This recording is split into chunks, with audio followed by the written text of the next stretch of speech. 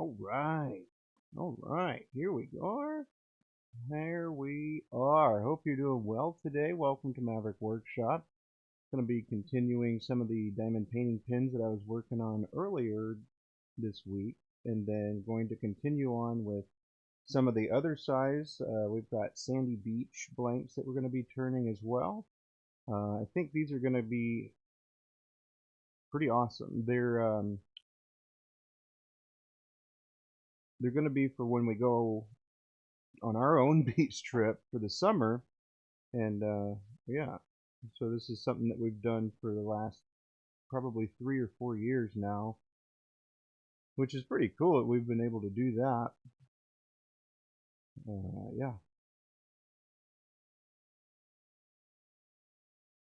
yes indeed.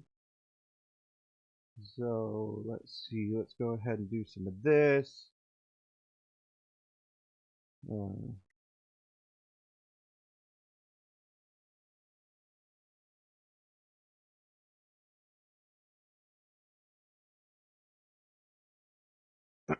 I reckon I need to do that periodically. Yeah. Okay, we'll do a little of that. Good, good, good. Alright, now I reckon it's time to head over, get to turning. Alright, that's a good view. Here we are. I'm going to move this. There we go.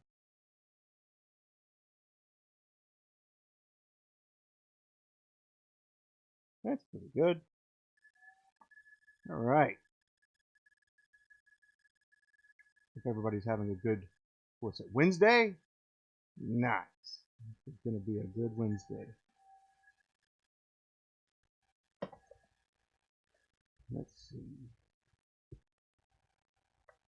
Get that set up over there. We're going to pivot this cam right, Sean. There you can hang out. Let's see. Okay.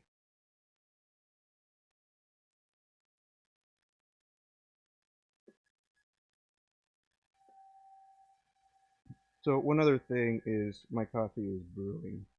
So yeah, I'll be waiting for that to hit, or to I guess finish brewing, so we can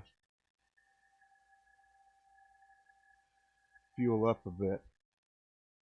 We'll go ahead and hit that. It's a little AC unit that we got, Sean. But yeah, here's what we're going to be working on. So we've got, these are the sandy beaches, and then these, oh, not those. These are the summer splash. So working on the summer splash blanks for now. And these are pretty neat. Got a couple captive rings in here that we'll probably do today. Yeah. Okay. Those. Put these larges here. Get some of these. Yes. All right. Let's get the tunes back on, huh? Woo! Oh, the energy, man. Ah, come on now. Gotta wake up. Wake up. Been a big day. Been a big day. Come on, John. You can do it. Is anybody else a positive affirmation kind of person? If it works, right?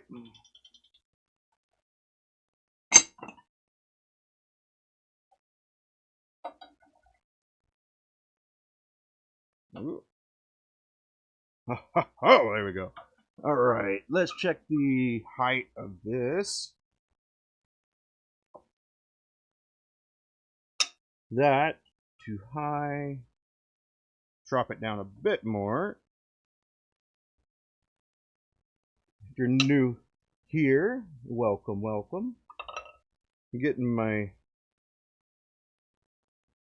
tool rest set for some turning.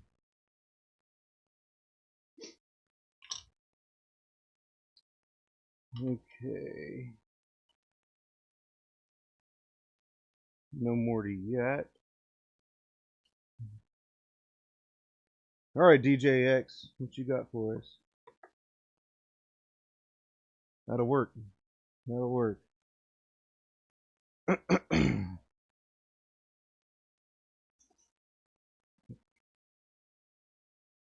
yes. Woo!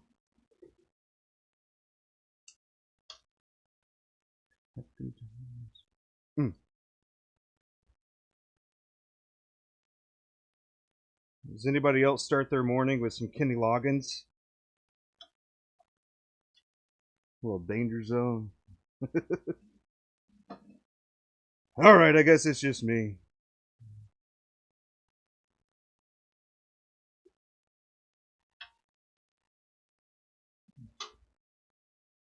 Just me for now.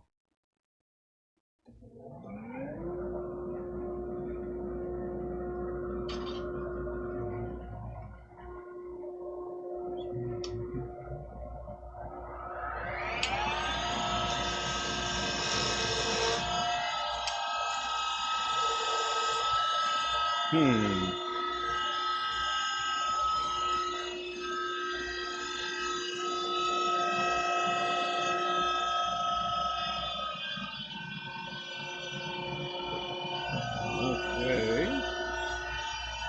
Sharpen up this pencil a bit.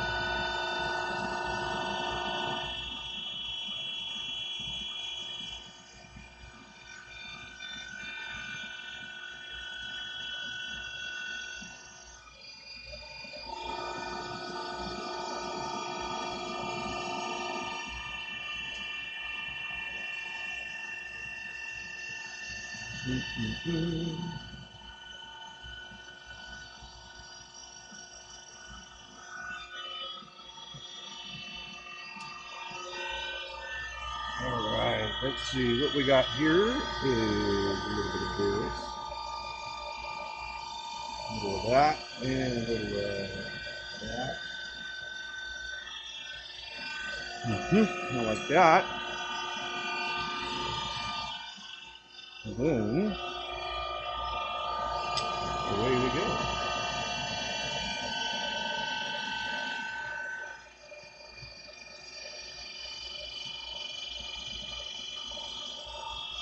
I should put that.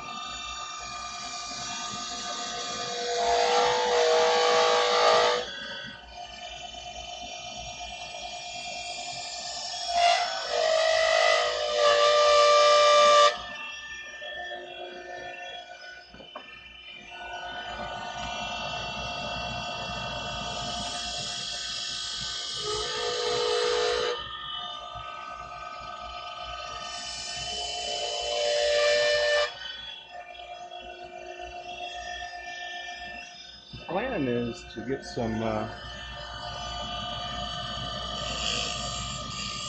rest of these done and then move into the sandy deep. We've got to bang out both of these sets this week.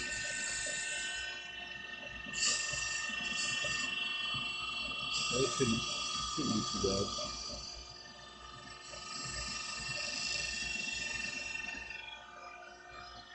And then the other stuff, oh man.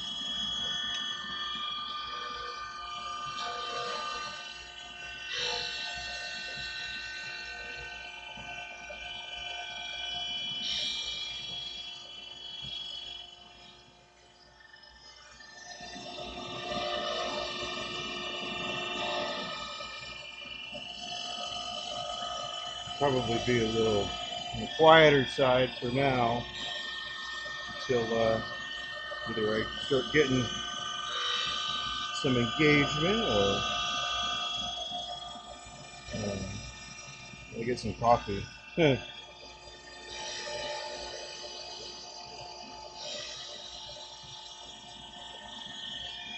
Abby's out here as well. She's the sanding queen of this operation. She's got her hair done up real nice too.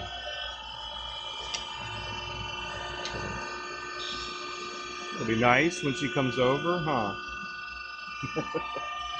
She can't hear me.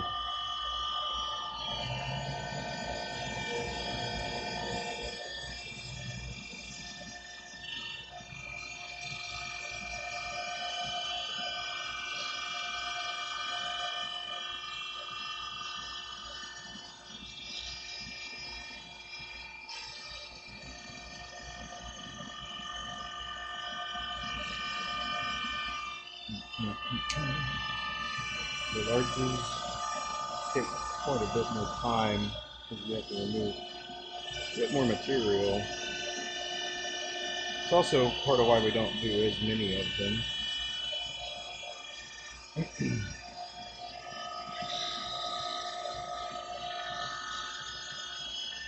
But we also want to make sure that we do have some for various grip types.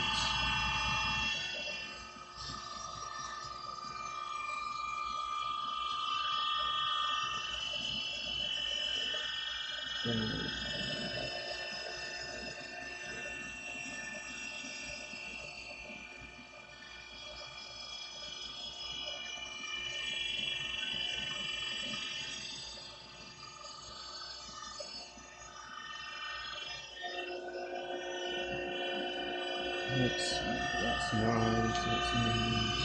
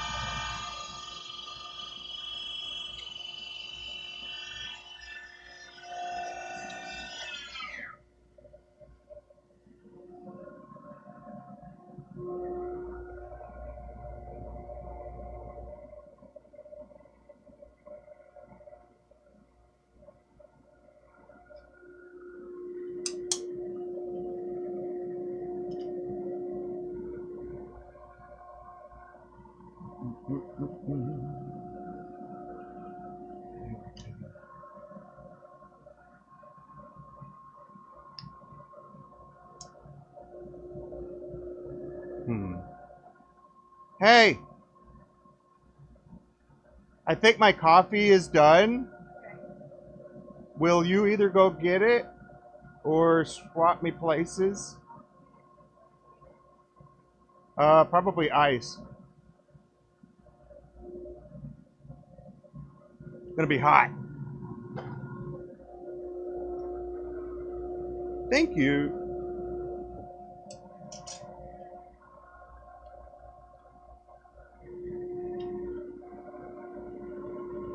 Just another magic Wednesday.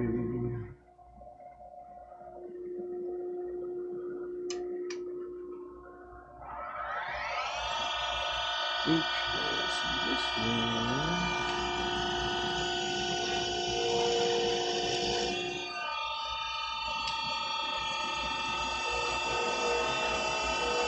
Anybody else make diamond painting pins?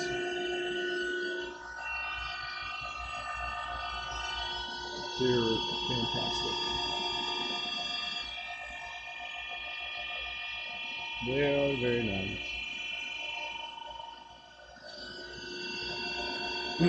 Because it's pretty much an open canvas to do the shapes that you want, bearing in mind that you got the ergonomics to, you know, do something a little wonky.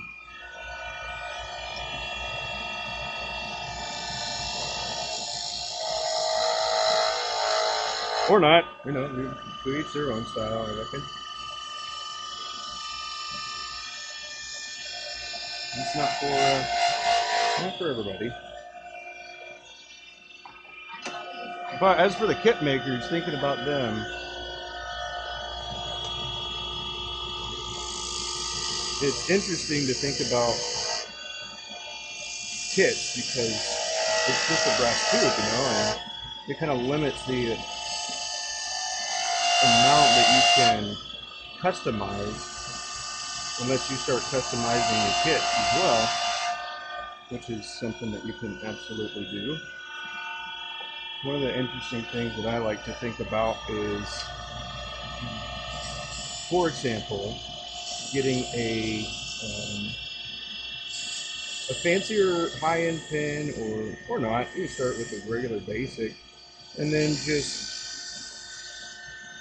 kind of remaking some of the components. So if you find a nib that you like, you can essentially build a pen around that. So a good example is the parallel pen that I haven't really done much since I figured out I could do it. I pretty much figured out that I could do it and then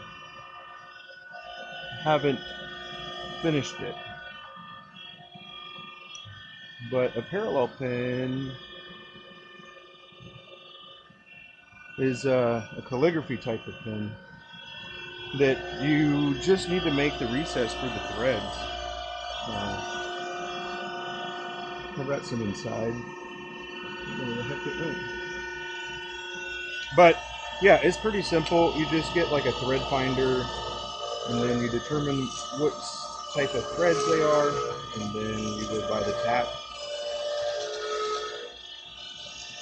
and die if needed. So when you're making a pen, you're kind of thinking about the different components of it, and then being able to make any type of the component, I think, is where the coolness is. At least for me, that's where I like to be.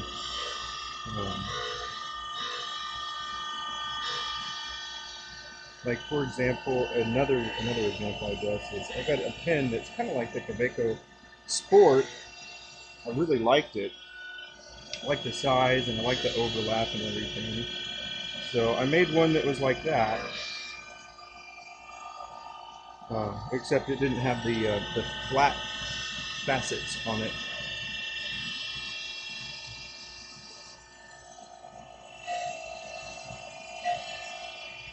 Because in order for me to do that, I'd have to like hand sand the different shapes, or not the different shapes, but the different positions as you rotate. But I don't have a setup like that. But that would be how you would if you wanted to. Or have a milling machine with an indexable. Like this lathe does have indexing positions. I just took them all off. Or I took the pin off that does the indexing, I guess. And I did that because it started hitting the wheel on the inside. So I just took it out. Because it's got a redundancy here. That's a locker as well. But not the indexing. But yeah, does this have marks on it? I don't know.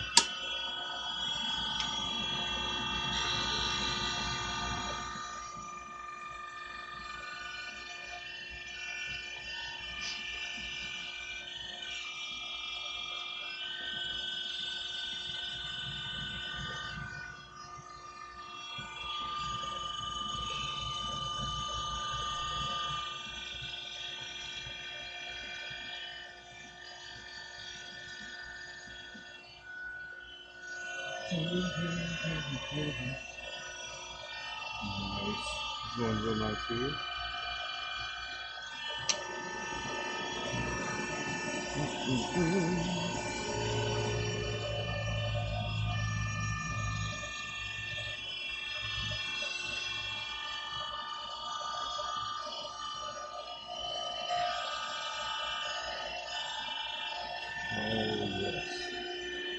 cruising.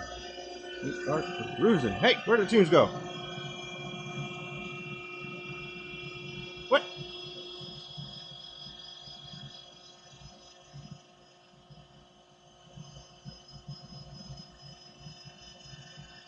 There we go.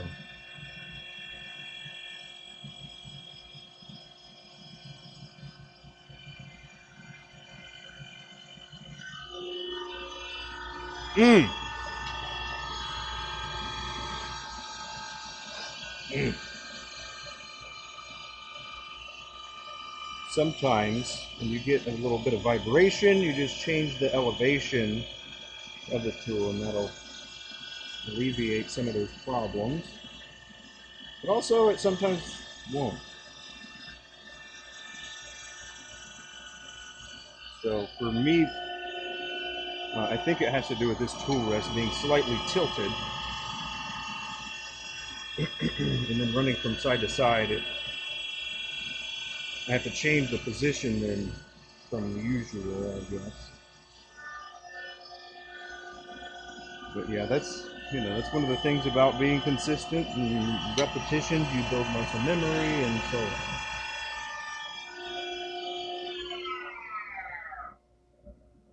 And then after a while, you just know where to take anything and be able to start from that point,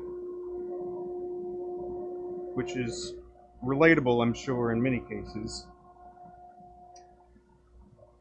for people that are seasoned in their craft, we'll say.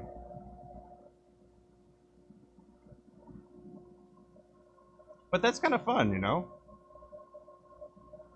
Huh, how can we make that into a game? It's like you start from I don't know how yet, but let's brainstorm for a second. Okay, so we've got an idea for a game, but it's basically to see how good you are at something. We'll say in this case, because we were on a pen making channel, from a pen. So there's different stages or spots to start, and then there's like, ooh, even for like advanced people, to where you have like a certain pin that you have to replicate it or something like that to nice and tight tolerances and stuff like that. Okay, let me back up a little bit. So you start at a different process. Each person gets to start at a different part of the process set by somebody else. And from that point, you'd have to basically get that into somebody else's hands, the other maker's hands, and then you'd start from there. And then you can add like your own little bit of flair. So I guess it's kind of a combination of the other idea of starting a pen, and then each person has to add a little bit of something to it. That way you end up with a maker's Frankenpin. But that would require some organization and some, well, people that are interested in a project like that.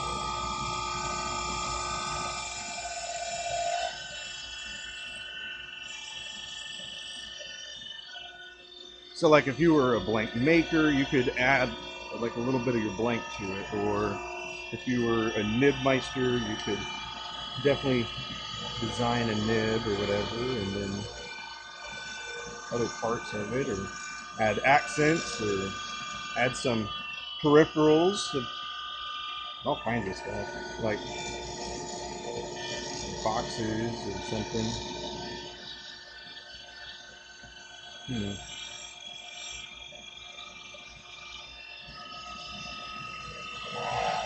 I don't know how well that's going to end up working out. That's a lot of, it's a lot to ask, I reckon.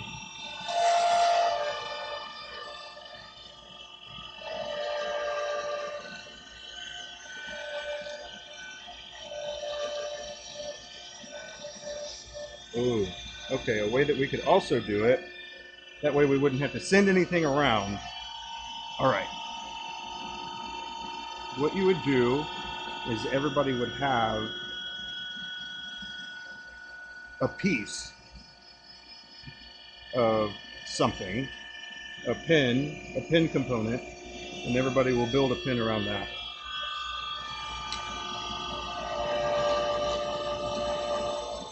And we can even take it further, like one of the cool things that was said at a pin maker's challenge once, getting specific blanks and then making the coolest pin that you can with that set of blanks. Now, still not a new idea for me. It's about the implementation of it, I would say. But the blanks, where are those blanks? There they are. So if you were familiar with Jim Hines, you might be familiar with his wife, one of the blank makers that he gets his blanks from. So this was from like a two-pan series, which was pretty cool idea. But yeah, you have like a series of blanks like this or something, and then the goal is to make a distinguished looking pen in a prescribed amount of time, and then everybody can kind of weigh in on what they think is the most appealing, and then I reckon later on we could determine whether we wanted to donate it or raise, I don't know, fundraiser, donation, I don't know. Not really the main focus of it anyways.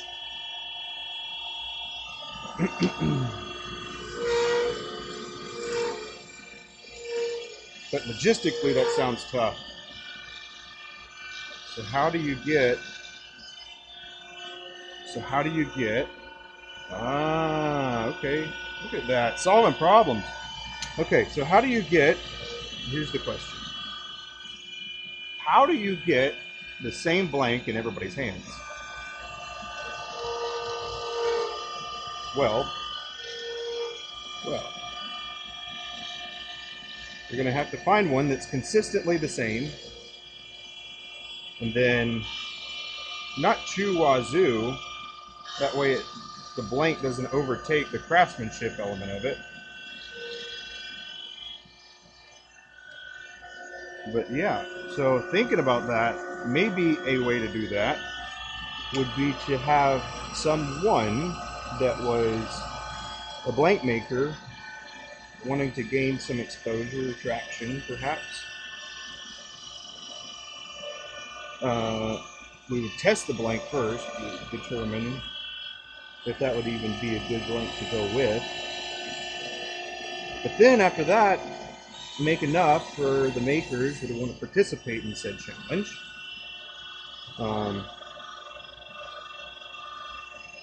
Yeah. Oh man.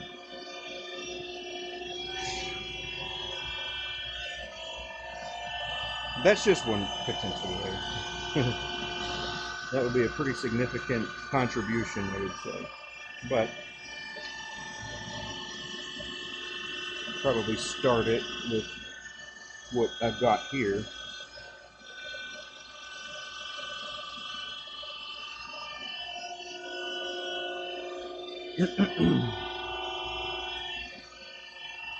But yeah, so this is kind of like a, I guess, a more broad maker version of what has been done in Orlando a couple times already. Because the makers do a maker challenge where they raffle off pins, and the intent is to raise money for reef relief. So pretty cool. And the winner gets the street cred.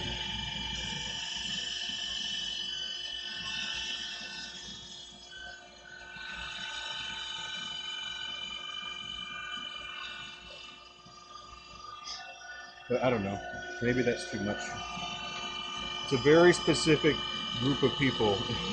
I'll have to expand the ranks of pin making people that I am familiar with before being able to accomplish this.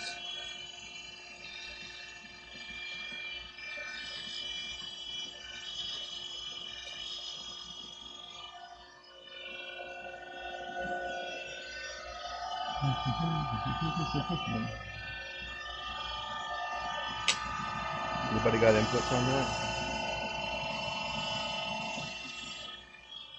Like maybe that's a terrible idea or anything? All right. Well, I suppose that's something too.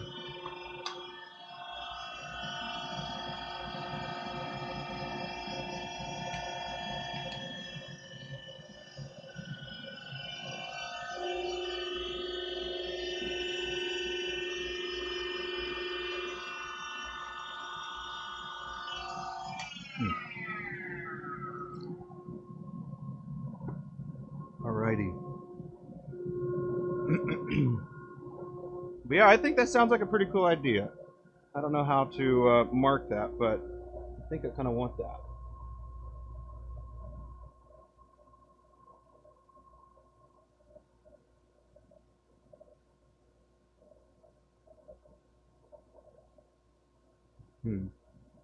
Okay. Well, how about that?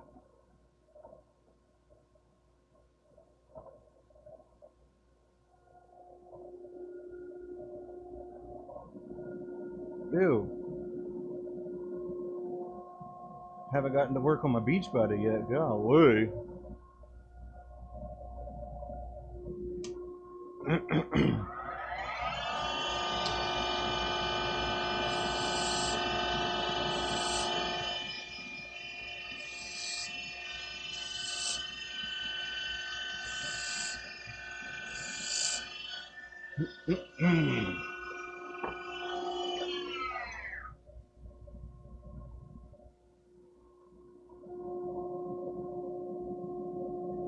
Alright, should I make a captive ring like that one? No, probably not. Maybe. Yeah, maybe.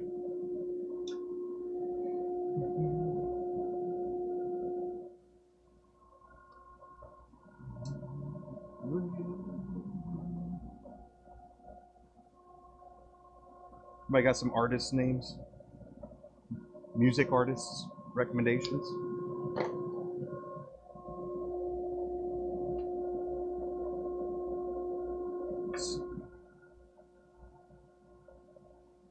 Will not be a captive ring. Let me find this. Will not be a captive ring. Let's see how this one's turning then. Maybe it will be.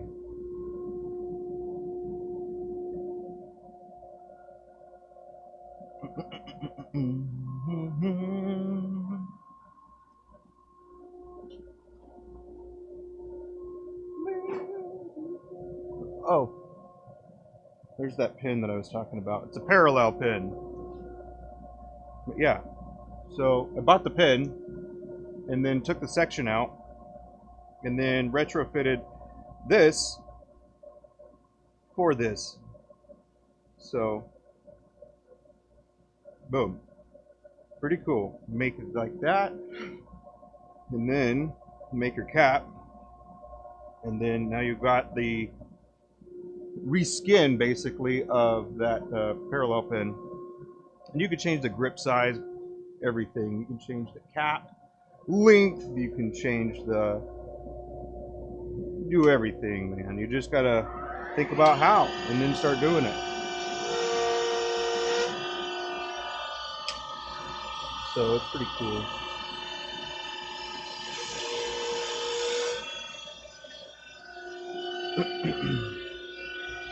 Yeah, I enjoy the little parallel pen. It's fun to write in italic. It's pretty, well, it makes my handwriting look nicer. I don't know what it does to anybody else's, but it certainly makes mine better.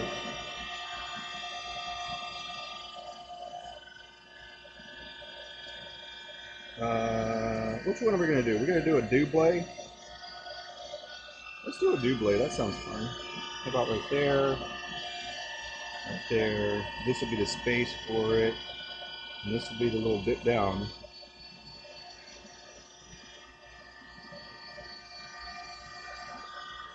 So we're gonna go with 3. Nah, just kidding. This is gonna be the reset. So what we're gonna determine now is, let's see. Let's go with just a little plunge. A little plunger here. Perfect.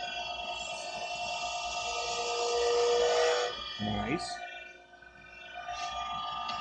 And then again here.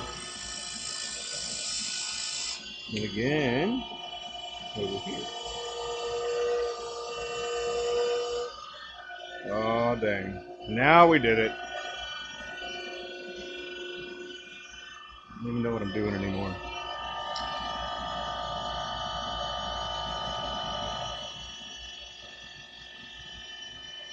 It is slightly offset here. And then we'll go again offset, favoring the left side.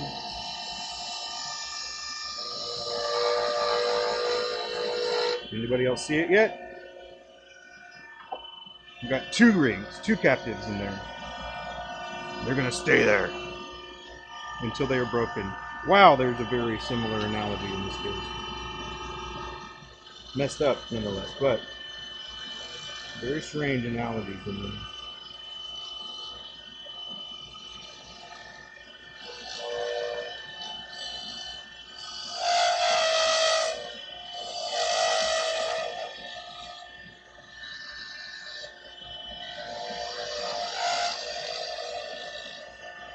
Cool.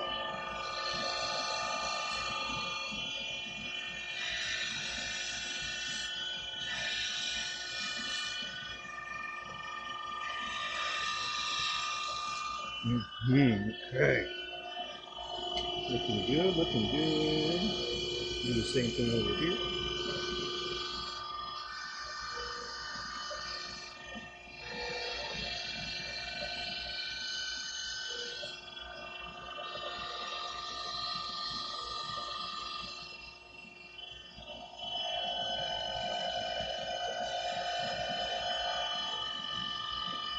Level the playing field, so to speak, here. I'm gonna have to use the pointier one. The diamond carbide. Okay, here we go. In here, this is just gonna be a little thumb rest.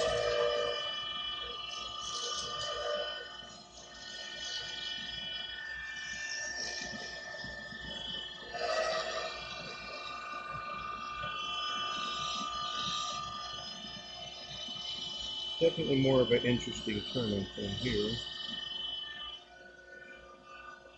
That's nice. Oh, there you are.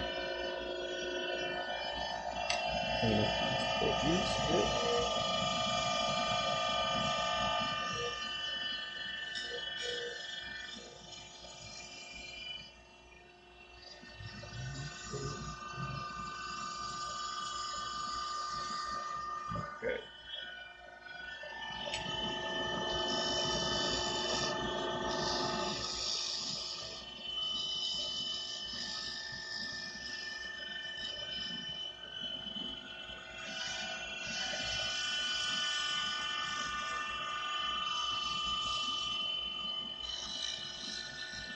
Oh yeah. Look at that, man. It's looking interesting.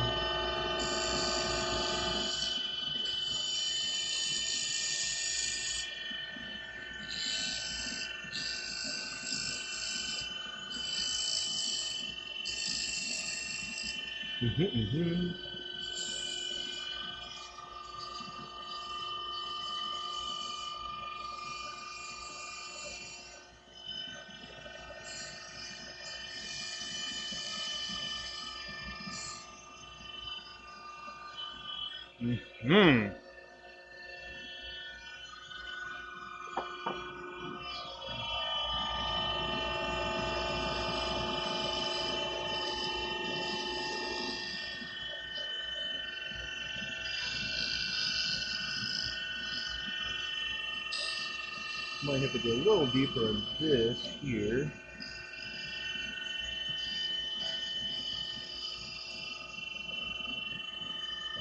Come on, baby, be round.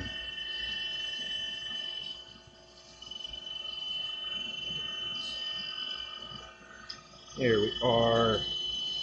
All right.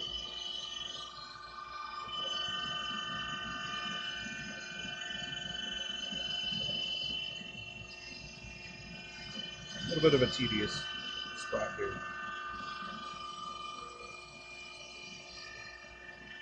Once I'm done with this part, it's going to go over to Abby for some shaping. I mean sanding. So I've got to make sure that the shaping is good.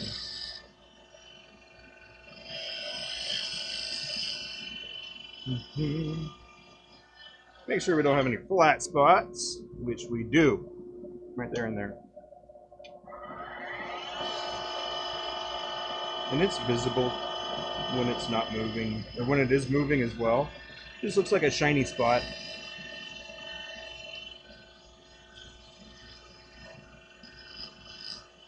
Boom.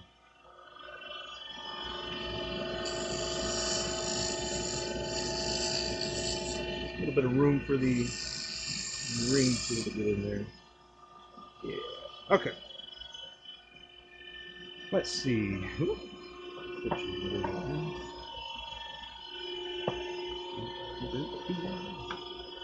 Okay. For this, I just do a little initial dig here and use the other edge to level it out a bit more.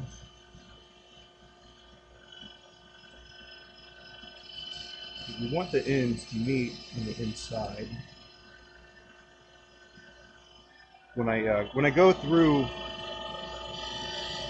with the parting tool, or the way that I part it rather, I need to make sure that it's got room so we can go straight across.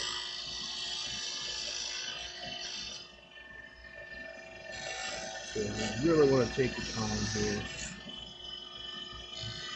I'm going to rush the process or anything. Take your time and do it right.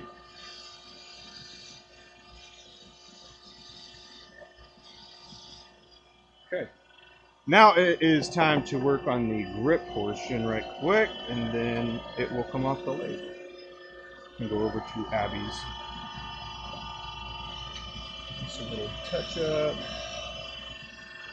Smooth out the edges. Perfect. All right. Small grip.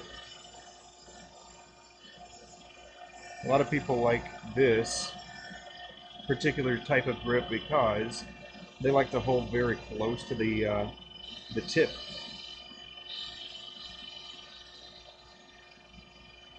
And then to make this have a little bit nicer appearance, we're going to drop this down a little bit too. That way it's a little bit more slanted and more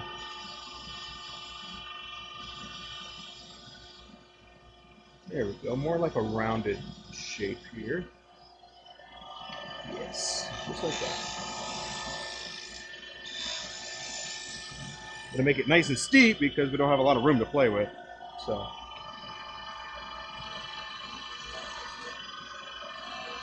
then we just clean that out, we'll level it out, kind of get the marks that we're going for here, nice and thick.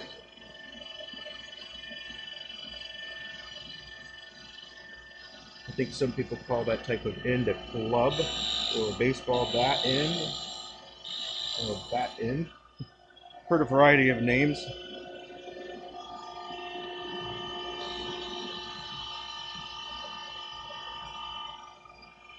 A little bit more on the back end here. Sweet. Just a little bit of rounding on the ends.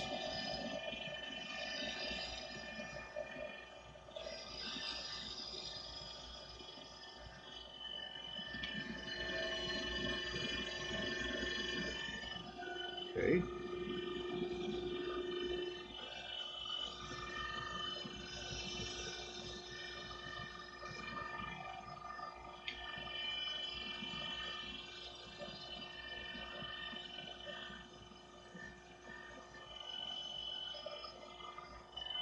cool. All right. So now these are going to go over to Abby. She's going to sand the rings, and then I'll get it back. I'll part the rings off, and then she'll finish the pin the rest of the way. So there, that's that. So it'll be over here for a little bit. Just kind of put it to where it's obvious that that one is good to go.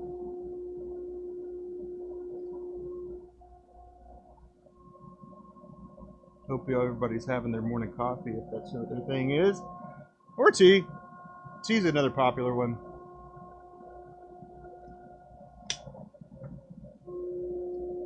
All right.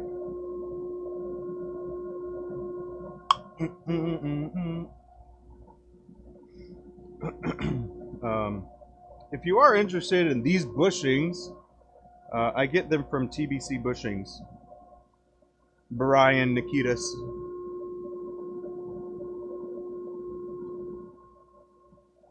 Pretty well known among the pin community.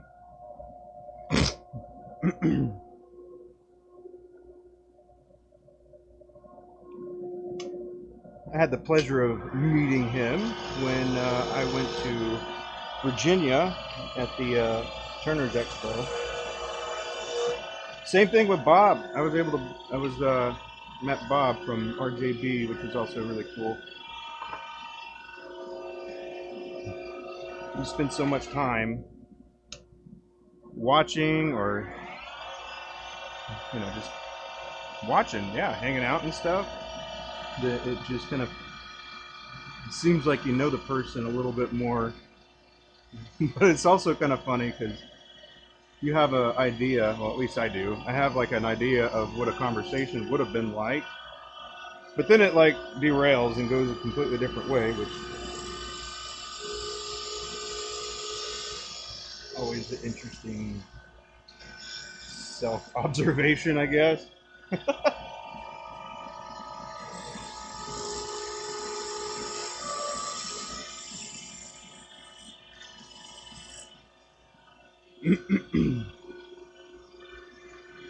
Okay.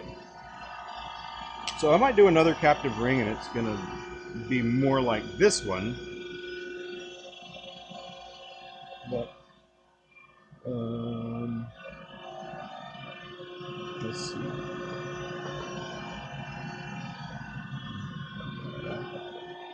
We'll deal with that later. All right.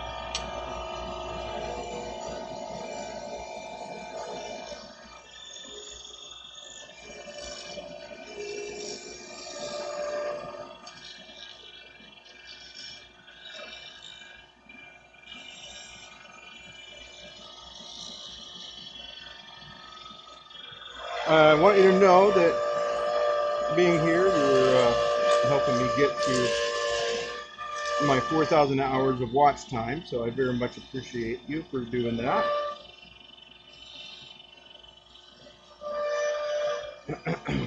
I am near that point, and so it's always fun to try different stuff, which is YouTube for me. This is very much not what I had thought about doing.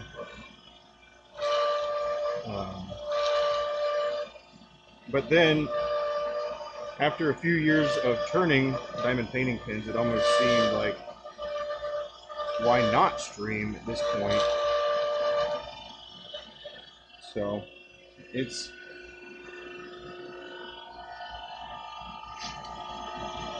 I think it's pretty cool for people to be able to come and see their pins being made in some cases, and then other people to be able to learn from what it is that is being done, or learn what not to do.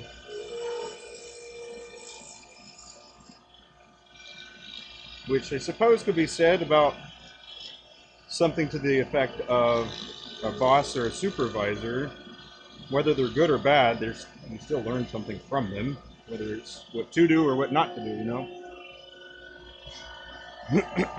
And, that's a part of being, I guess, the supervisor that you want to be.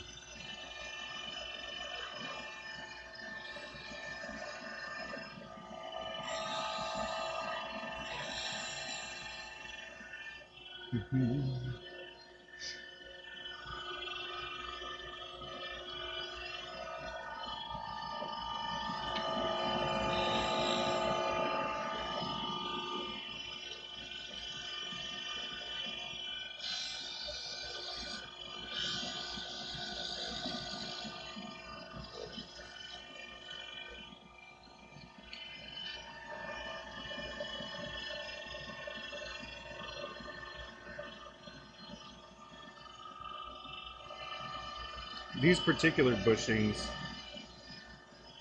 are well used. They're made out of stainless steel. They're well used and used for sanding.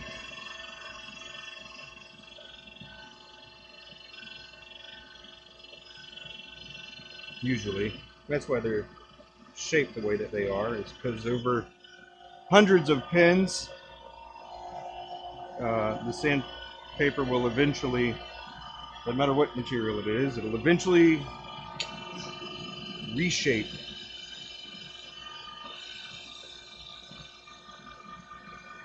But we, here at our workshop, we still keep them.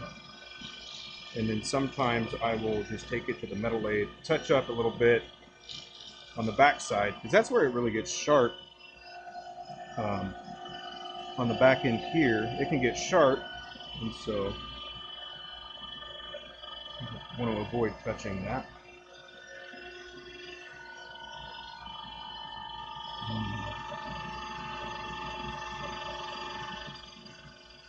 But it's kind of interesting because it actually is kind of nice for turning, because I can get a little, I can set my tool a little bit more angled in that tiny little bit compared to when it was just straight and flat. So, kind of like an unintended side effect, I guess, of that.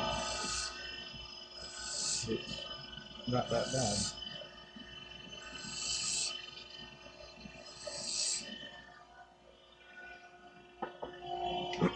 But still really cool nonetheless. They can just keep being used. Alright, this one is looking good.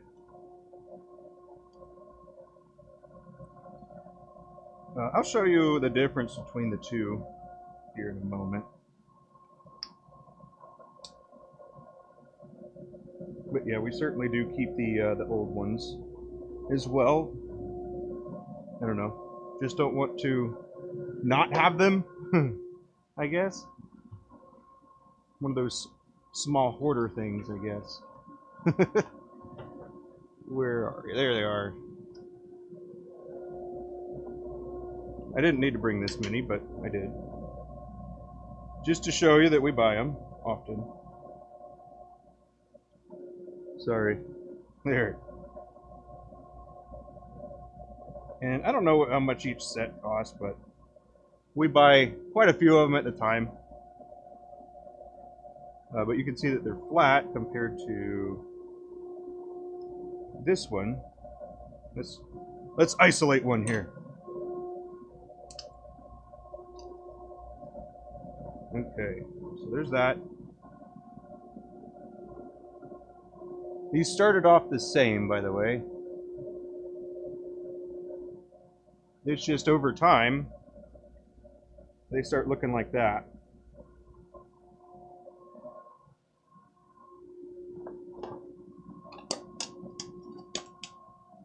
Let's see.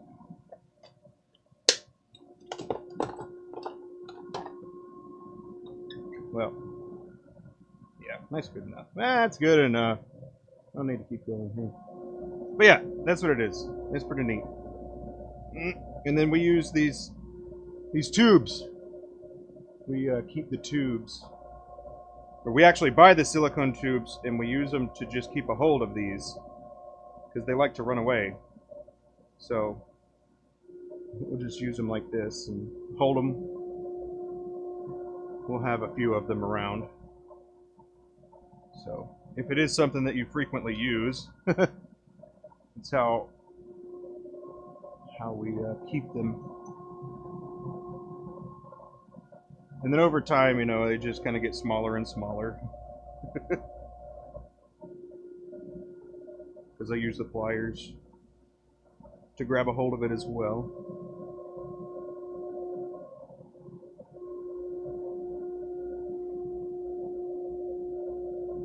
So there's a good little tip for you. Found it useful, you know. You could sneak down there and hit that thumb button. Up or down, that's alright.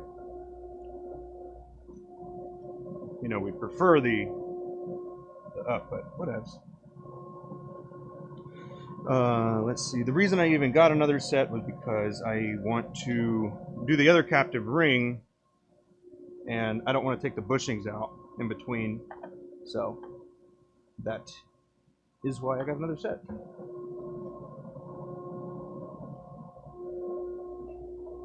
Yeah, now I got a few sets. So we'll use... It's not going to make a huge difference from like 1 or 2 sanding sessions with the bushings. But over time, you know, it'll eventually wear itself out. Or the sander will wear it out, rather.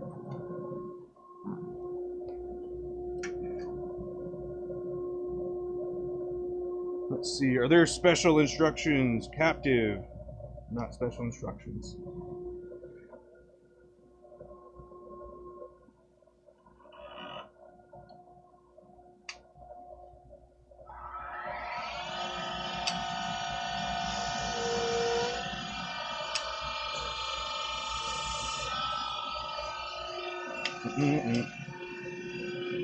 Well, everybody left, but then no more lights came up.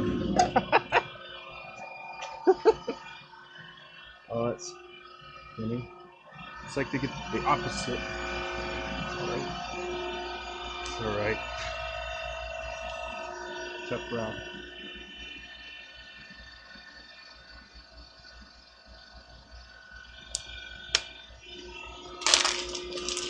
Tough crowd, man. Alright.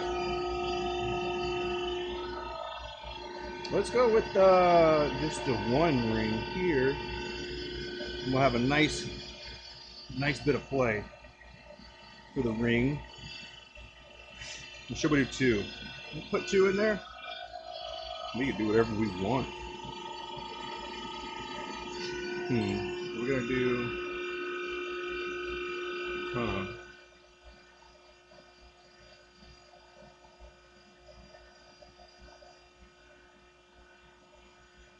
Now, would it be cool to do 3?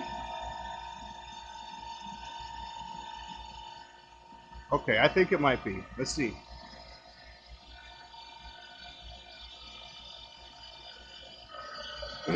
Yeah, that's what we're going to do. We're going to do 3. So, this... going that way. This going the other way. There we go. There's our space for 3 rings. Okay. The way that we're going to do these, we're going to do a larger one, and then a smaller one. Yeah. We can put them here. One there. I'll do one over here.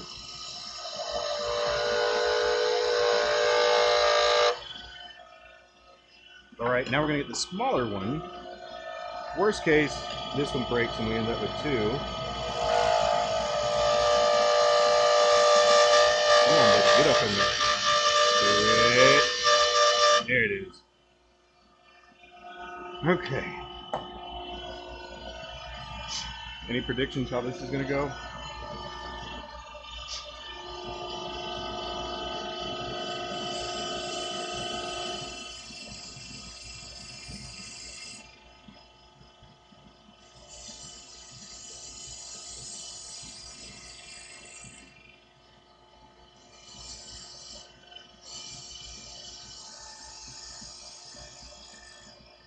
Oh, Kevin! What's up, dude?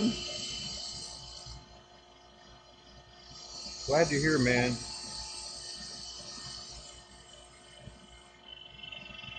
I hope you're doing well today.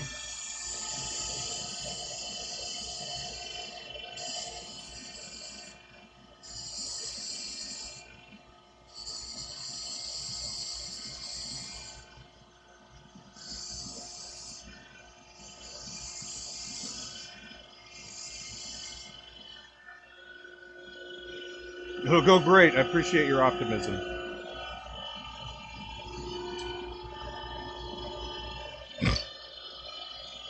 But yeah, man. You've been doing all right? Still an open channel for you, man. Just wanted you to know that. Open channel.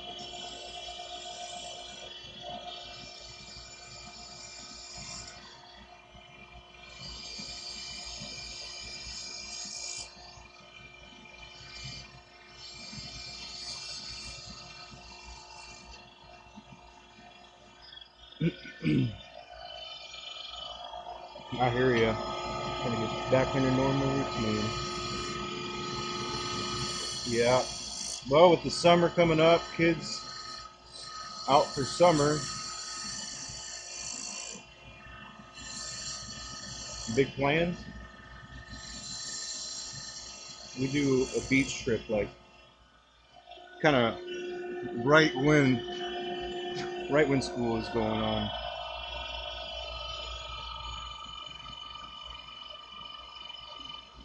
I appreciate it, man. Well, you know.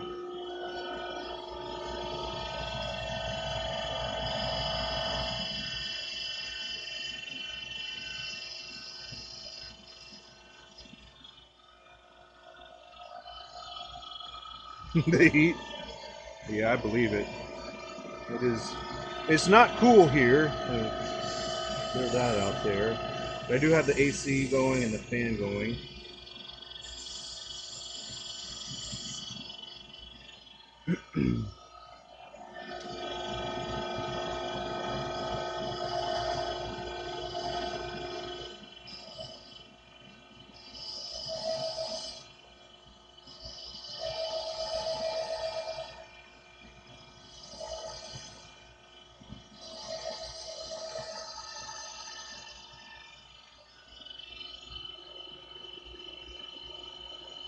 Oh, cool. Still going to San Francisco. Sweet. Well, pretty sure it's just going to be Abby going to that.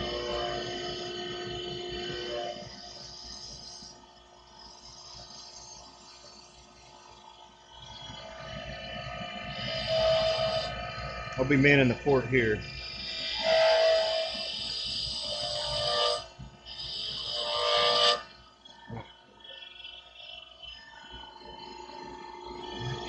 Almost there with this.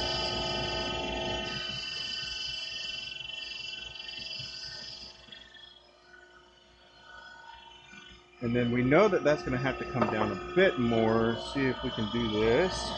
Oh, look at that. Got to come down just a little bit more here. I'll be very careful with this. We don't do that. Dang it. Just trying to get everything about level with a slight favor towards the inward side here. Ah! Stop it. There we go.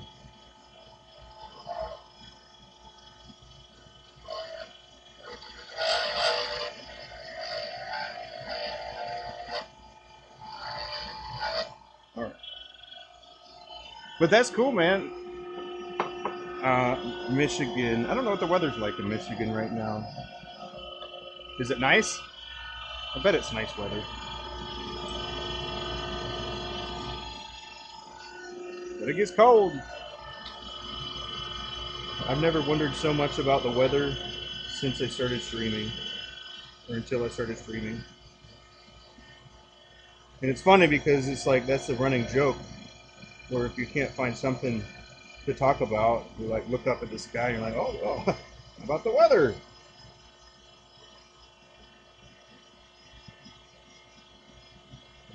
silly realizations, I guess.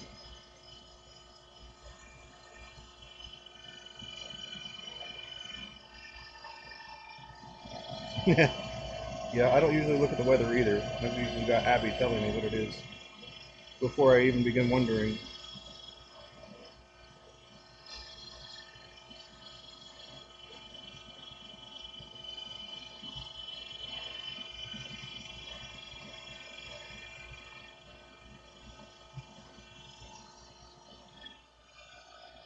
I think we need to go down just a little bit more on the outside here.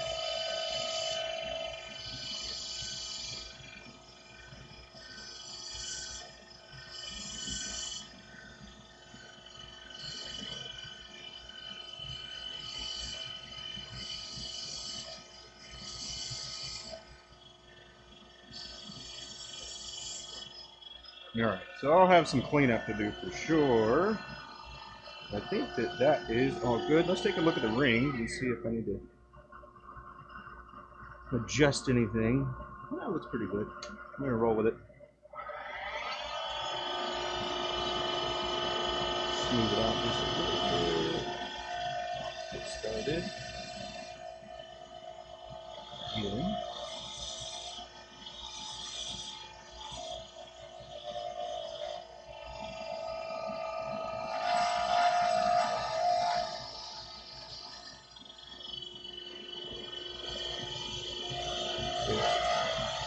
Nice and easy. Yep.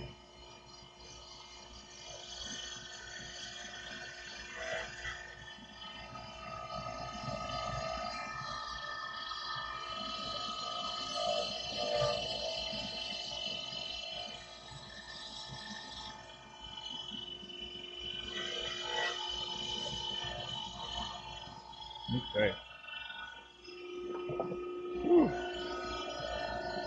This one's a doozy. Just a little bit off the top there.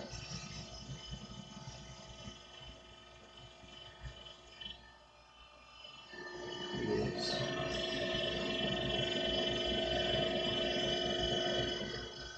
Whew. We made it. At least this far.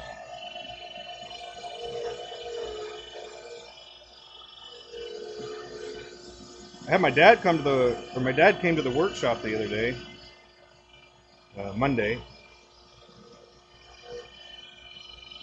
It was pretty cool.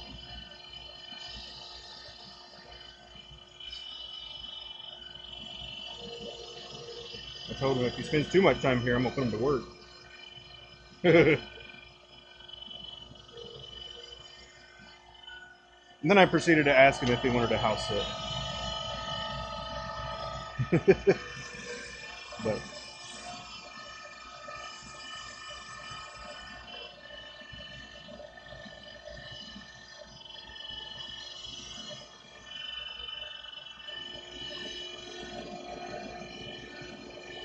yeah.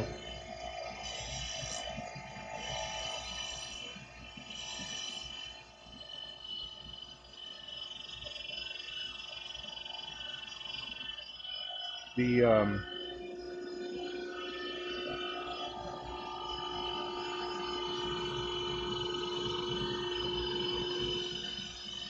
it was kind of interesting because I was like, well, where do you want to start? What's interesting to you? Uh,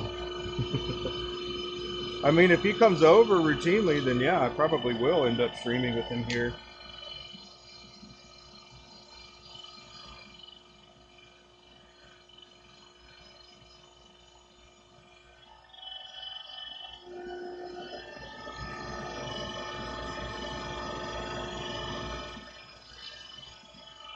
Where's Abby? She's been going for a while.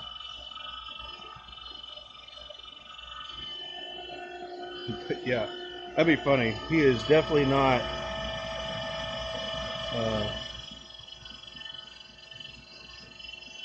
Well, actually, I don't know if he would or not. I don't think he would actually care. He probably wouldn't initiate it, but he'd probably go along for the ride. Dad pops in the shop. sounds like a good name for the video.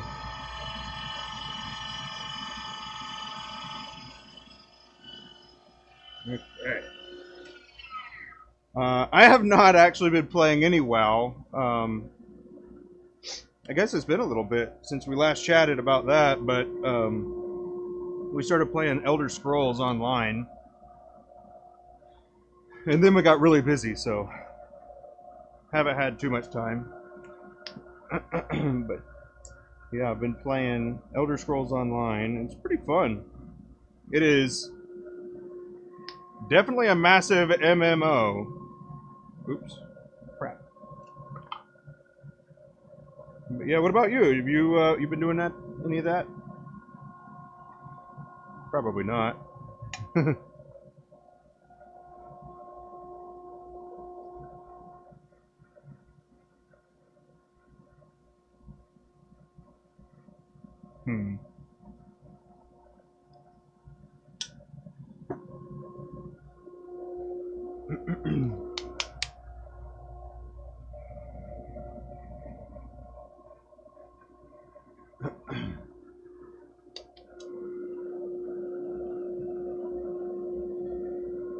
Okay.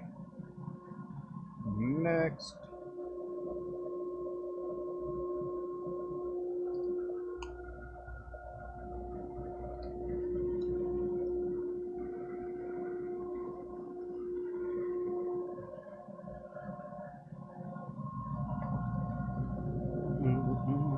There we are.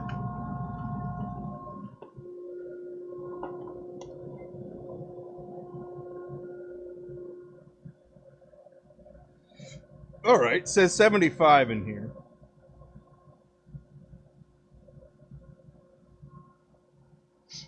So we're doing pretty good. We don't do much of anything. Yeah. I hear you, man.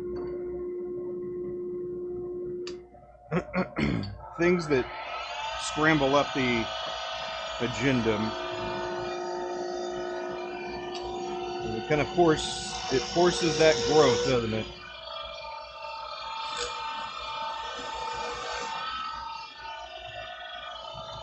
Making things. I mean, that's a part of why I deliberately put stuff in the way that I want to work on later. Because if I don't see it, I'm not going to think about it. But if I see it, I'll think about it, and eventually I'll see it enough times that I'll do something.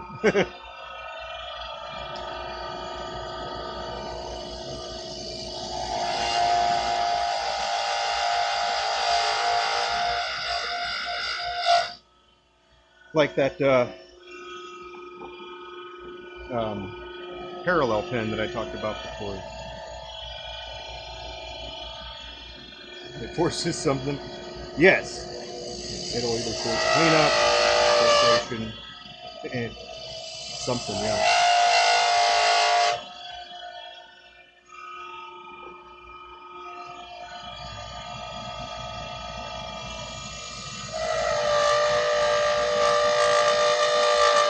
But yeah, I'll try to be more tactful with how I do that, though. Let's do another little ring here. Huh? Oh man, getting wild. Doing an extra ring here. Let's try it out.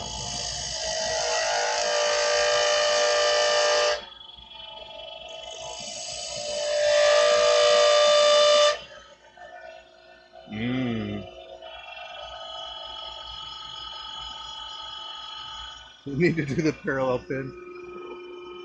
I mean, I've shown you. I got it to this point. It's at this point. So I got it all sorted, figured. I just would need to, shape it and then finish it. At least for this one. That way I could gauge interest on it. Or you could do it. Go for it.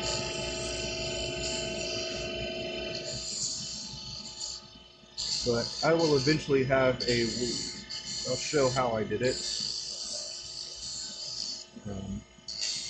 But I'm working on my other series right now.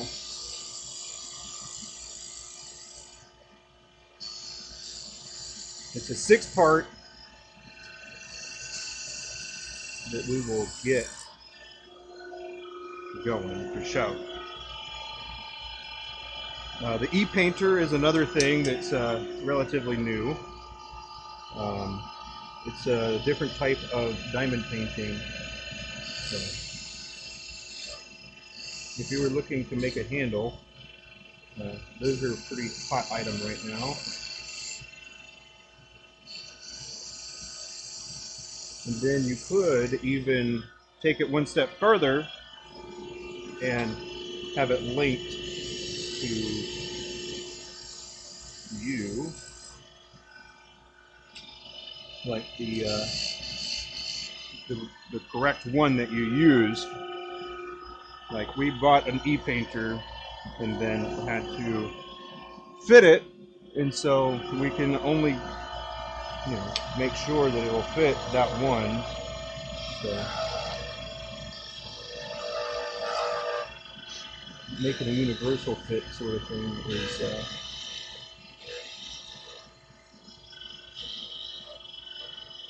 well, I guess that's a way.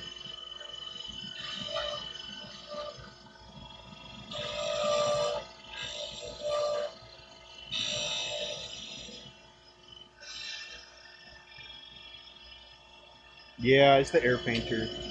So here's another question, a weird one. If you could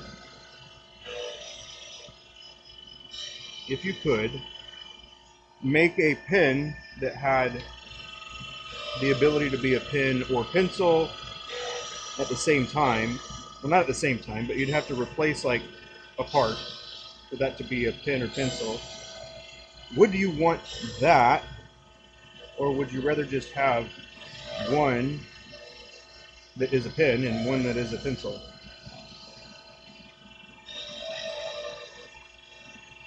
It's kind of a preface to the next part.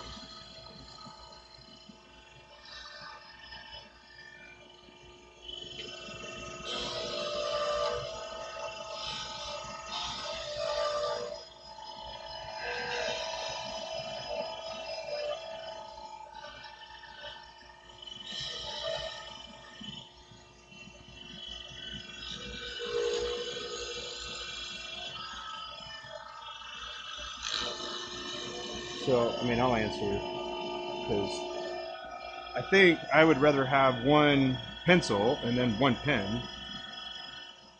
But if it was just the same thing with different colors, I still think I would also want it to be that way, you know? I still think I'd want it to be separated. I mean, there is like the novelty element of it of, ooh, check it out, you could do it like this.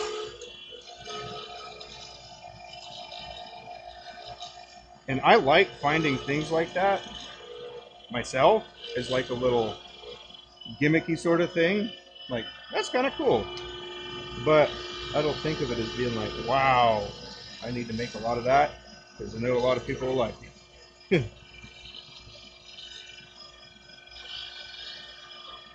I don't know that.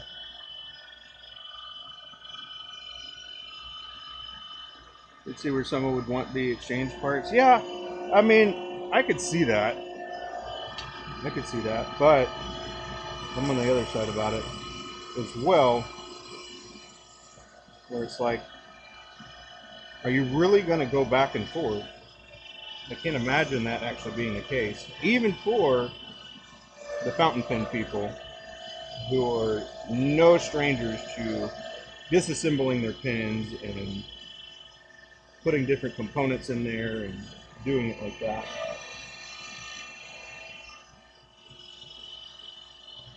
I just think that it would be a less appealing thing.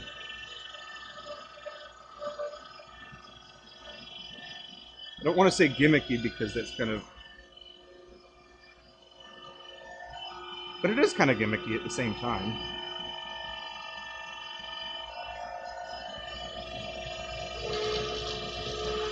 I don't know. It doesn't bother me if anybody wants to do that, by the way. I'm just thinking, like, personally, what would I want? So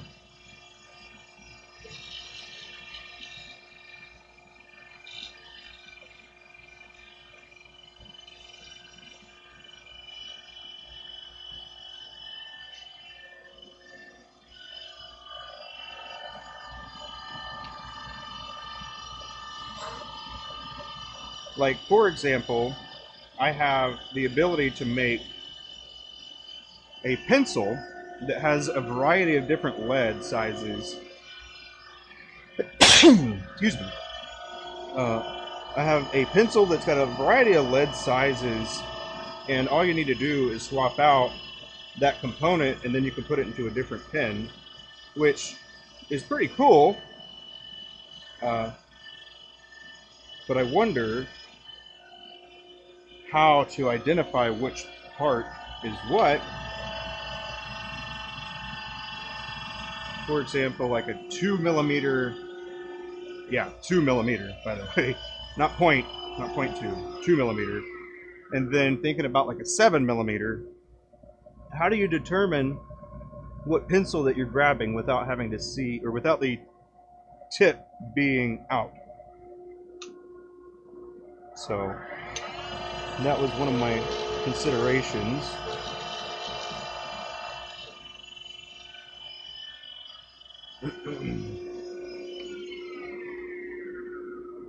But the colored pencil lead that I've got for them only come in, well, they come in a variety of colors, but the colors come in 2mm size.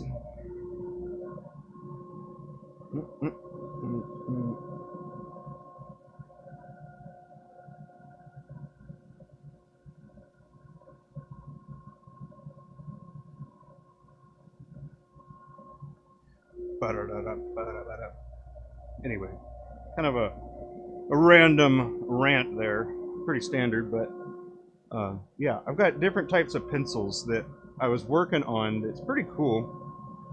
Not the forever pencils. Those are still right there, actually. I'm determining how I'm going to finish them. So, yeah, that's it for that. And then also, I could add a clip to it. One of those, like, clip-on clips. Yeah. But I don't think I'll do that either.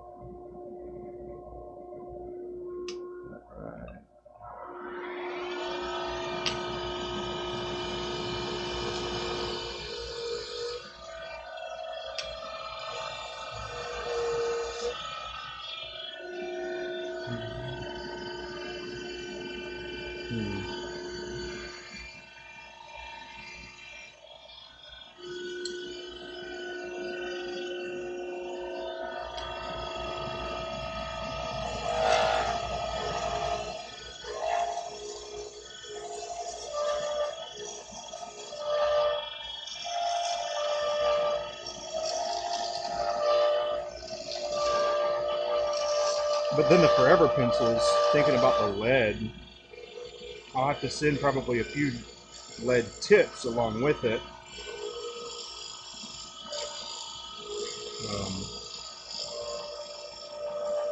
Maybe even a sharpener, I don't know.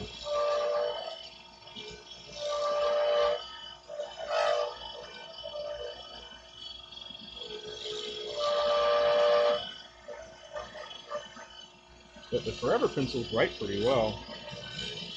They erase pretty well too. That's one of the problems with, there's a really expensive forever pencil.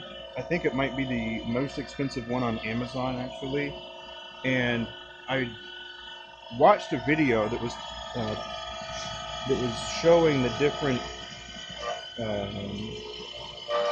darkness of line when you're writing, and it seemed like that really expensive one didn't actually write very dark comparatively to some of the other ones that I've used. So if you are looking for a forever pencil, or looking for the lead components or the graphite components in order to make it, just take a look at how well they're writing and stuff, and then retrofit it, and boom,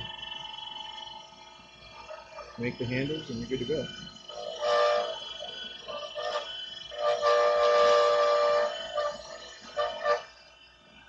But yeah, these that I've got over here, I'll show you once I finish this one up. We've got like, I think there's 19 or 20 of them over there, and they're all fit for a right in the rain eraser, and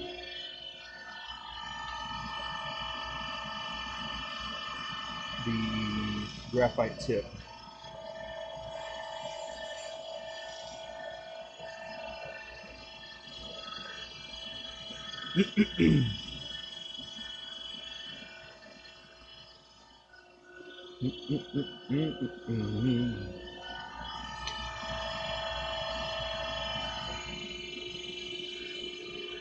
But yeah, let's see. I don't know if you knew that Abby went out west. Abby went out west for a trip with her dad.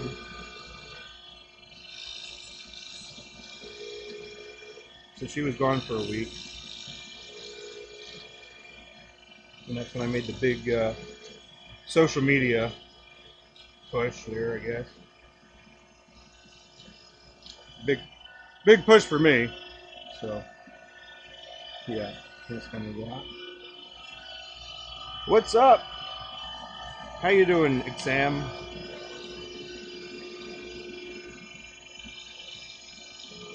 Having a good day?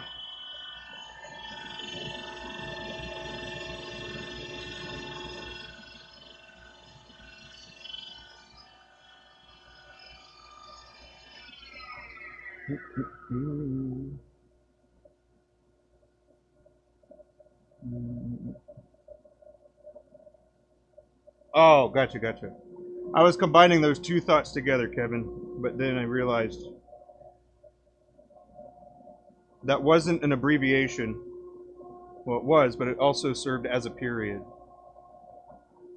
So grammatically, if that was the end of a sentence, would it be a two periods if it was an abbreviation, but also at the end of a sentence?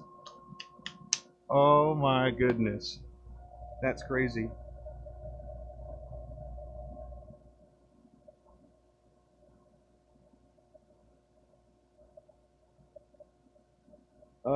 Let's see. I don't know, Kevin. What do you think, man?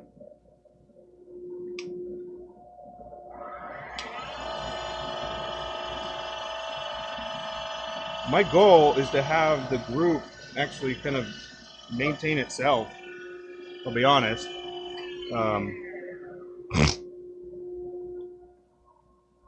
Yeah. I mean, I'll be putting stuff in there and then all that jazz, but yeah. So I guess the discretion aspect of who is still what needs to be figured out. So if you wanted to maybe put our heads together and come up with that criteria, we could do that.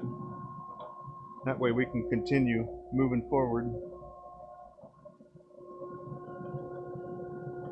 Like, the criteria is not like crazy or anything. It's more like a don't be offended if you're gonna talk about the work, or if you're gonna post pictures of your work, then expect criticism or questions about the designs and stuff like that. So just trying to think of that.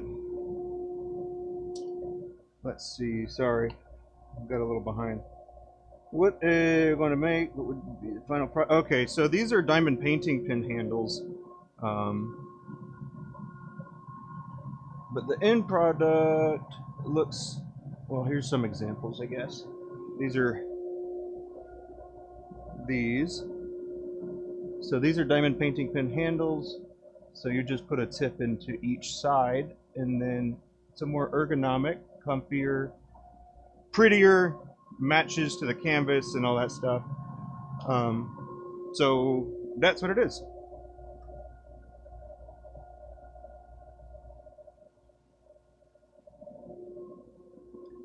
Let's see. But yeah, XM, that's that. Sorry, I don't understand that. But hello. Let's see. Let's see. Kevin, for that, man, I think it might be, good to like have a core, have some core people that are like the people that have put it together and kind of know the rules and stuff like that. Um, but yeah, the intent's to have a community where you can share different things that are working for you, perhaps, and then kind of determine what it is that you want to do from that point. The snake binder. Well, I see you're here. You found me. The snake binder. Hey, how you doing? But yeah, that's kind of where I'm at with that. I've been kind of mentioning it, not really going hard yet, because as with Discord, but it's easier than Discord, I think, at least for what I'm trying to do. So that's kind of where I am. But I hope it'll be online. Well, it's already online, but I hope it'll be more online. You know, in a reasonable time, like a month or less, is the time I was thinking, at least. But yeah, I just think that it's best for everybody to have like that frame of reference that whatever it is, you're going to get criticized potentially, but it won't just be in any way. It'll be this is what I notice about what you're doing, and is there a reason you're doing that? So it's like the issue, I like the IDR format, and it's called the issue discussion recommendation. So, and that could be applied to like a lot of things, but I think it'll just be a pretty good way to go about doing that. But really, it's a place for people to learn how to get better at turning different stuff. Also have like a place that if somebody's working on a particular problem, and then we also have the ability to unite as a community and do like a fundraiser type of pin, or work on a different type of wood species, for example, and then I don't know, kind of like a old dude book club kind of thing, where you're like, yeah, we turned this wood, and this is what it turned like. This is what we ended up with, and these are the problems that we had. So just having those like discussions, I think, would be pretty cool too. So I think that could also be beneficial. But there's a lot of things I gotta get to before that. Watching from India, hey, that's cool. I am in the United States, North Carolina, for now.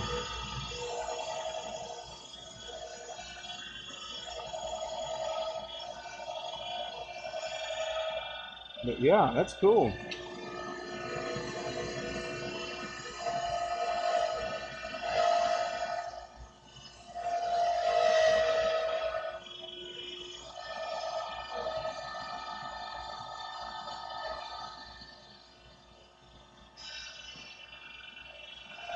Yeah.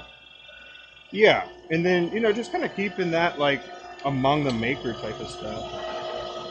Because the intent is to have dudes that, maybe have businesses and stuff like that. And I don't really care whether they do or don't. But sharing their experience and that stuff with pins specifically.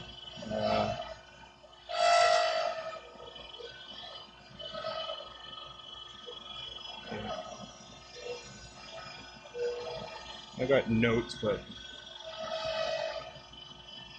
also a place for people to share their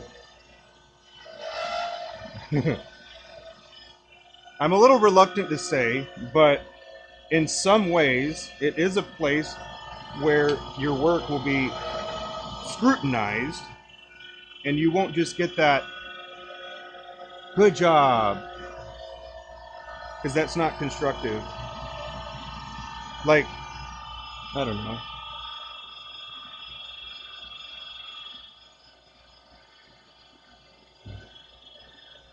Is it for now? What do you mean?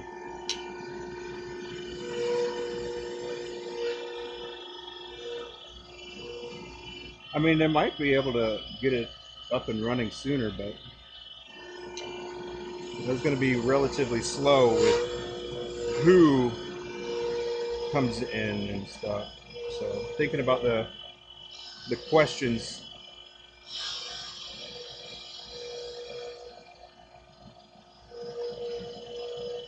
Because it's not so much a beginner thing. Like, if you are a beginning turner, that's fine, but I wouldn't say that it is for that.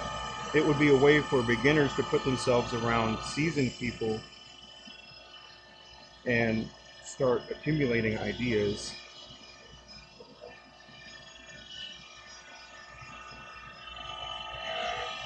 And then just kind of go from there, you know? Because maybe some people want to sell pins, but they don't actually want to be in the pin selling part of the business. And so that's a potential way to do that as well.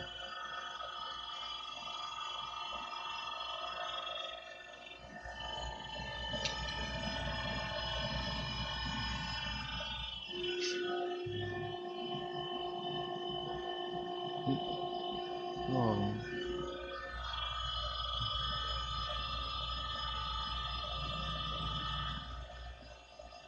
Whoa!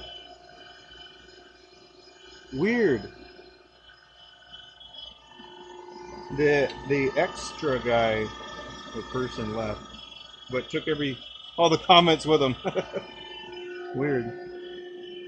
They're watching from India, and now they're gone.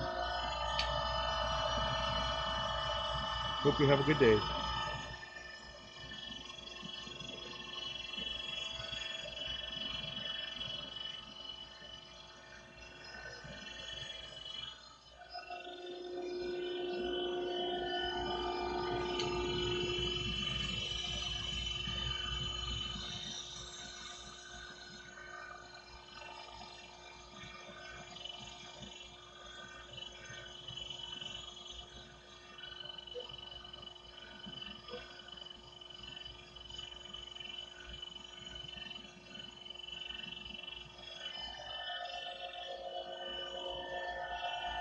But yeah, where else can you get feedback from other makers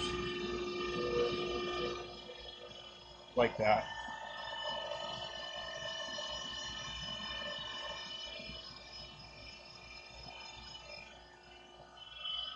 And I know that there's probably a lot of people that don't even want that. But that's the beauty of it as well, is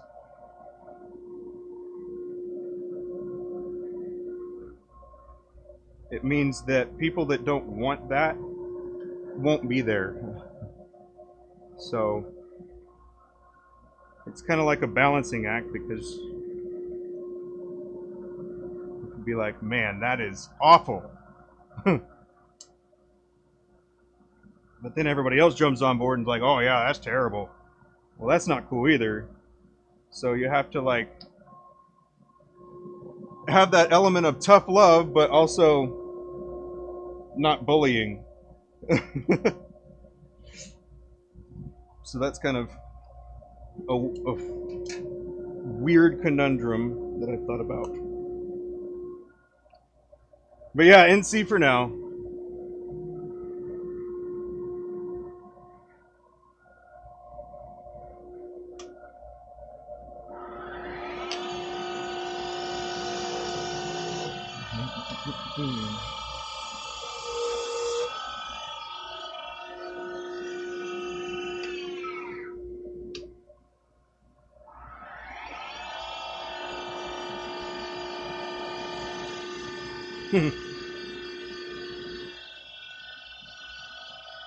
Yeah, I reckon. And I mean, the other thing about that too is just because somebody else said it doesn't mean that it's true either. So, like, man, I hate what you did with that.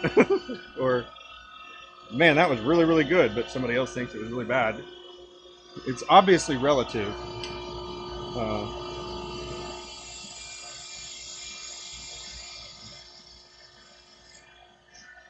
but I think one of the things that I have realized is that there's not very many critical people.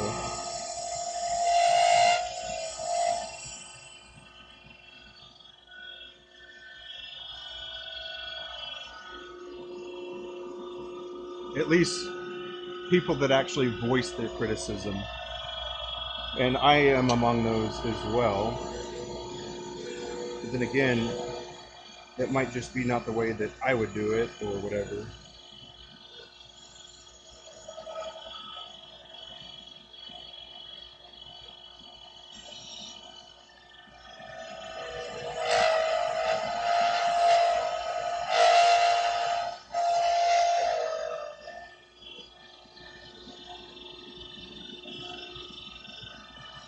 There used to be a group that was similar to that when I first started making fountain pens. There was a group that was called the Pen Artisan Guild, and this is not quite like that, because in order to get in to the group, you have to make a pen and send it to basically the judges, kind of thing, um, and then they'll approve or deny or whatever based off of that. So,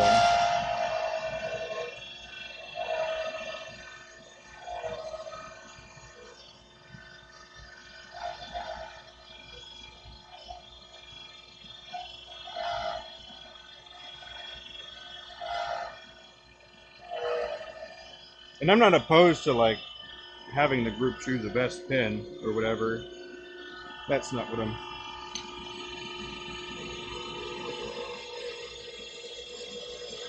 I mean, from what a maker looks at versus what a consumer looks at are also different things.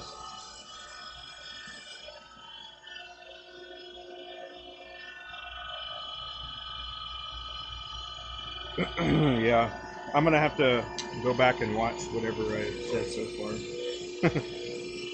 See if there's anything that I maybe want to add.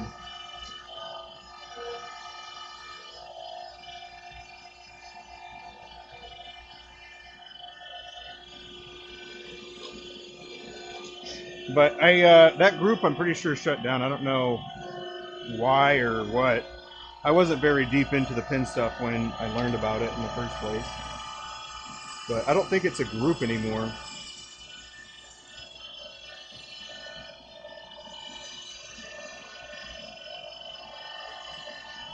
And you get some extremely talented people having a variety of backgrounds. Like some people were like jewelers before, and some people were engineers before, and some people were, I don't know, all kinds of stuff.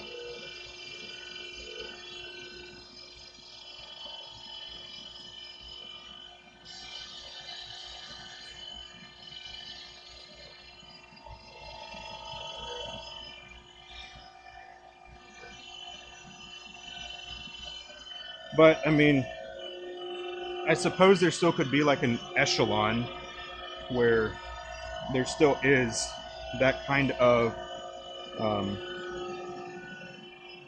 exclusivity, I guess is kind of the word. Uh, but yeah.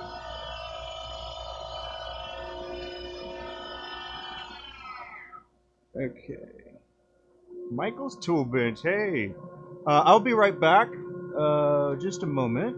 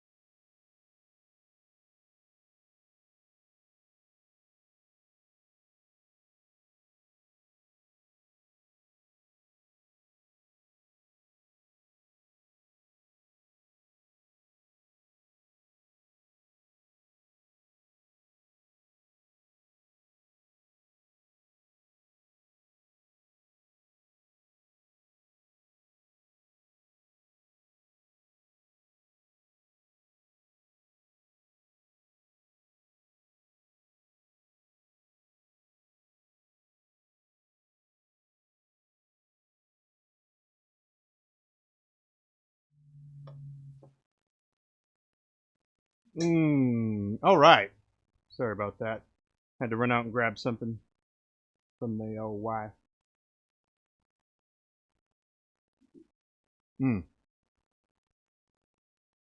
Michael's tool bench.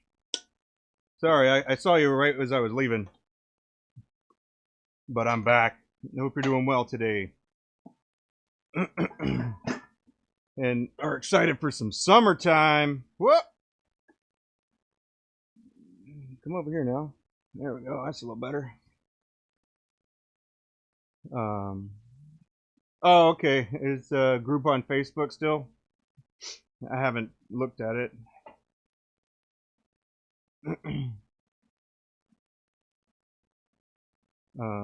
Let's see. Yeah, I think there was like a stink or something about it. I'm not going to try to spread rumors or anything, but I don't know what happened. It's all speculation for me. Let's see.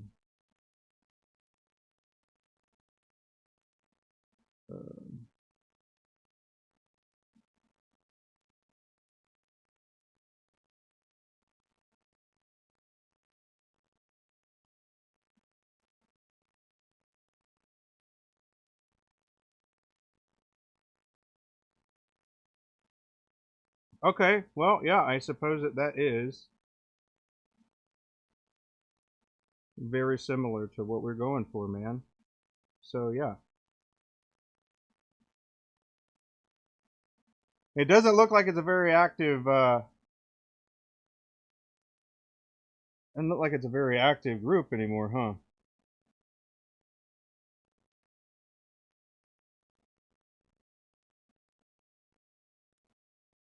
Interesting. Okay, so they were at the Orlando show when I was there. At least somebody from there was. What's my favorite tool I own? Like turning tool or what? Because I mean, the favorite tool is the lathe, and then everything kind of builds out from there. Um, at least for me. Let's see. But my favorite actual tool is the round carbide tool.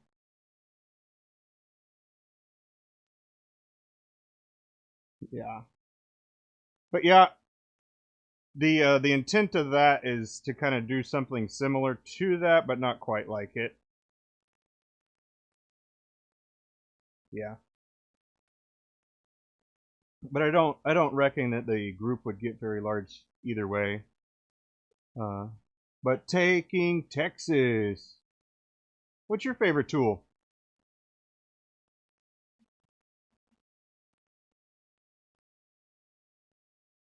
I mean, this could be taken in a lot of different ways. like, I like my atmospheric monitor and my respirator for keeping me healthy. I like my computer for being able to share stuff and make videos.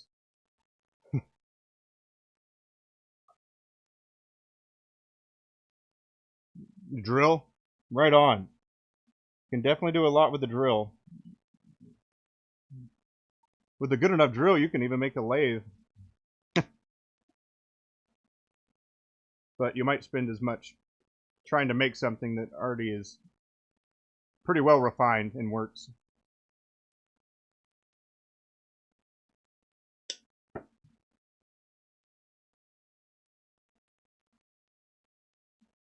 But yeah, just taking a little coffee break. Hope you don't mind.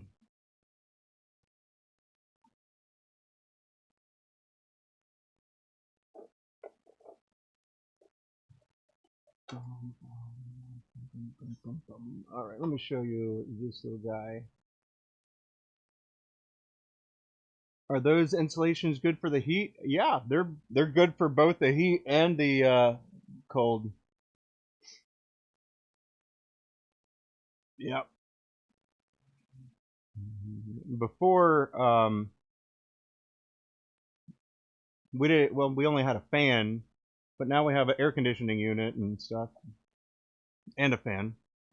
So a little bit more climate control. It's 78 degrees in here though still.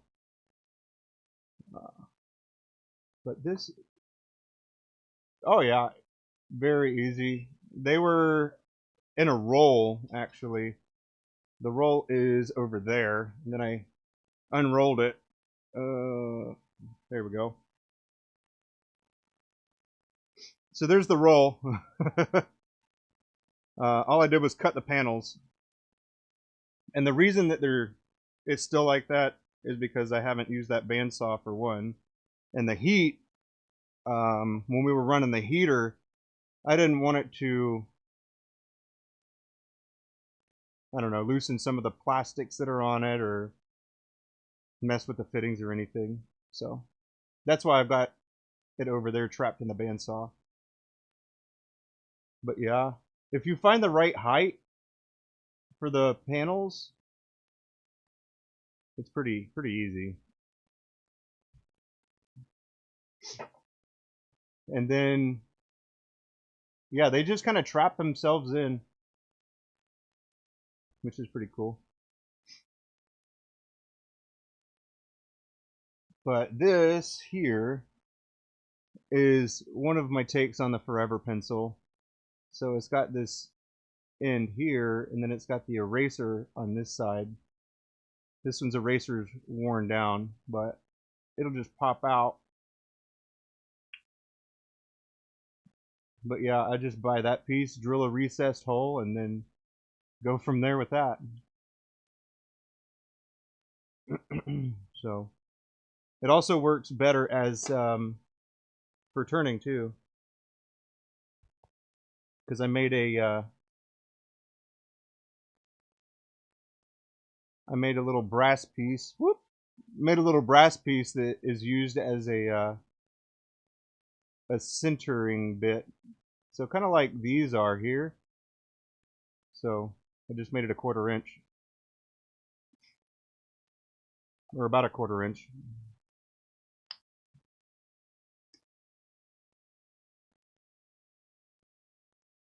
There we go. Boom.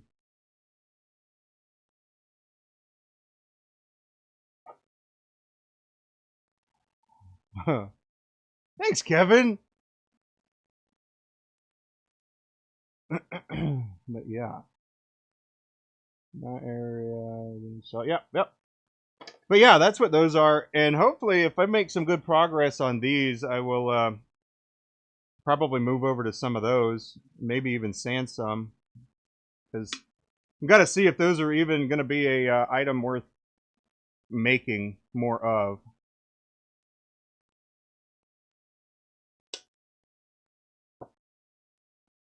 But yeah, pretty simple to get the stuff, and then you just deconstruct and then reconstruct. But yeah.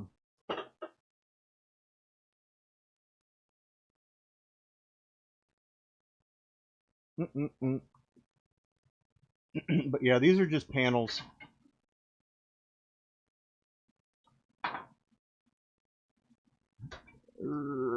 Yeah, I think they were about 1/4 inch thick. I could potentially use a little bit more, but yeah, they stay there pretty well. Haven't had any issues. As long as I enjoy making them. Well, that's got to be a little bit true too.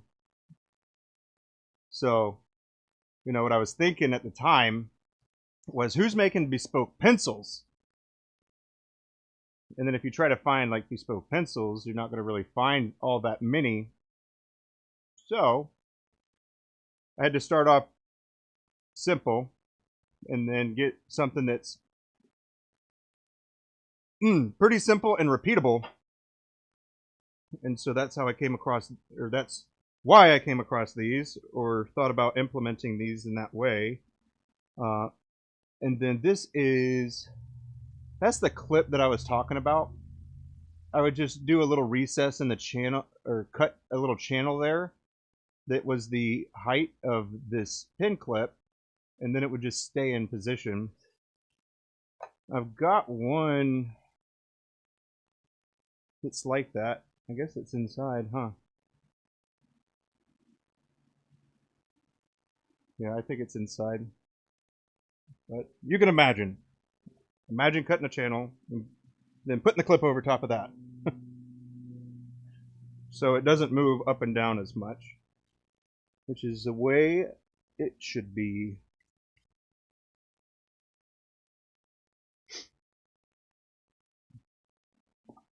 The clips on the Kaweco Sports I don't really care for. Oh, the deep clip, yeah. They're pretty cool. There's a lot of clips that you can get online. A lot of different styles. All of mine are inside because I was mapping out what I was going to do with some of those.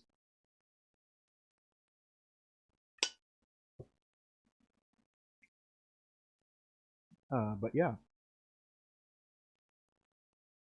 I guess I'll go get it right quick. Might as well. I'll be right back.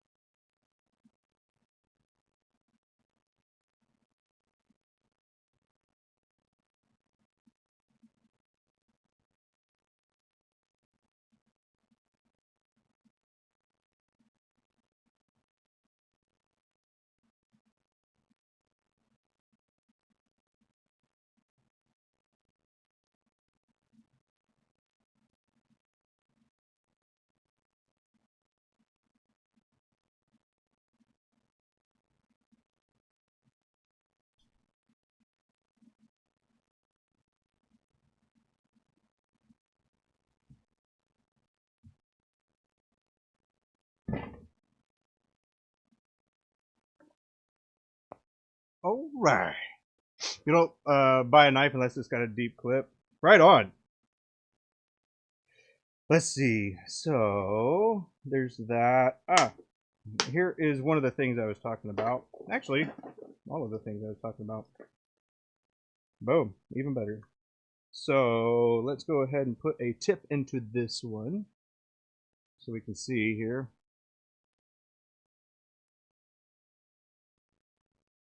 So this is like the first iteration of my forever pencil. But you know, the design isn't very much different. It's a little shorter though. But yeah, nice simple clip, and then it's got the same eraser as before. And then I made it about the size of the pin itself. Let's see, makes it easier for turning when you have a mandrel. Yeah, when you have a mandrel type of thing to go along with it. And then this is the graphite insert that's threaded with a very fine thread. And so for this one, what I like to do is you turn it, right, but you'll kind of open up that hole a little bit, and these threads are so fine. So you got a few different ways to resolve that is not push it too far, find something else that'll hold like this cone here, and then trim the way that you want to, or know that you'll have to trim it a little bit further back once you're all done, because you don't want to miss out on the thread contact as much as possible. You want to have as much there as you can, and so that is just a couple ways to accomplish that.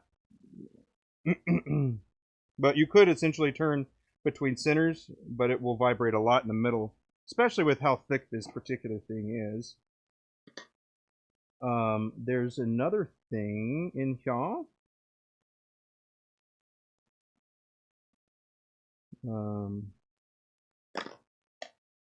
Do I have any of them? Maybe? Let's see. Sorry. Be just a moment.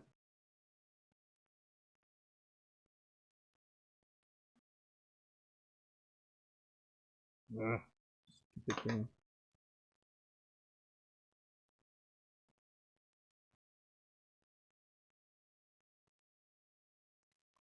Okay, so these are just some pieces of it.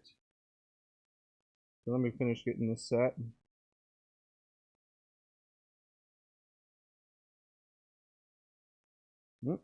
Oh shoot, wrong one.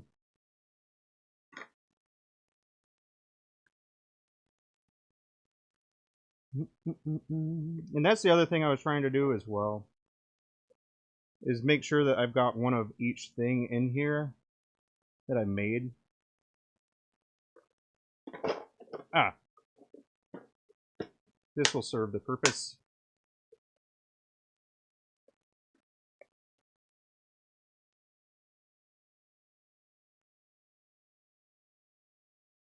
Whew.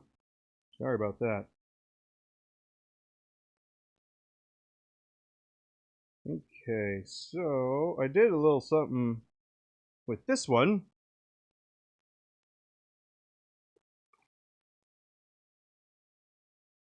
There. This will give you a good idea, at least. But here we've got this, and then I threaded this back in for their particular pencil mechanism that I was using. And then it's got the tube that goes all the way through, and then you'd be able to extend it. But these are just for measurements for me. So it doesn't function how it should. But yeah, you just take my word for it. Trust me, bro.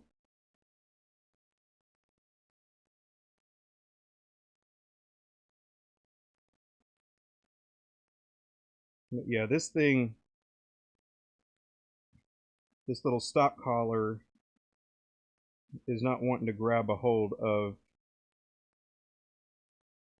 the components the way that it's supposed to.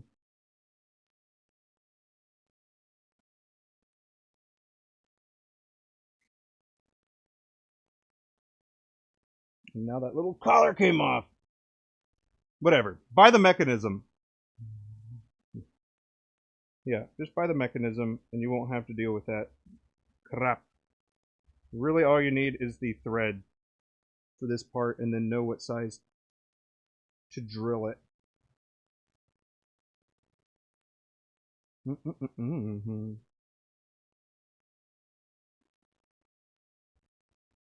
All right, well,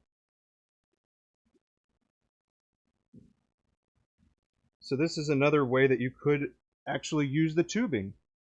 You can use it for gripping.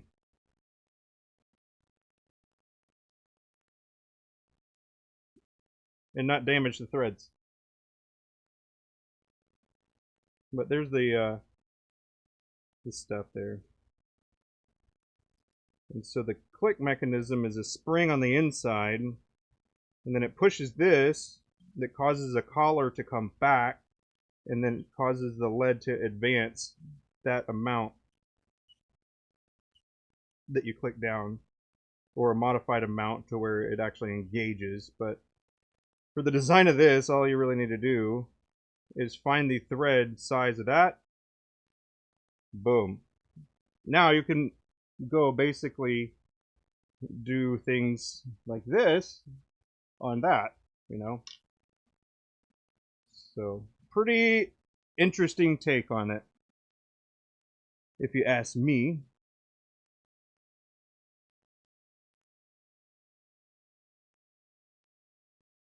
But anyway, that's one of my cooler projects that are, I guess, is pencil related.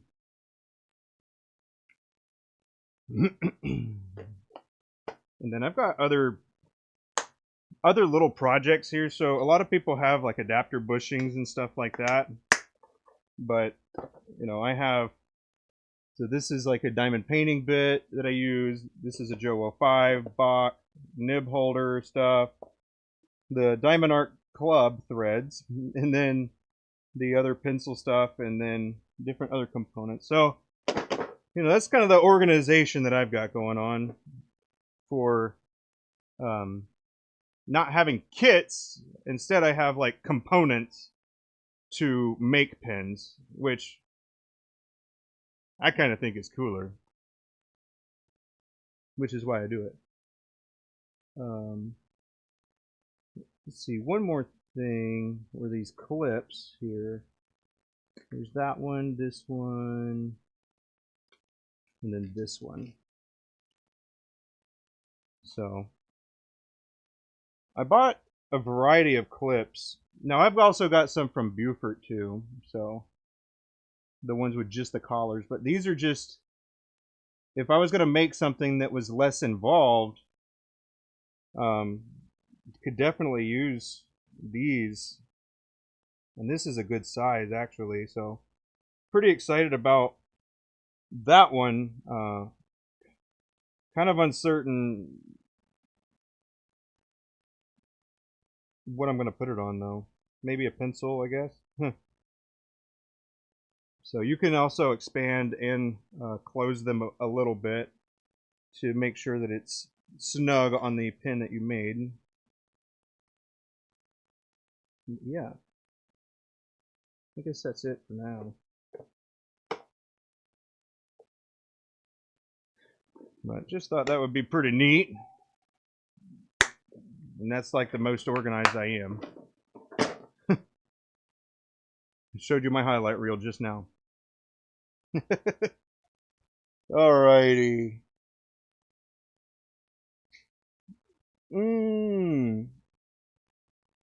Oh, light. That's the type of stuff, man.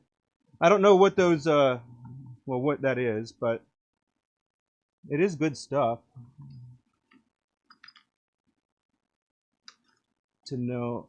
But Beaufort's got some nice ones, so I've got a variety of like gold clips, black clips, and they're varying in size, so the way that they'll have to be put on is slightly different. These are like the simplest ones that I don't think I'll put on anything,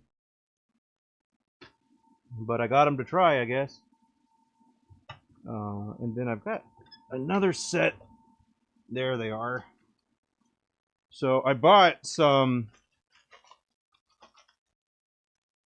let's see. So I bought a variety of these. I thought the bolt-on clip could be pretty cool. So this was one, and these are knife clips, by the way. I thought that could be cool, but it's pretty large, and so the pin I'd have to make to accommodate this clip would be pretty beefy. But I got some other ones too. I got some of the civvies, and these are cool. However, I'm gonna have to modify a design in order to actually see, or actually tuck the clip away. Actually, is what I would want to do. So these are pretty cool, kind of like a hammered, but these are knife clips. I was thinking it'd be pretty cool to do, but I haven't spent enough time on it actually. I don't think. In order to, I haven't found the right thing for it yet, I don't think. Because I'd have to create a recess for the back of it, and I want to say it was like a 1/4 inch. So if I use like a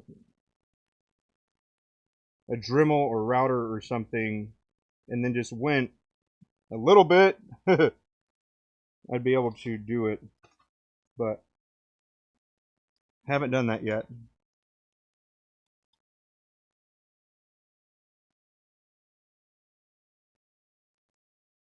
Oh, are they going to be stamped out? I haven't looked at that. I'm gonna have to. Is that new? Is that new for him to have, or have I just not looked for that? Hmm, that is hot.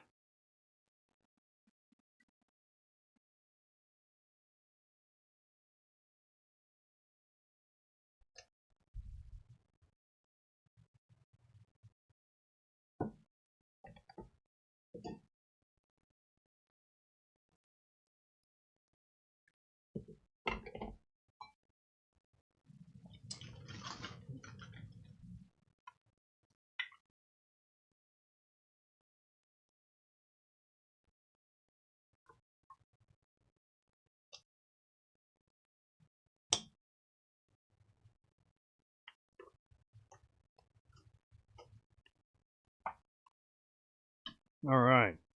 Ooh, Abby's got some cool stuff going on over here. She's trying out a different type of project for gift purposes. Let's see. That. Oh, interesting. Well, yeah, I'd love to take a look at that.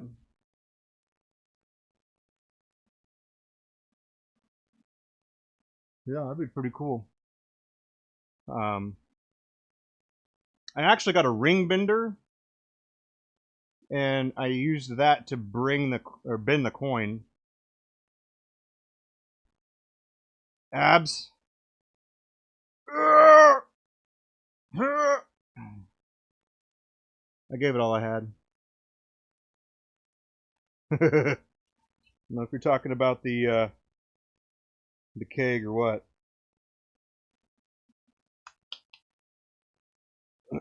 But yeah. So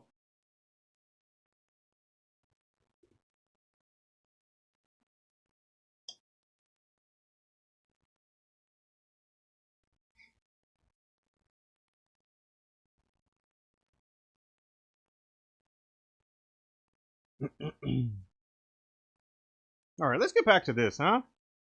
Not enough sidebar. Get back to work, John. The heck, dude.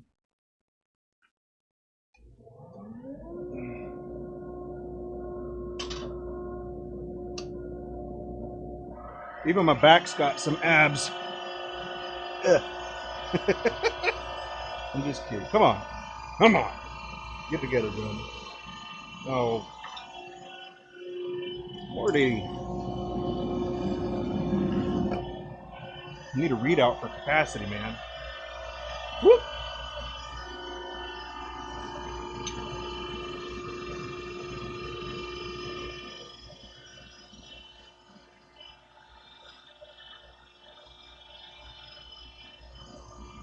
Ah, I hear ya.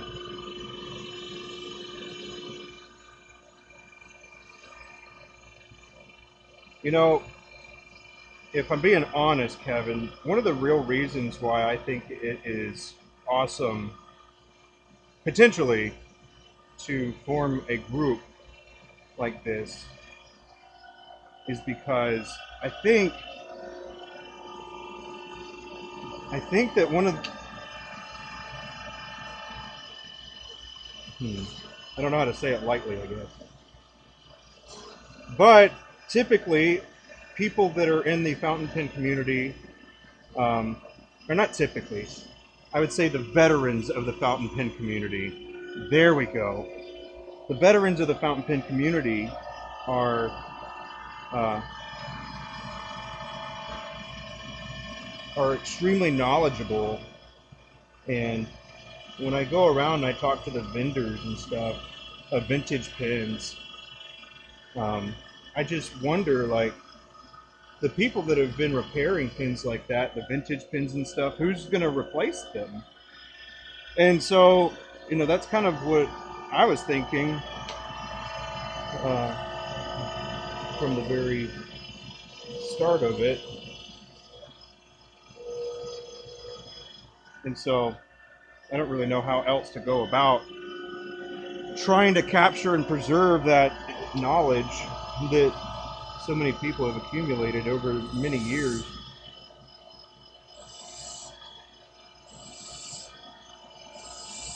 And I mean, a lot of the, even though they're into fountain pens, they don't write very much about stuff like that. And so it's more like you get to talk to the people and then ask those different types of questions. Like, if you had to figure out where to get a bladder filler for a certain fountain pen, where would you go? Like, and if you weren't like a handy person, how would you figure out how to put it together? Um, so I mean, and then like the intricacies of the inside of lever filler pens.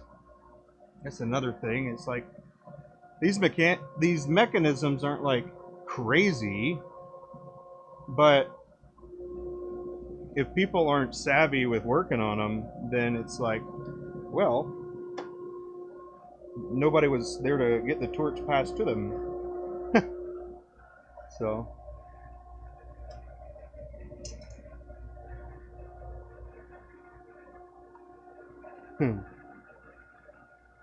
yeah, like your father-in-law with his leatherworking. It is.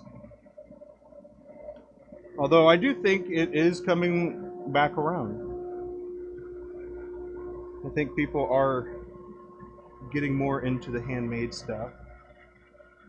And then the appreciation of things that are less than perfect. So I think that's also something.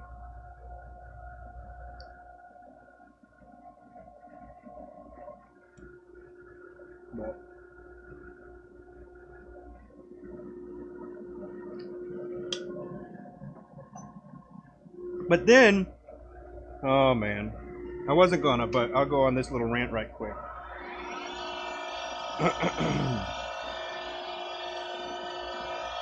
I guess I should say this first. What is handmade, and at what point does it become not handmade, is one of the things that you would have to figure out. However, some would argue that these aren't handmade because I'm using a machine. Okay. But we made the blanks, which again, we used a compressor and an air pot and a chemical mixture in order to achieve that. And colors, natural colors like mica and stuff, which we didn't do that process either. So I guess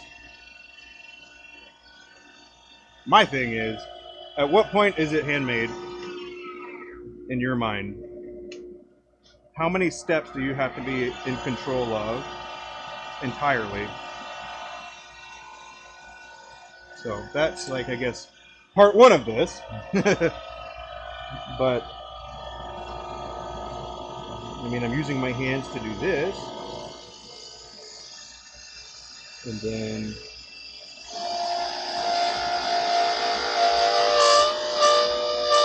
I'm doing things that machines obviously could do, but nobody would use a machine for this type of turning. However, for like fountain pens, on the other hand, there are machines that can be used, and it seems for people to keep up with the demands of fountain pens, you have to get something that will perform part of the processes for you. And so I'm wondering at what point, I've got my thoughts, but at what point is it not handmade versus is it handmade? Like, do you have to do hands on each part or whatever? I don't know. But I will say, I used to be salty about people that would use CNCs, and I'm not as salty, but I still don't think of it as being handmade. And then I also find it a little strange because it's like a completely different skill set having to program a machine to make the pens that you're trying to make. So it's tough, because at what point are you more of a programmer than you are a pin maker? And then, what is a pin maker? These are rabbit holes that I go down, Kevin.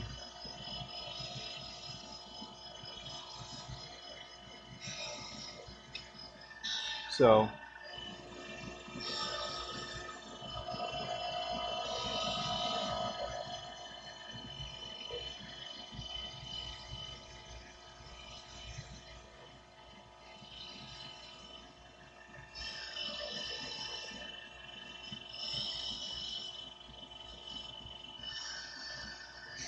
anybody else got thoughts on that?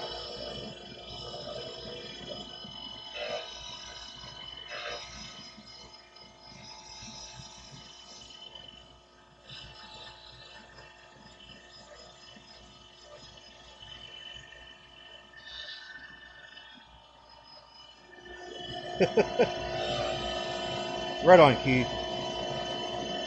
Like it. But I do think that there is a point where you're doing so much with the CNC that you become a programmer and not so much of a maker of whatever. Is that weird or wrong thinking, do you think? Or are there any other takes, I guess? Is there any other ways of thinking about that?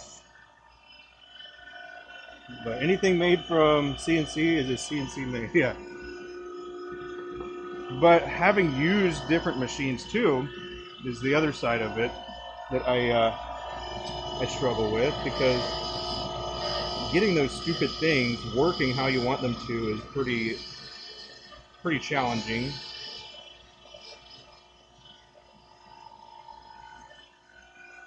So you're loading the machine with your hands. So I guess it comes back to, at what point? Or how many steps does it have to be? Or what percent?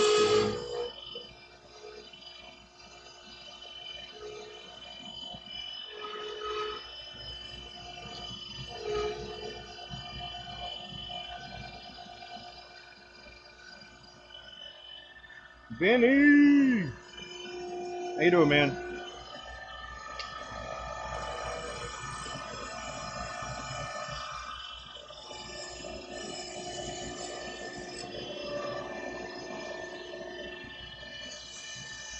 I don't know if you heard what the recent chat was, but it was about handmade.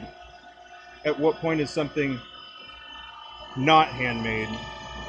Or at what point is it considered handmade or whatever? Either way.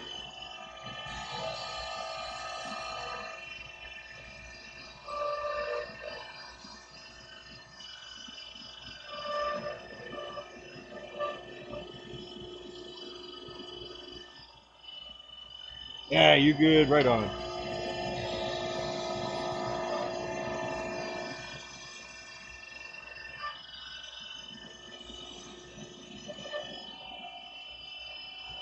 CNC is not handmade.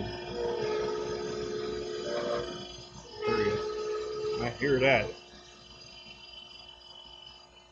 So, let me give you a hypothetical. You go to somebody that makes pens in their garage, and instead of me having a wood lathe and a metal lathe, I use a CNC and I'm making sections, we'll say.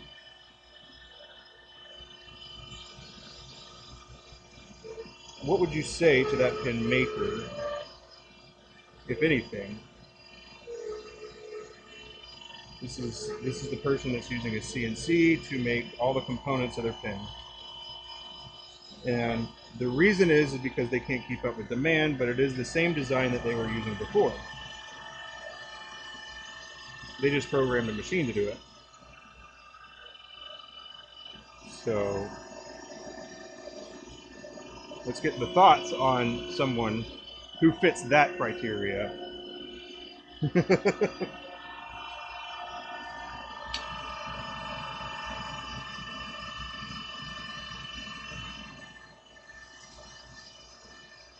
Because at some point, to me, it becomes a machine operator instead of a pin maker or a turner or, you know, whatever you want to call this type of hobby slash work.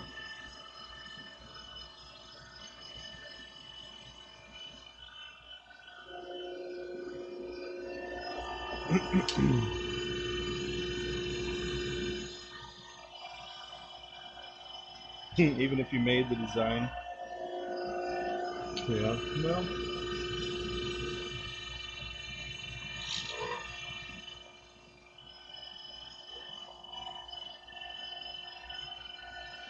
I think it's quite nuanced, but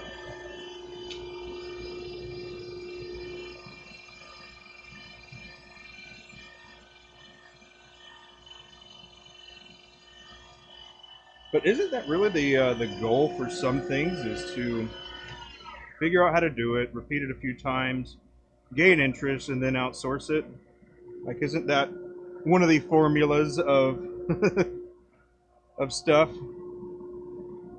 I mean, that's why 3D printing is so popular as well, because you can just kind of maintain whatever machine, and then it'll just keep doing what you program it to do. And if you found something that people like, and you could just repeat that over and over again.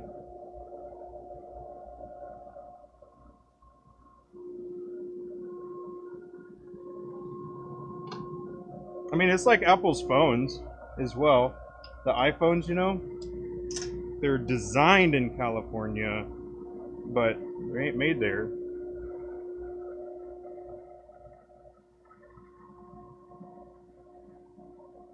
Now, I know that this is not the handmade. We're kind of derailing the handmade topic at that point. Although they do assemble it. So is assembling handmade?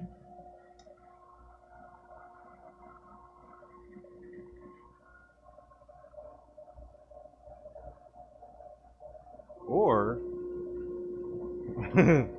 is it handmade when I buy a dresser or a bed or something from the internet and it comes in a box and I have to put it together? It'd be hand assembled.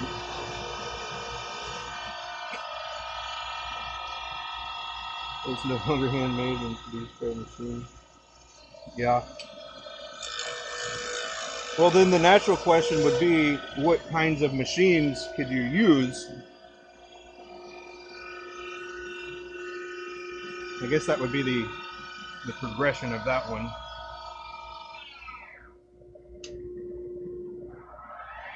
I mean, this is a machine.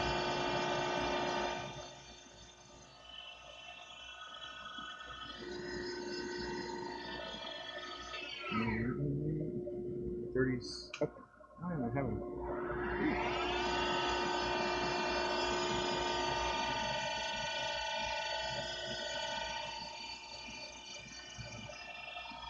Or maybe it doesn't even matter.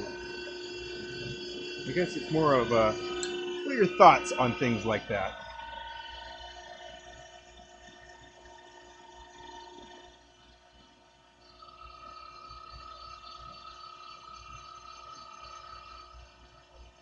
It's a lot of rabbit holes to go down. Yes. Yes, it is. I agree 100%.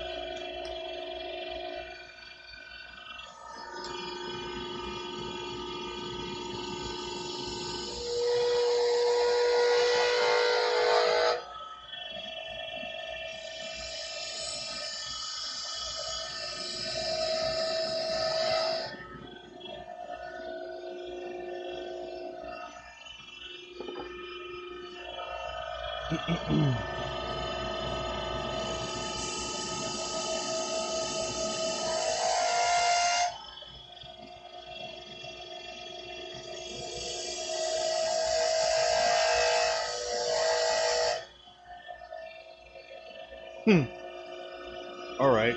Speaking of rabbit hole, we'll say that the artist is a blank maker, but they make pins out of their blanks.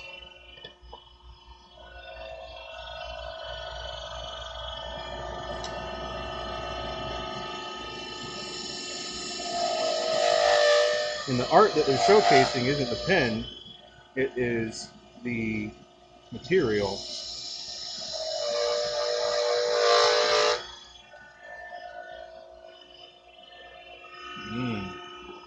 So I guess at that point it makes it a matter of perspective to where you're like, well, they weren't trying to make the best pin they could, they were trying to make the best X that they could.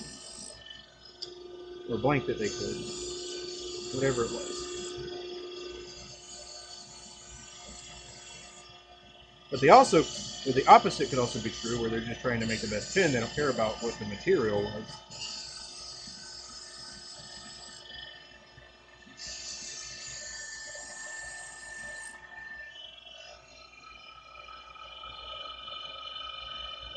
Yeah, that's good.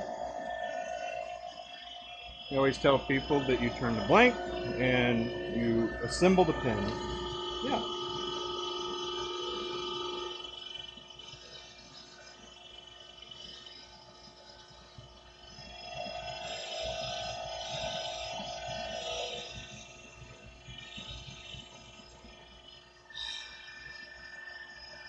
But that's pretty good. That's a good way to say it.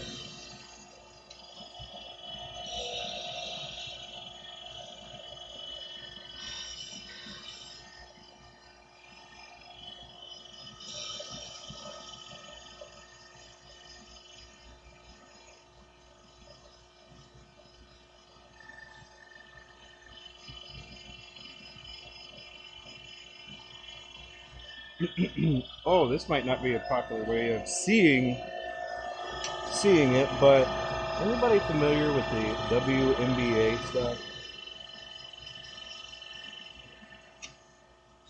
Well, the WNBA, if you don't know, was at least subsidized by the NBA, and a lot of people were like, well, why doesn't the WNBA get the same love as the NBA? And it's because they don't draw as much people, right? And so the solution to that would be the people that want them to make as much as NBA players need to go and spend as much as everybody else does in order to make that happen. I think this is relevant for soccer as well, or football. But I think the same is also true for, handmade pins or handmade whatever, bowls, pins, vases. And people like the idea that it's handmade.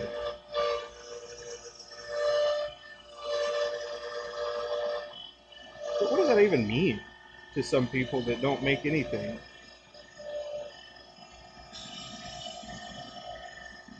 Alright, well, before I continue with that, it's strange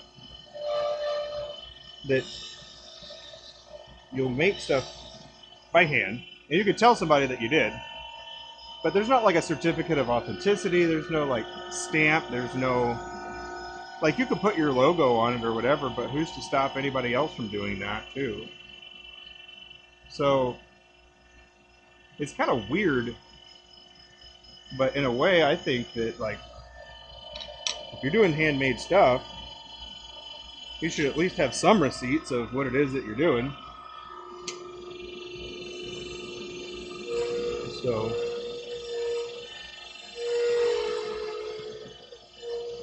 I guess in this analogy, the pin making people versus the people that want to buy handmade stuff, I kind of see as the WNBA.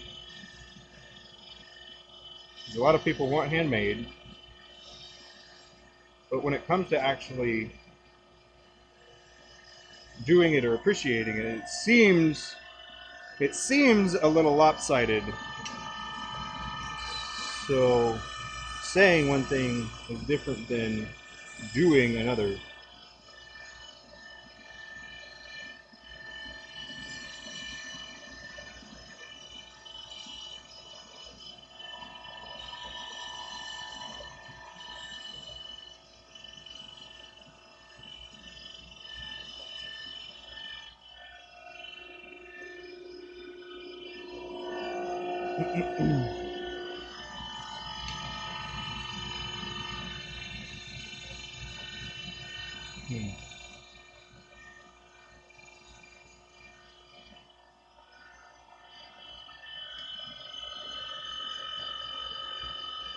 And that's kicking a hornet's nest?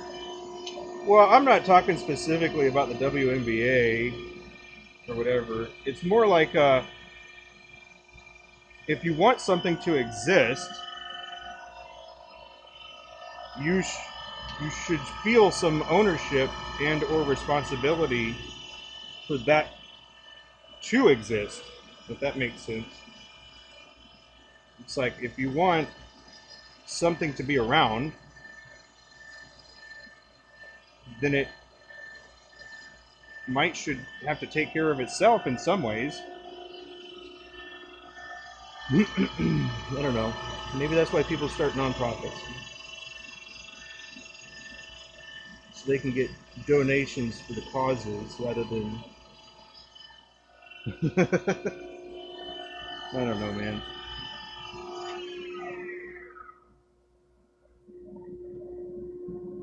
But from my understanding, it's actually gotten better. I don't follow sports, but I was tracking on that for a little bit because I was interested. Why is the pay different? And then I got far enough to where I didn't need to pursue any further. Keep it a little bit vague, but also relevant for the conversation.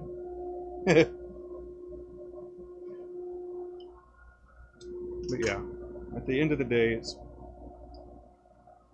it's the people, you know? It's the people that, if you want that to be there, it's like, I don't know. I think about how grateful I am sometimes. I guess that's a good way to think about it. You think about how, well, I guess World of Warcraft was a pretty good game that I could make this analogy with here. Like, I played WoW, and then I didn't play WoW for a long time, but because there were still other people that were supporting it and loving it, they continued to innovate, even though I wasn't there, and I wasn't contributing anything. But fortunately, there was enough people that were. Now, you kind of take that to the other extreme and think about, well, what does that actually mean?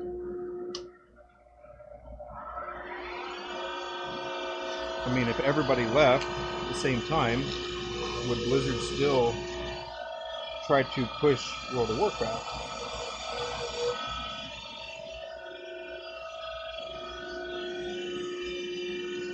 And it doesn't have to be WoW specific. That was just an example I was thinking of. Because I was grateful for when I went back to that and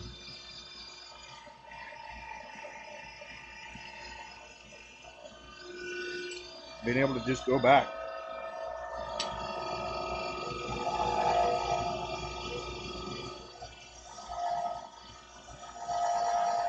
And then from a marketing standpoint, I guess. And now we're getting really sidetracked.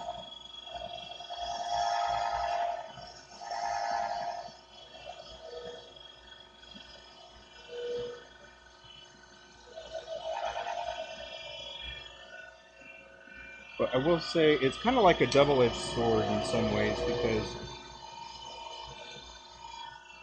for example, if these pins were like in crazy demand, like 100 people wanted this pin, like you either have to get more people to turn or you'd have to figure out a mechanical way to accomplish something because you don't have the time in order to make that happen. And so I guess in some ways that growth can trigger things that kind of dilute where it started.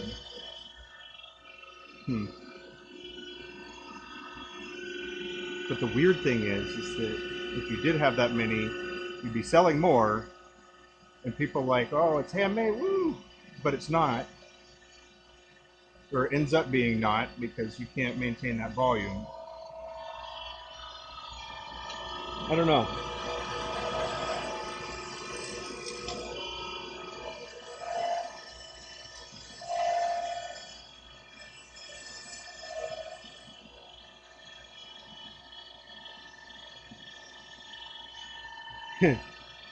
There's a question that I like to ask people, and it's you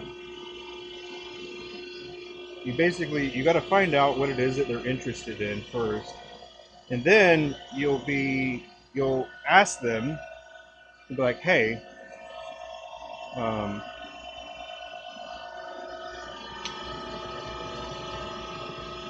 uh,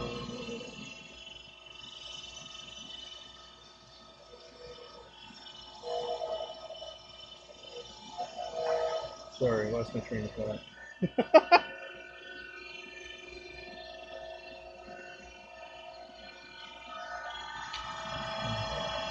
All right, we're gonna have to put a pin in that one. We'll have to revisit it.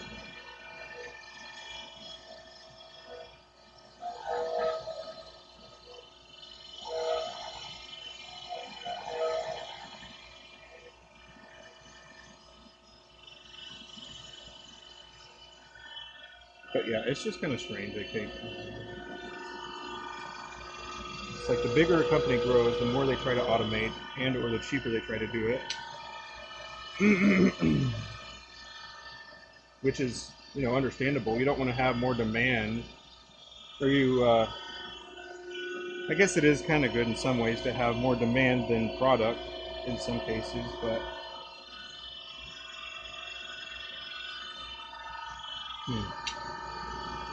I guess it boils down to a strategy. Which one do you prefer to implement?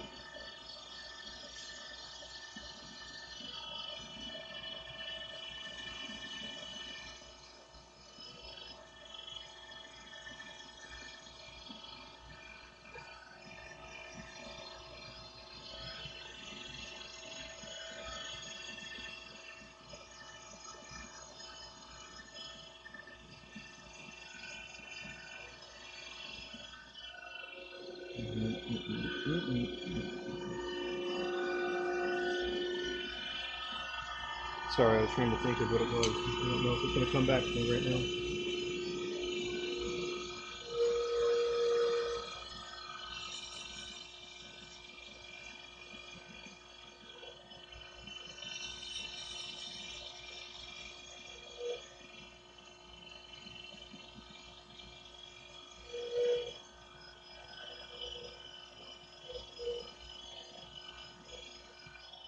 But I think people like the idea of things being handmade more than they actually like things that are handmade in some cases.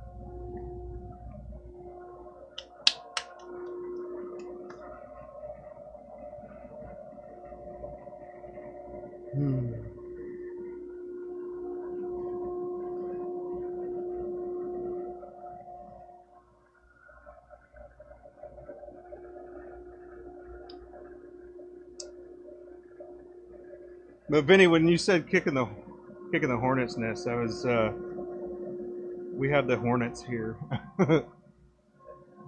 and North Carolina. So I guess a little bit.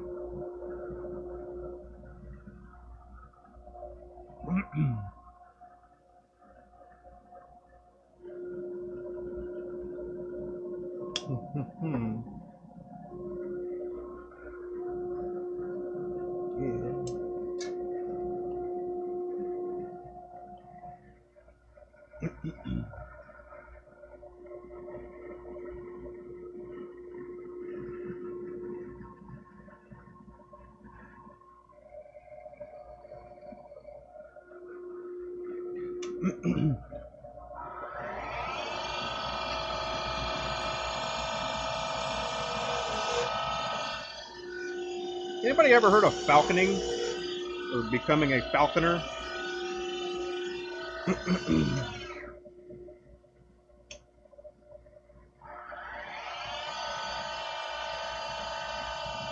thought that would be pretty cool. Then you spend some time looking into it a bit, and then you'll see that it's like 2 years as an apprentice to learn the different types of birds and behaviors and taking care of one and having it hooded and everything the way that it's, yeah, the actual bird.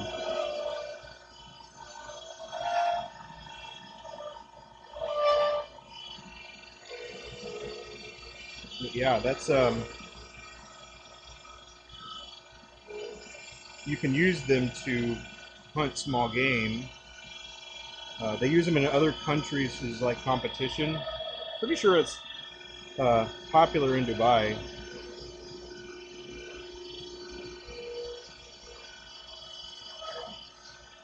But yeah, these people, a variety of raptor birds.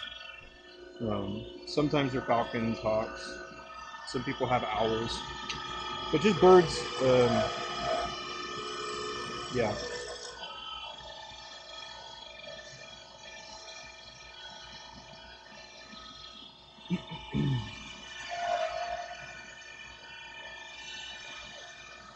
But when people get them, what they're doing, they're not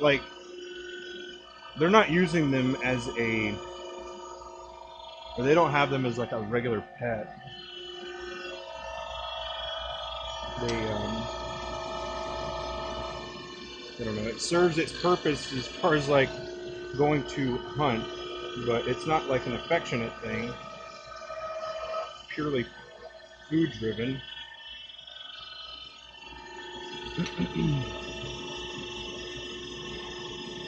But I thought that would be pretty cool, and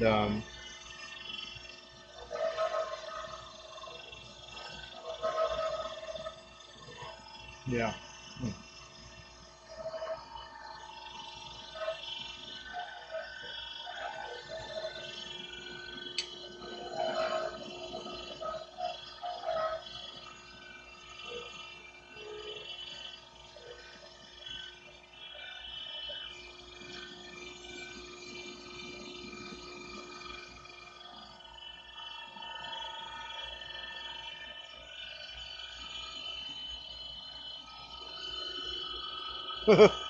Almost had a baby hawk.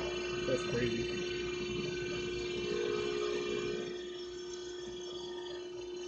We had a bat.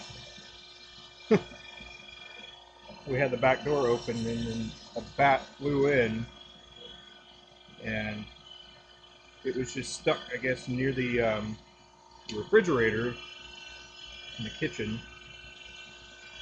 And Abby picked it up in a box, a Pop-Tart box, and it was so small.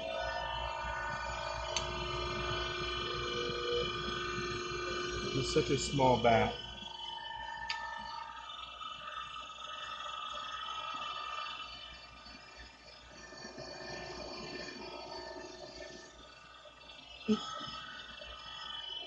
You wanted to train it to attack people? Man, that would be brutal. Their talons are huge. Some of them.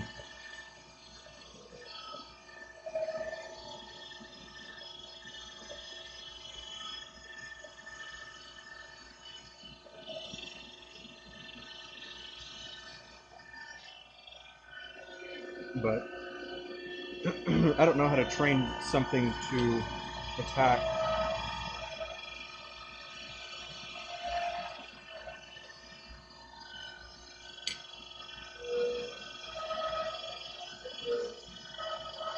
It's like it does a behavior, you reward the behavior, associate it with a command, but how do you do that for some animals? I don't know, man.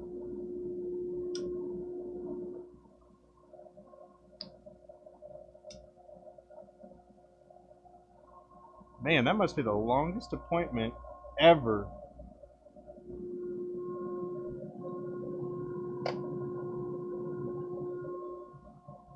Okay.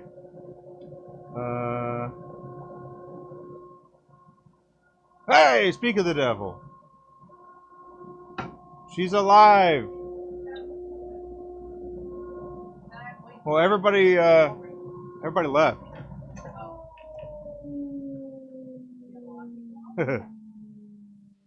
Let's see. See if Abby can reel some more people in, huh? What? I'm not bait. Kevin is here. Hey, Kevin. It's been a while. It has. He was asking if we were playing WoW, and I said we changed it up. Yeah. We're taking a break for a while. Hopefully John will fix the camera for me. It's on you. Still on me. My hand. I am. Then Now I gotta hit get that. up. Then I got what over here? That one. This one? Yeah. I need to see where we are. Oh. No move. Be still.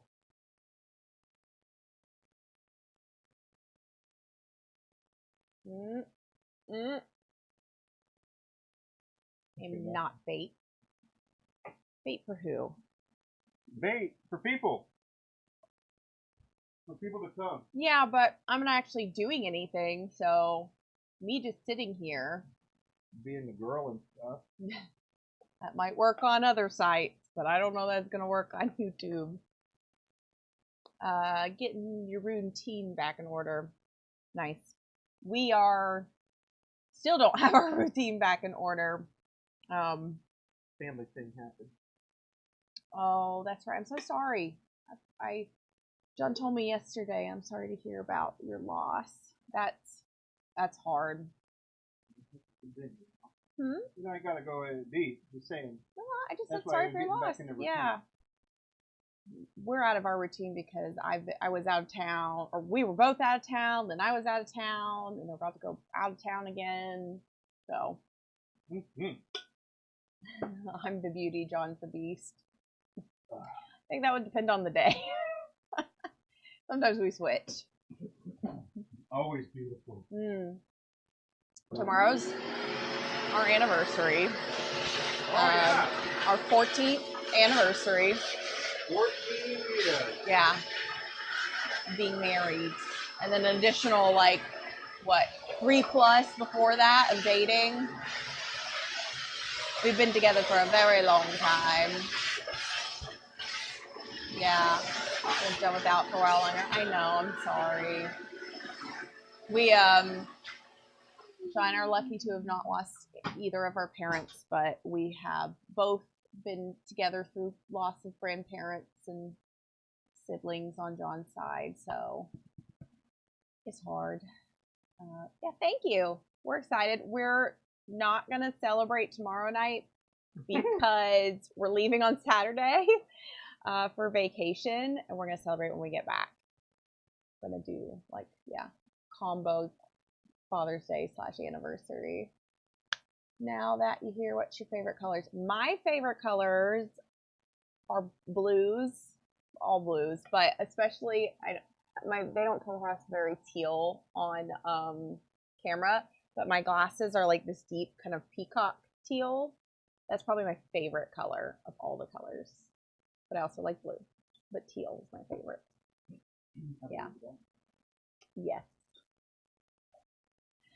Anyways, yeah, I was in Utah and Vegas with my dad last week.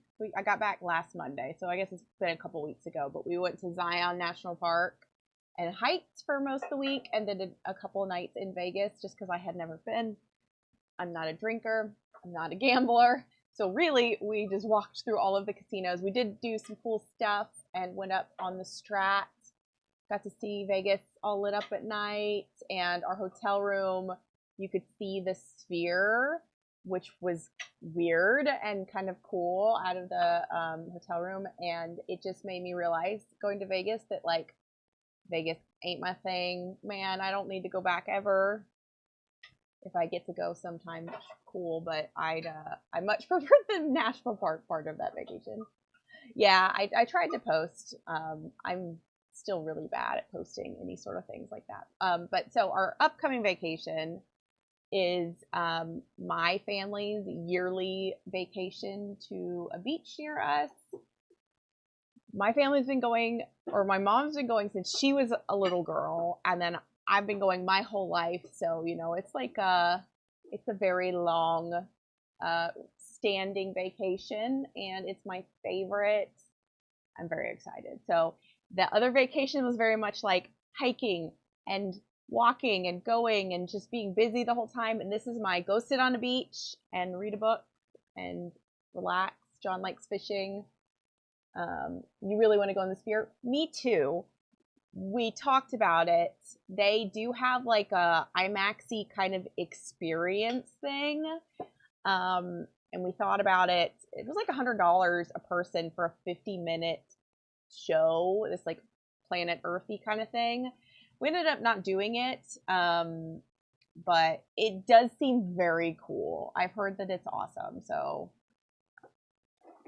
Customs. Yeah, you got a bucket full. I had two other ones, but I might have put them with the other blank. That entire thing. What? The box. Okay, well. The box dropped, so that might be around under something. It could be everything. I'm not sure. I'll have to like inventory. Sorry. But yeah, so I'm very excited about my going and sitting on the beach and eating fresh shrimp all week. My favorite. And then John likes to fish. Yeah, that's fun for like a day. Me, I enjoy all week. But Stella was talking about the aquarium. If you get bored and want to take her somewhere, she wants to go to the aquarium again. The one in Myrtle Beach. She didn't go. Oh, you took Evie? Mm-hmm. You took Stella down there. The aquarium, though. Oh, well, that's what she wants to do. She said something about aquarium. Yep. Anyways, John doesn't like to just sit on the beach or relax, which is fine. He gets to fish and can drag the kids wherever he wants to go do other stuff if he wants to do other stuff. So, yep. I don't appreciate that tone. Why? It's not a tone. I'm saying you can do whatever you want. You could go do whatever makes you happy. That's what. Sorry, I lost my voice for a sec. That's what this week is about. You get to do what you want week. You don't want to hang out with everybody else and want to go do something else. My family's used to it. Usually we just, go visit him on the end of the dock a couple times a day. Yeah. I wonder if you'll catch cool stuff this year. We've gotten some pretty neat stuff in the last couple of years. Yeah. Hot eel. As long as you take the kids. I don't care if he takes the kids. If he, it's more of a, if he wants to bring the kids somewhere, go for it. They, if not, are happy playing in the ocean the entire day, every day. We'll see how Evie is this year. She's a little bit more teenager-y. And I remember wanting to go back to the house and not wanting to sit with my family at the beach, teenager-ish time. So they like to play in the water all day, every day. They like fishing with John. We've caught flounder, lots of croakers, stingray. We it was neat last year, wasn't it? In the cast net that you caught that itty bitty little flounder. Oh, yeah. It was like this big. It was so cute, and then we obviously we let almost everything go, because when we go, flounder's not in season when we go, and we don't catch much bigger stuff off of that. But we also saw, was it last year that we saw the dolphins, or was the year before? There was one year. Every year. Yeah, but I mean back in the We see them every year. not back there. We do. In the front ocean, we do, not in the back. In the back. No. Well, there were dolphins that came really close to like our dock last year or whatever. Doesn't Myrtle Beach have a fair or big Ferris wheel or something like that? Yes. Myrtle Beach has a Broadway walkway, what boardwalk? Boardwalk. Thank you. That one. There's a boardwalk. They have rides. They have all kinds of stuff. John took Evie there for a weekend at one point, right? Mm-hmm. Yeah, and y'all did a bunch of stuff, and then Stella's been down there with him. They have museums. Yeah, and you did the Ripley's Believe It or Not. You did the airboats or jet boats or whatever they were called. They have a bunch of stuff down there at Myrtle Beach. They always got stuff going on. So if John gets bored up at the more family-oriented, boring just beach, he can drive down. Myrtle Beach is like 30, 45 minutes away maybe from where we're going to be. And there is an aquarium. And I like the aquarium. It's a little one, but that's what it was. You took her to the other Ripley stuff, but y'all didn't do the bundle tickets that had the aquarium or whatever. We did. You didn't do the aquarium is the point. We didn't do Ripley's with Stella either. That was with Evie? I'm mixing her children up. I don't know. They've both been down there. John took them. Me and Stella were just on the boardwalk. We didn't leave the boardwalk. You didn't do the Ripley's thing? No. Oh. Anyways. It's all kind of cheesy stuff to do. That's not right there. Cheesy stuff to do in Myrtle Beach. Yeah, that's not right there. But, you take a shuttle to go where they... Okay. Yeah. I don't know, man. I wasn't there. We took the kids to the aquarium when they were little itty bitty babies, but that's the last time I've been down there to do anything. We've my dad has chartered boats for fishing a couple years. That's fun sometimes. Stella, the captain of the boat that they did last time, slapped Stella in the face with a fish. She was very unhappy about that. Indoor Ferris wheel or something like that. Did y'all see an indoor Ferris wheel? No. Maybe. They have all kinds of other stuff. I mean, it might be somewhere else around Myrtle Beach. If you watched Tiger King, that Doc Antle person guy, I'm pretty sure his zoo, exotic whatever, is in Myrtle Beach area. I don't know if it's still open, but that gave us a laugh when we saw that. There's kind of a vibe of Myrtle Beach. You wouldn't be happy about that. No. Oh my God, I'd be very, very angry. But the guy thought it was funny. And so it was kind of a thing. She came back with like, fishing was fun, but I got slapped in the face with a fish. That was not fun. We're like, yeah. Because we had used that same captain guy before, and now we're kind of like, Then again, most of the fish that we have caught on those trips are like not very delicious fish, like mackerel and some of the other things that we caught that just tasted so bad when we tried. I caught. You're a pain. I caught one that was back in the channels before we went out to the like open ocean. I don't remember what it was, but it was tasty. The other the mackerel fish, I don't like super fishy fish. So it's kind of like if you're not going to catch stuff that you're actually going to eat, it's a little meh. You have to go deeper and for like a longer full day, because we always do the half day. So they'd have to do a full day to get some good fish. John you did in Florida when we went with your family that one time. Y'all went out and did like a deep the fishing stuff. Yeah, Y'all caught all Dad kinds of said stuff. It was like 50 miles off the coast. Y'all were gone all day. I stayed with your mom by the pool. That was a really long time ago. That was far before we got married.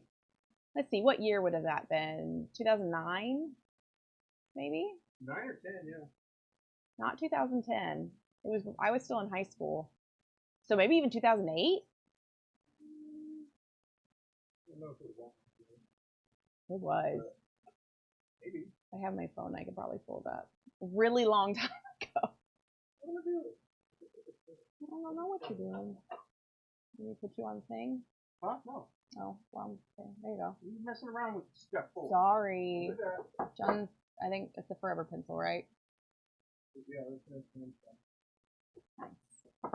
Speaking of sanding, get back to it. I have to finish this week's sanding. So. I haven't finished turning the regulars of the Sunset Beach.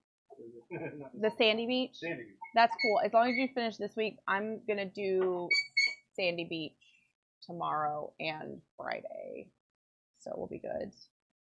You have never done anything like deep sea fishing, haven't been to actual fishing in 15 years. Do you like fishing? Because, What? you know, I could not fish and be fine. I've never been deep sea fishing. John's only been that one time, and it was a really long time ago. But he likes to sit on the dock, walk up to the house to be able to get beers, go sit on the dock again, hang out. He's got a little fishing chair with a cooler that he like attaches to the dock so it doesn't blow away. Yeah, I gotta get back. Maybe I'll just sit out there, bring a tripod and a battery bank, and stream out Stream. there. Would you like John live stream fishing? You could do it from your phone. You don't even need anything else really. Battery bank. Well, I've got those. Probably another phone to keep it cool. You just have to take breaks. Ooh, you bring an ice pack. Just slap the ice pack on the microphone. Anyways, I'm excited. We have to find all your. Is your fish stuff over there?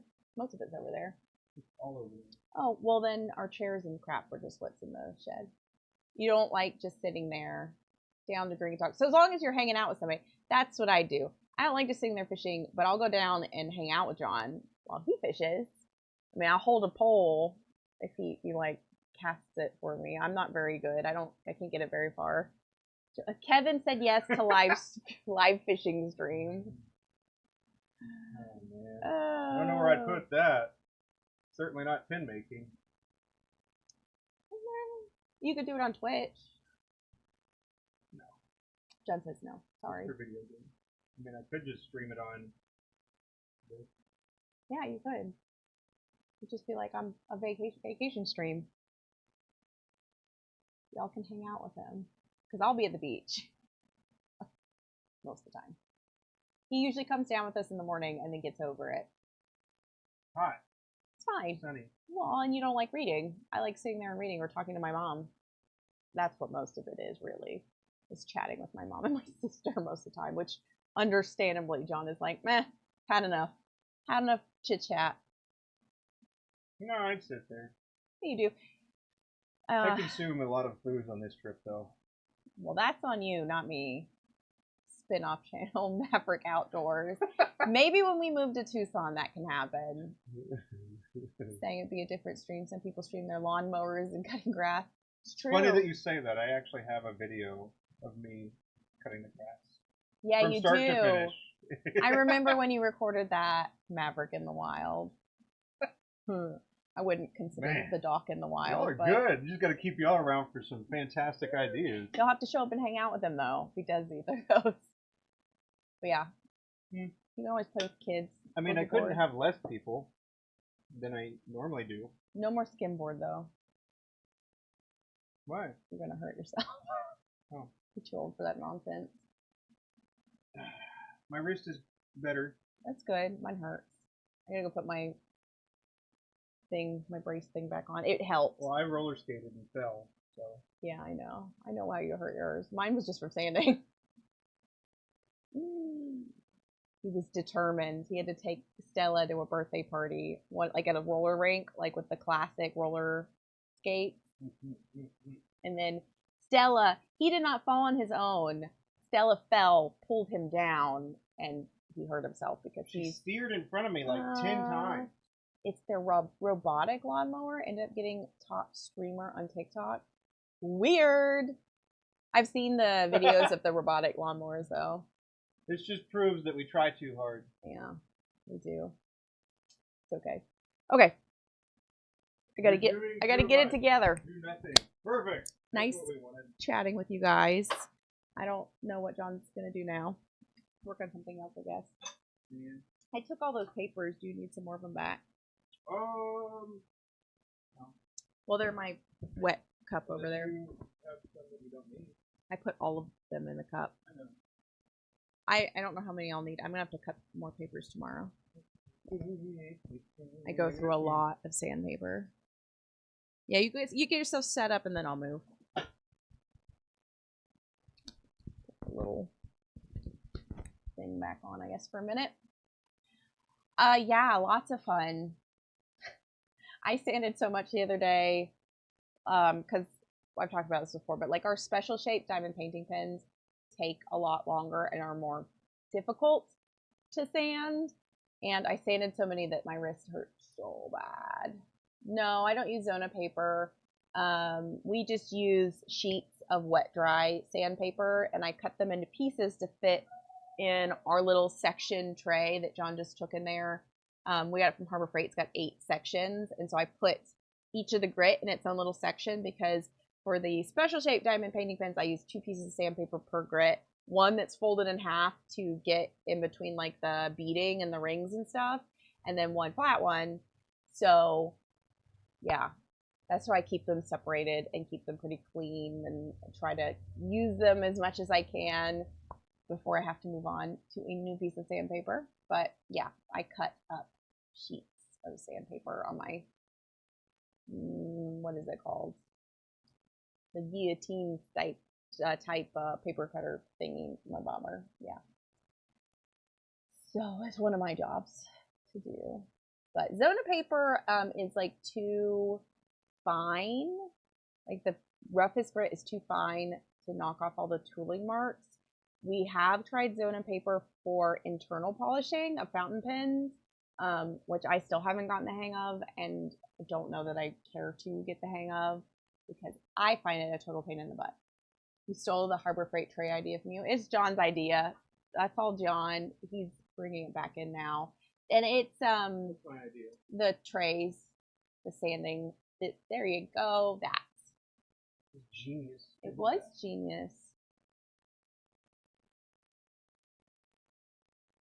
But John doesn't sand very often though. It's a rare occasion. You know, it is our anniversary. Tomorrow. You got a lot of pins to sand, so maybe that could be my gift to you. As helping sand? You are welcome to help sand. Don't say that. Then I feel obligated. Anyway. Especially if you're done with your stuff. Is the fridge open? Beep. Keeps beeping. He has lots of good ideas and some not as good ideas. The thing with him with ideas is it's volume over like quality. Everything is a good idea to him. Everything is the best idea every time. And so I almost cringe every time he's like, I have an idea and it's the best idea ever. I'm like, see, you say that too many times for it to be the truth. It is always the best. Yeah. You're only as good as your last idea, said a wise person one time at some point. Did you bring that in here just to do that? Yes. Okay. Did you want me to talk to yourself? Do what? Not really. If I do it too full, then I can't reach the papers at the bottom and then it spills everywhere. Oh, I do have to say that when he was at Mate, he got me these lathe protector towels with magnets in them, and they've been awesome. That has worked really well. Even if you have to like scrunch it up, which is what happens when I put my tailstock a lot closer to the headstock, it's still great and has worked well. Little force break gave me an idea I'm gonna try when some things I ordered gets here. Nice. That's good. John always has lots of good ideas where we're gone. He keeps a notebook with him and writes all of his ideas down. Some of those things get tried out. Some do not. I pretty much don't go back and read my notebook.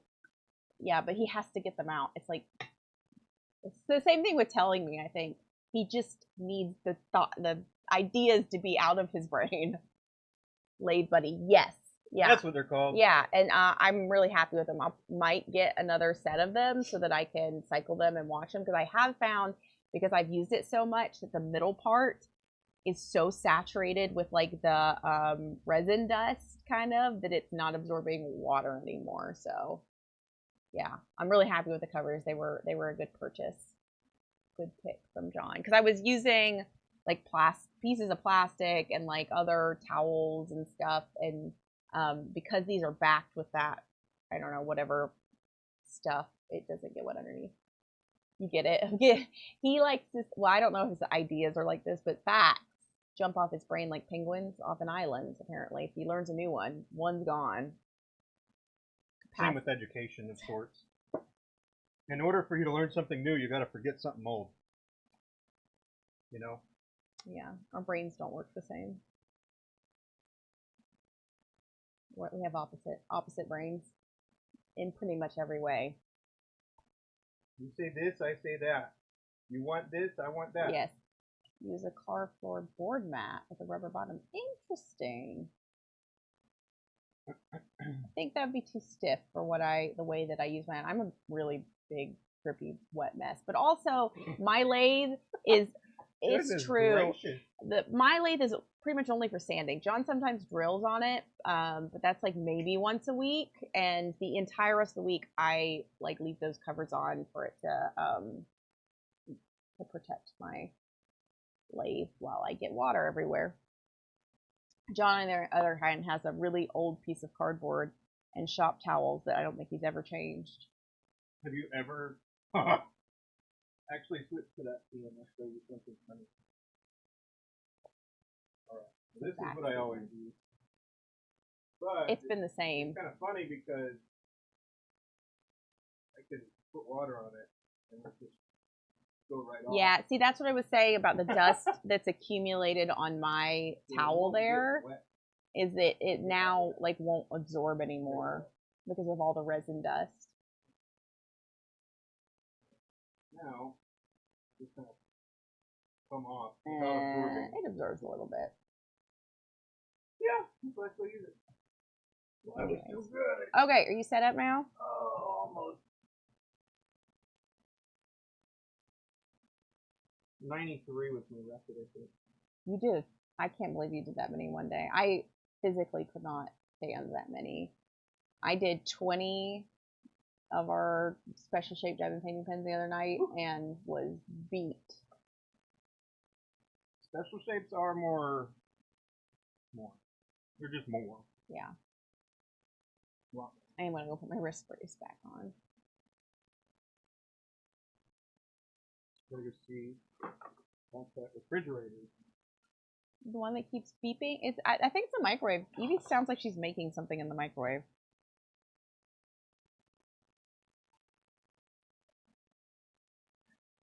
She keeps putting something back in the microwave over and over again. Oh my goodness.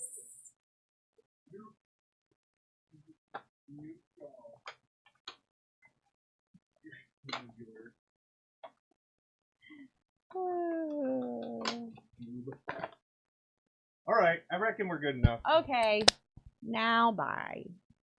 Talk to you guys next time. Or later, I don't know. Yeah. All right, well, we're hopping over to the sanding stuff now. Yeah. But yeah, it'll be a little quieter too, which will be kind of nice. Alrighty, let me reposition that a little bit. Reposition that. Now we're looking good.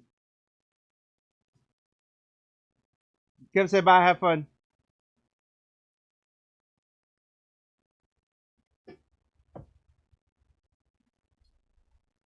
Oh, I guess when my mug got back, dropped down, viewers dropped down. They're like, I want to see that ugly mug, man. What was that? They left me, Abby.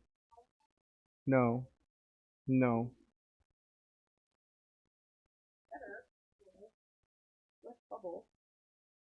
Weird. You gonna show it? So these are like that weird. So Illumilite came out with a Hydra cast, which is not concrete, but something like that. It feels like plaster. So you can mix with colors. It's pretty cool. Hmm. How many sets have you done so far? So she's done 3 sets, and I say that because there's an associated price to learning, and so I just am pointing that out.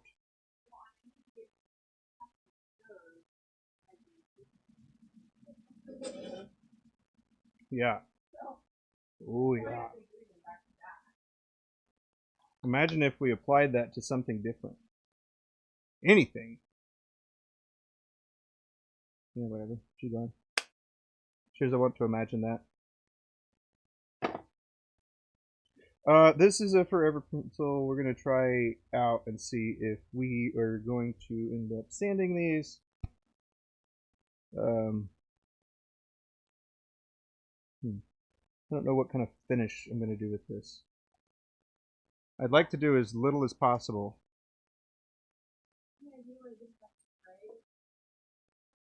It was over there. You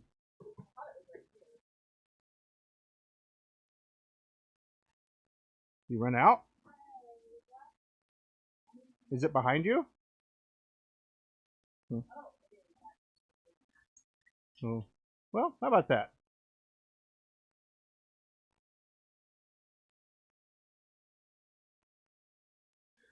Okay.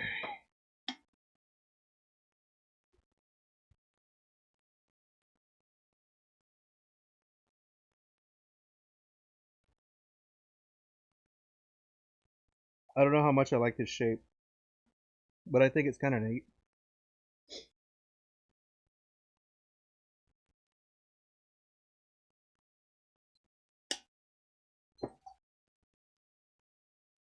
All right. Sanding, I'll sand at about 700. And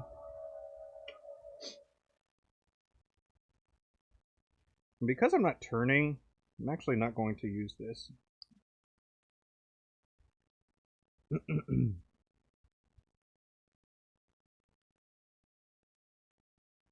then this isn't good either.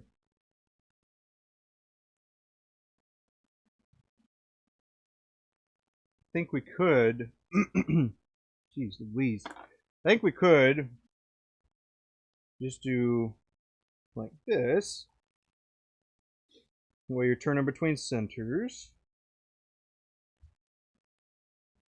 You just have to be careful not to heat up the end too much.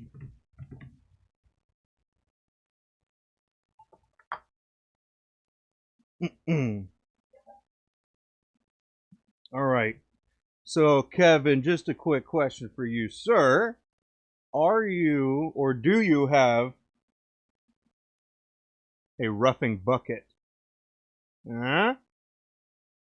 What I mean by that is this has got the coarser grit sandpaper in it, and I use it kind of like how you'd use a roughing gouge. You know, you take something that's the most coarse, and then you can start fine tuning. So I've got that, and it's going to take away some of these higher spots. So I need to grab a towel.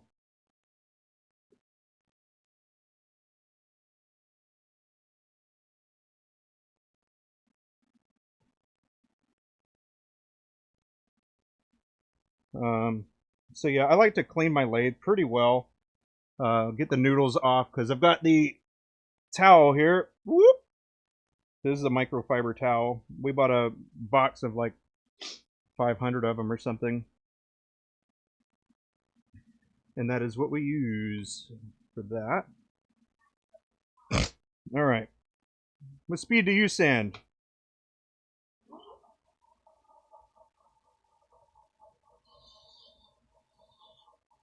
A little faster, a little tighter.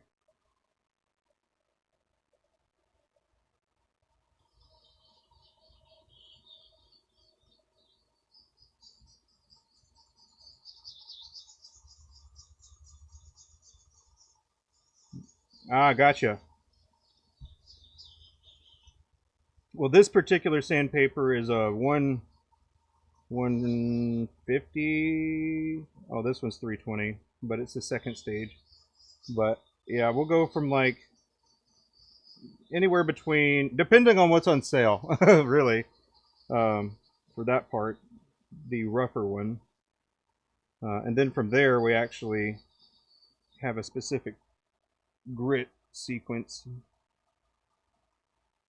that Abby's refined over many of trial and errors. And by the way, this is just wrapped around my belt loop, or just tucked into my belt loop. Pretty cool, little nifty little way, I would say.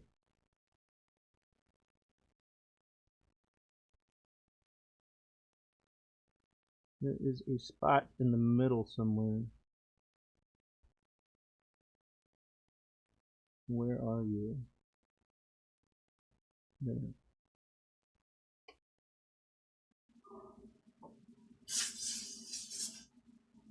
Mm.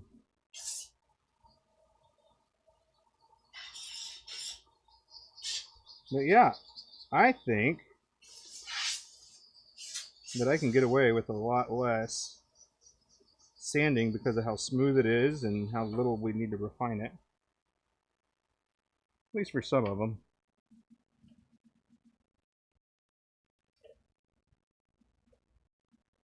Looking good, looking good. All right, now I'll go into my normal sanding sequence. Oh, it's backwards. But yeah, the coarsest grit is 240 that I use typically. Let's see. 326. All right, that'll work.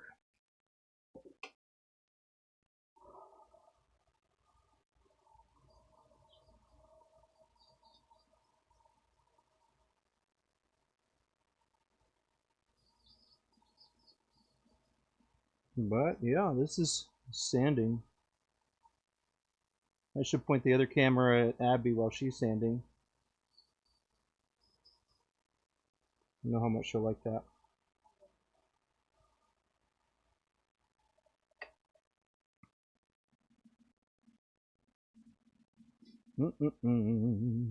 Okay. See, that looks nice. It looks pretty nice already, if you ask me. I'm for it.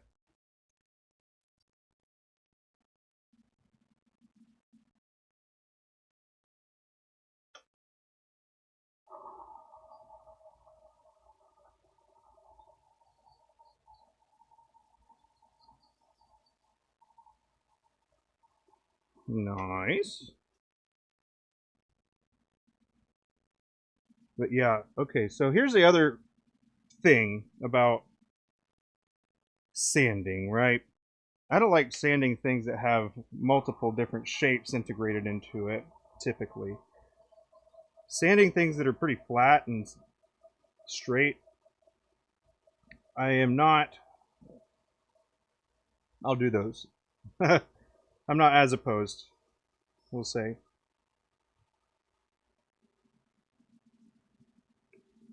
But yes, I think with as smooth as I've got these already, it'll be pretty simple. Oops.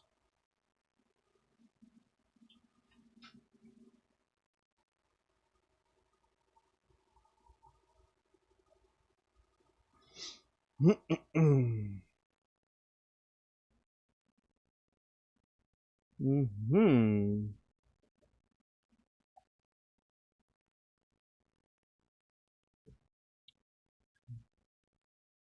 Let's see, do I want to polish that or not? And then, if I do polish it, how far do I want to polish it?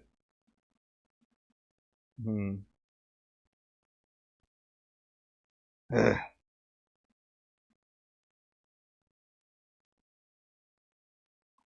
Mm.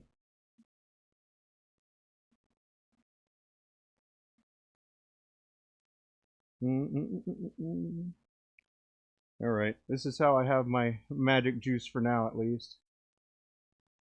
6 is the one that I will actually take off and flip over when I'm using it, at least.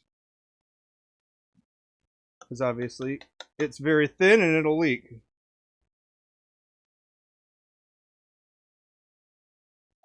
But all the other ones I'll just leave open and upside down.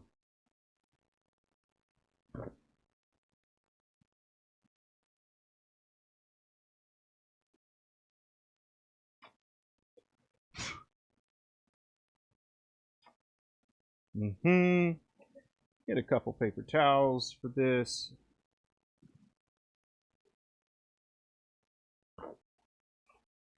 Blue shop towels is what is used for this.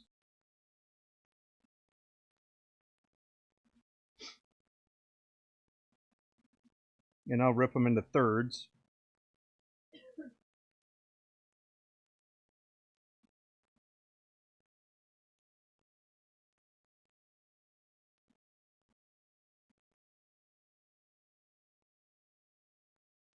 Open. Shop towels. Do them in thirds.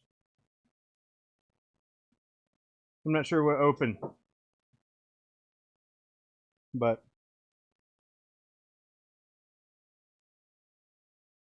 oh, the sorry, the magic juice. I'll leave those bottles open upside down when I'm using them. That way that, kind of the idea is for them to go down. Let gravity help you a little bit.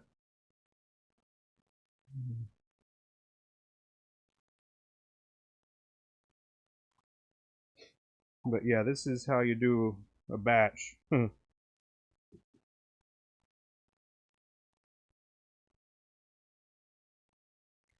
yeah, so one isn't open right now.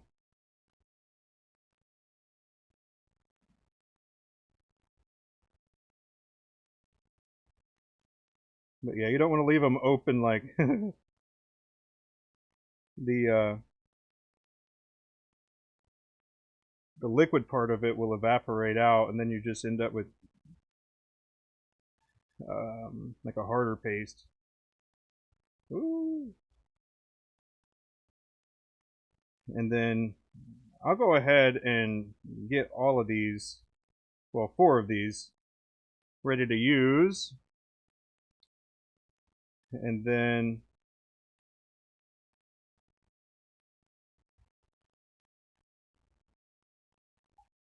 crank the speed up.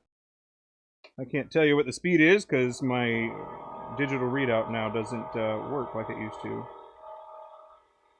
I messed up the sensor when I was replacing the bearings.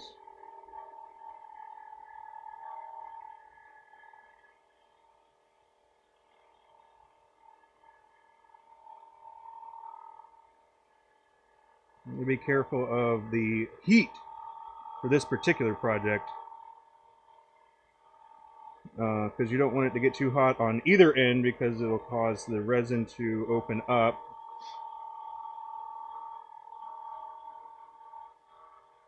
It'll weaken its bond, if you will.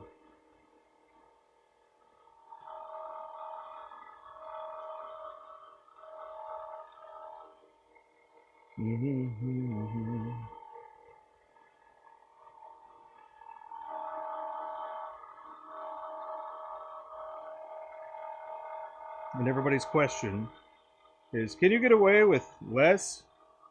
Yes, you probably could.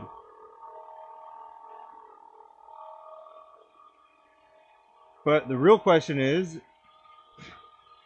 what would be the purpose of it And does it fulfill that purpose? Or does it hurt your purpose?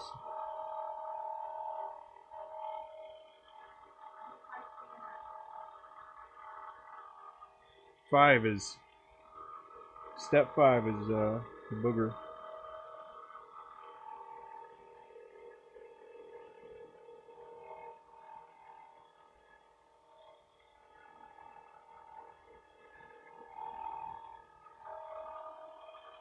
And lastly,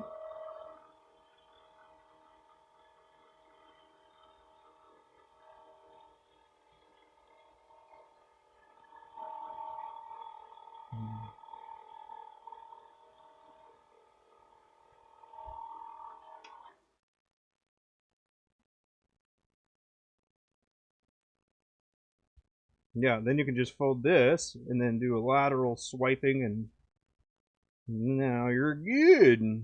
Boom. One down. And then we'll take them to the next step, which would be to clean the ends, clean the fronts, test fit again, and then install for completion. Don't need this very often, but a box that's got the done ones. Let's put this here.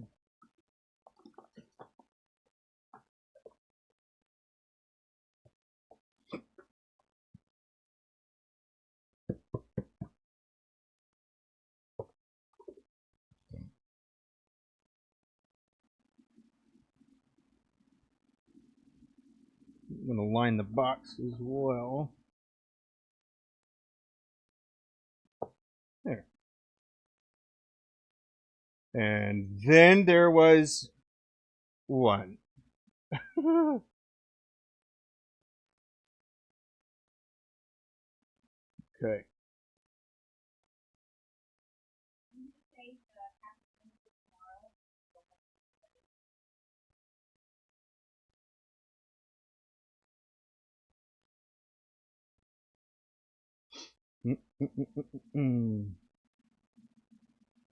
But yeah, like I said, this would be a pretty simple shape to do.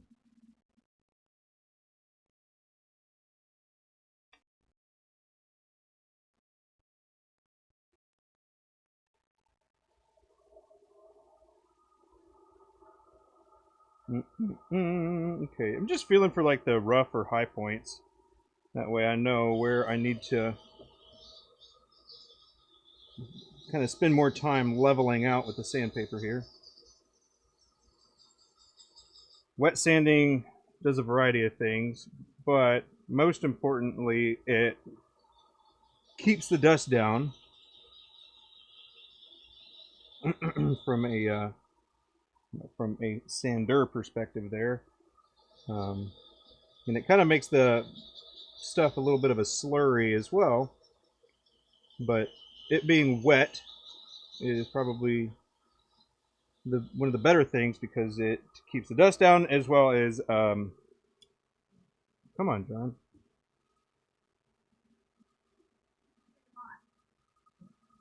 Keeps it cooler. Golly.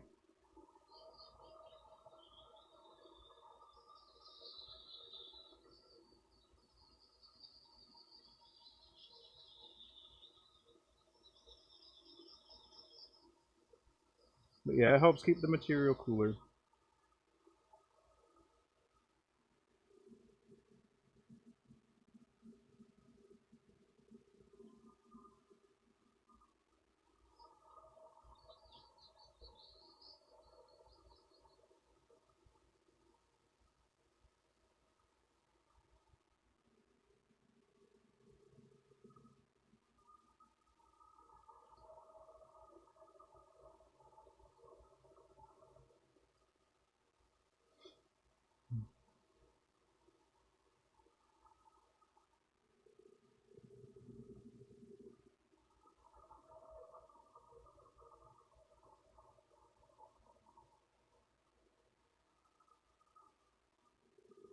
Mm-mm-mm.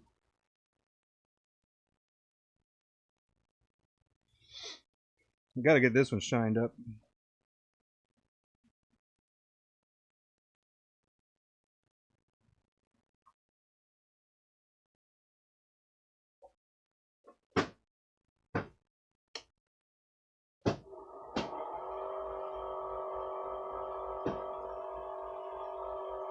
Takes the longest to get set up the first time, but after that, things tend to go smoother and you start getting in a groove. But it's weird to say, but sometimes the hardest thing for me is starting something. But once I do, I can usually stay at it for a while.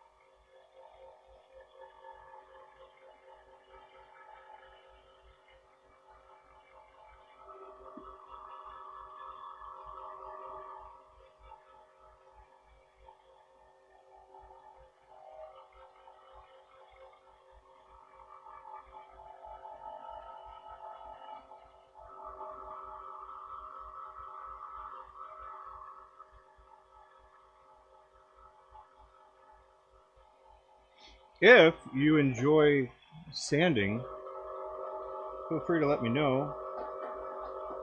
I might be able to use your services.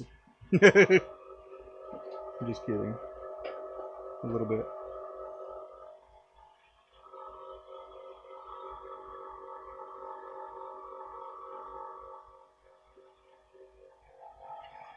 But yeah, you know, a lot of people like bringing the shine on. And honestly, one of the reasons why sanding wasn't a good fit for me is because I was like really obsessive about having it be just right, and it just wasn't.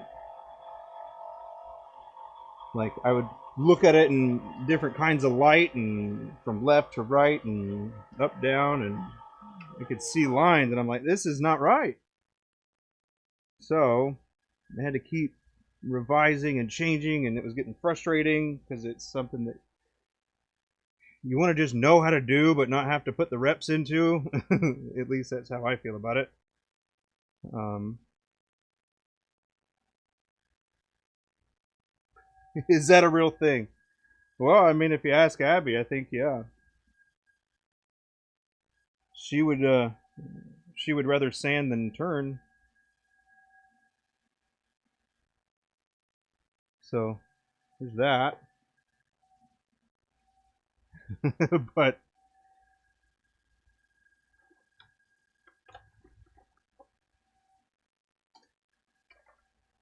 I don't think it goes much further than that.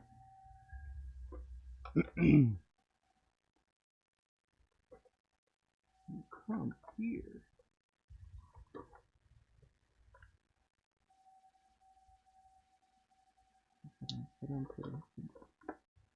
What was I doing with this one? All right. Well, these are the ones that we got still. Chipping away. Now I could clickbait and say, "Oh, look at." Let's see. 1, 2, 3, 4, 5, 6, 7, 8. Holding $800. Or I sell this for $800.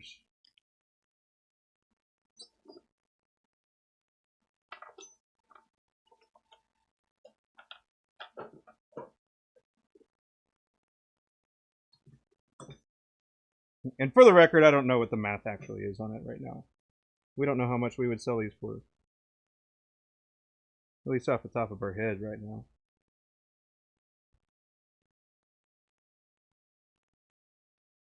Ooh, but this one got to be one of my favorite blanks. Very mother of pearl looking. It's a black prismatic pearl is what we called it. Or what Abby called it. But this one I gotta say, this one actually looks pretty darn cool when it's flat. Come on now.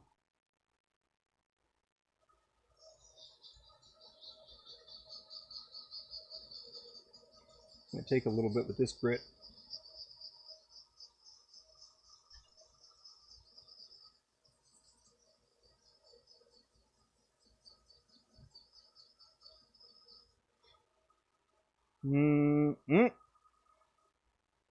What is that? Yep, that's on the pin. So this is where the chatter can become obnoxious, we'll say. So that's why I try to minimize the chatter, obviously. Everybody does, but this is why.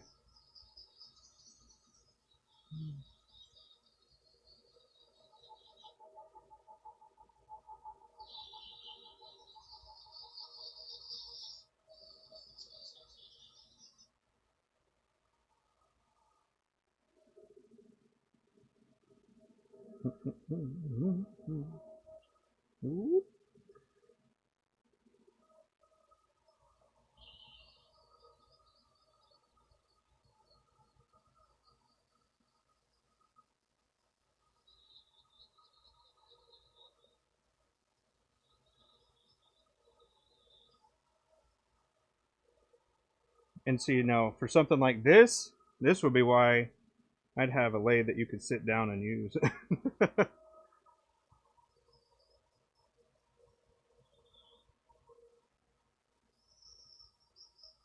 Like the Robust has a lathe that pivots like totally. Oops, sorry. It totally tilts downward, right? So it would tilt towards me and have enough counterbalance to not be a problem. So I would potentially be sitting down and sanding these. But that is a massive lathe, and, well, I don't have space for it, for one.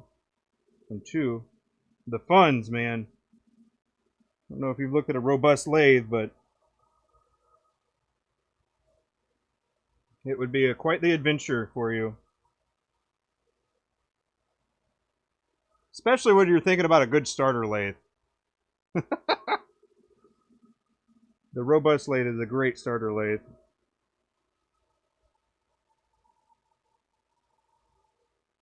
You would never need to upgrade. I can't guarantee that, but you pretty much will never need to upgrade if that were the case.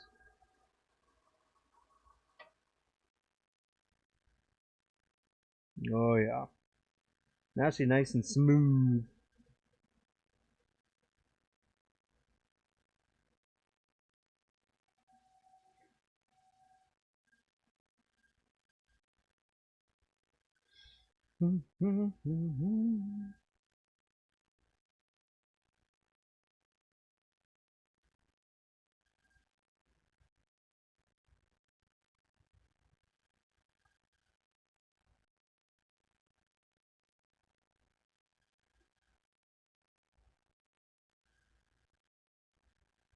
There we go.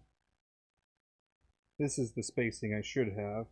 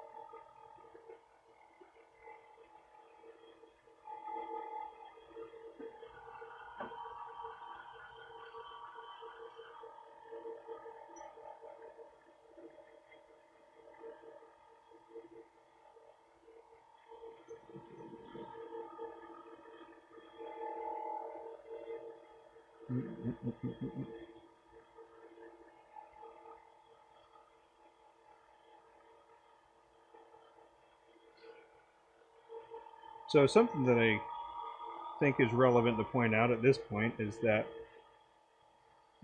this grit, well, this paste has a different grit. So if you didn't know that, now you do, that there's different grits for it, because you're like, well, what's in the paste? Why is it this way?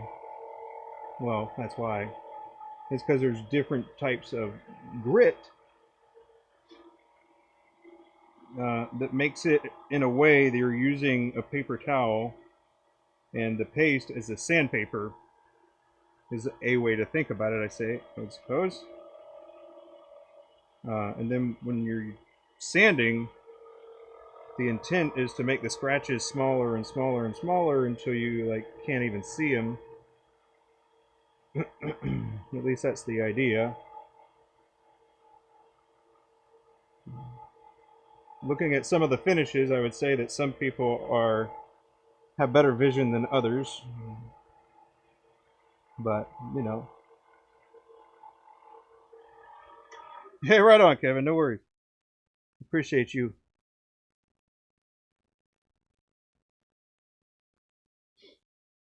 But yeah, just throwing that out there.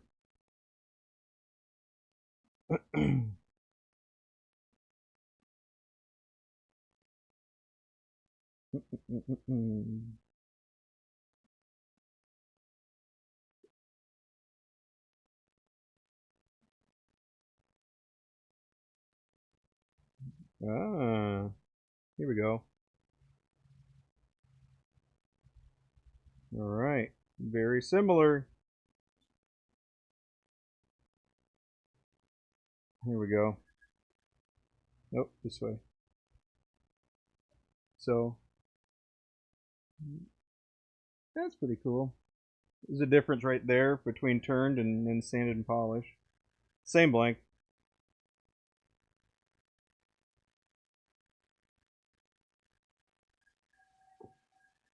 So the other thing I'll say with the sanding is that um, you're getting the surface smoother and smoother every time, and you're kind of taking, well, you're smoothing the top with the bottom if you think about it as like levels. So if there's like a scratch in the middle of that, it's because the outermost part didn't go deep enough to be flat and level with the scratch. So kind of a tedious thing, but another route that people pursue, instead of doing it that way, they will actually put something on it that will fill the crack and make it easier to level. So you're kind of filling a void in some ways. So like when you do a CA finish, you don't really need to sand to like 12,000 on the wood because the surface would be too smooth and the glue wouldn't have as much to stick onto.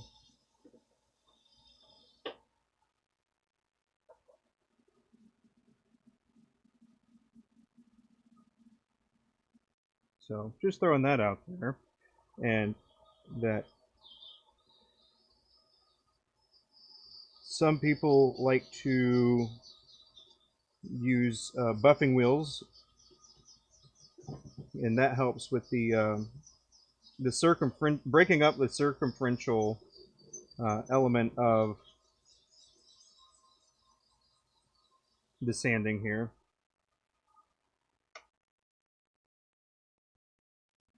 So you can't really see any spirals. Yeah, you can't really see any spirals, but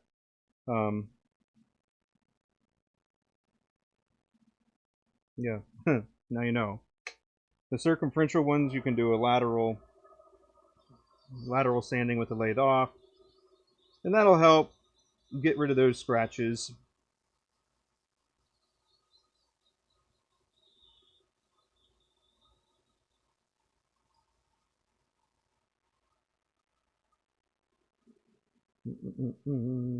I guess the reason I was talking about that is because I wanted to talk about the surface of the pin is actually getting this shiny rather than putting some sort of finish on top of it to give it that shine. Um, yes, if that makes sense.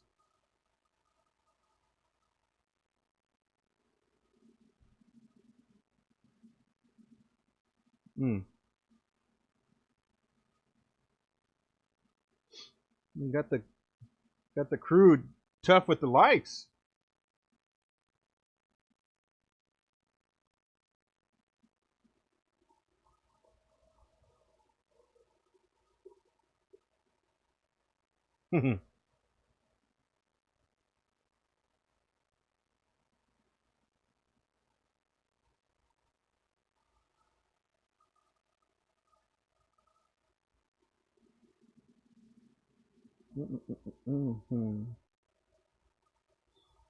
There we go. So I get 4 pins out of a shop towel before it goes into the laundry.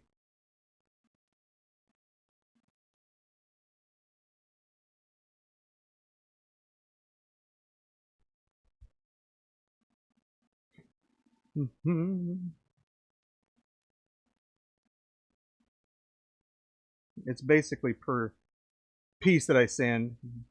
That's kind of how I do it.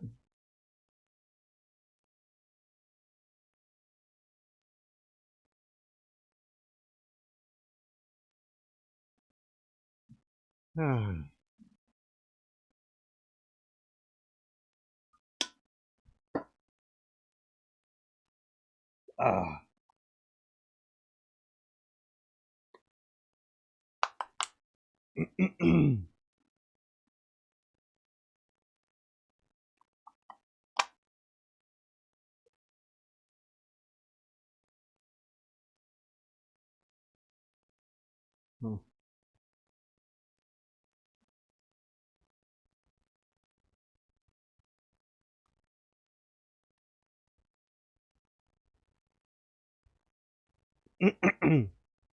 I need to make TIG back caps.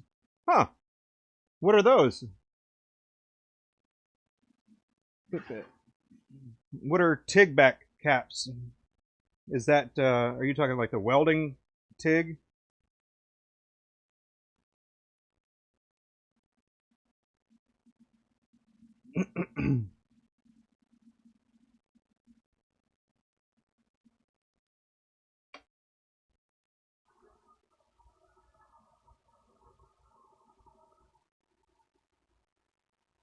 What? Oh, I was on paste. Whoops.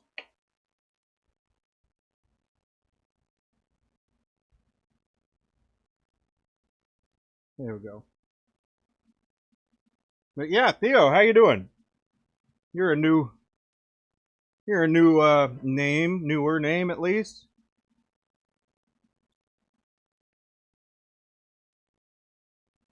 Whew. There we go. I got out of sequence. I had to had to go back through my little steps of like, where am I? But Theo, with a name like Theo, I bet you know some stuff.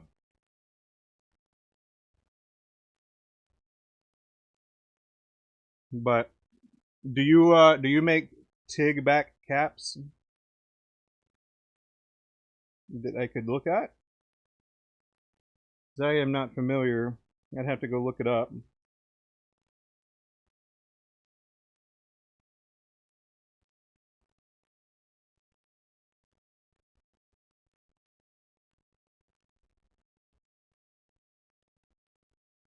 But yeah, if you got a little iteration that you want to add to this, heck yeah. That's kind of what I want my Facebook group to be.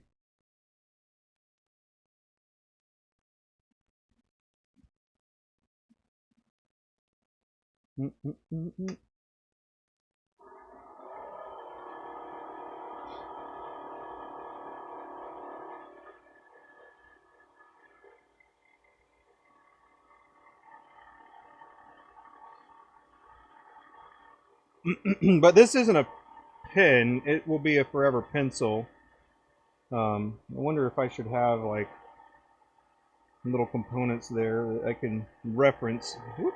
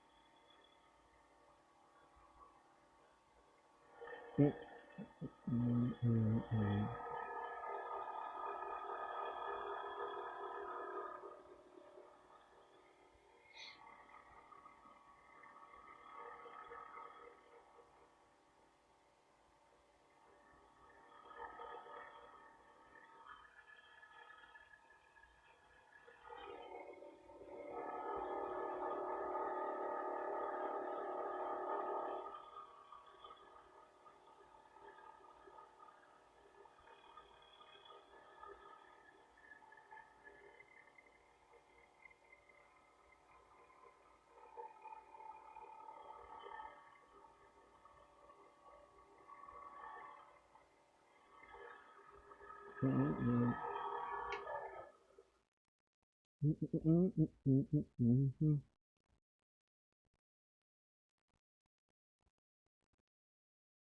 Sweet.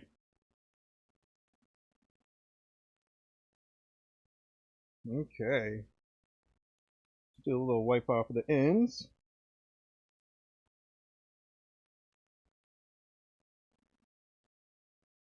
And then I guess I'll get my other little thing out so y'all can, so I can have an example for people that come in so they can see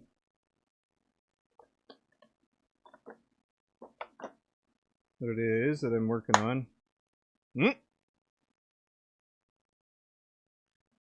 There we go. Oh, need a tip.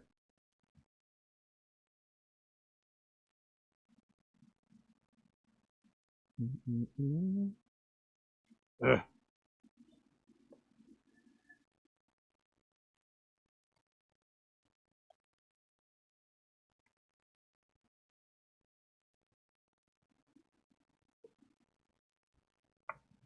There we go. Okay, here we are.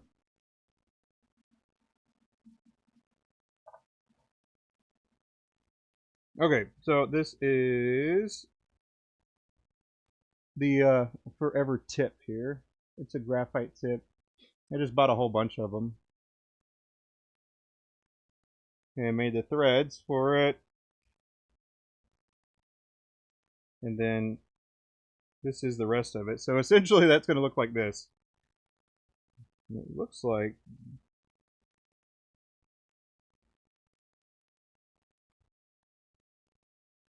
this one. Huh. Well, there you go. Now you can see how that part is made. Let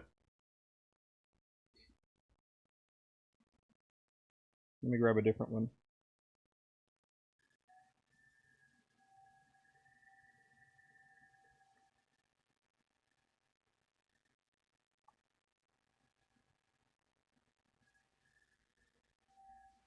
All right, here we go. Let's see if this one.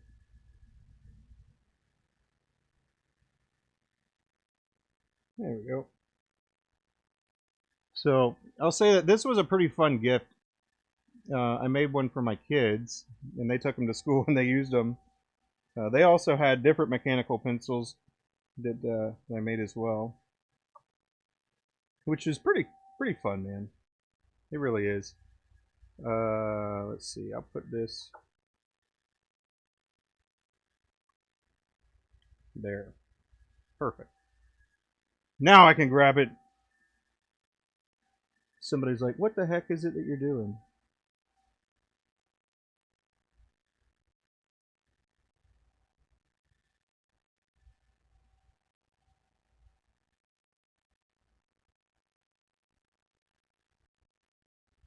Alright, just a little bit of pressure, not too much.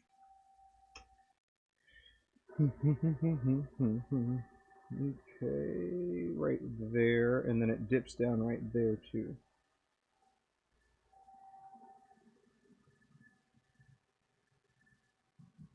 Make little adjustments here and there.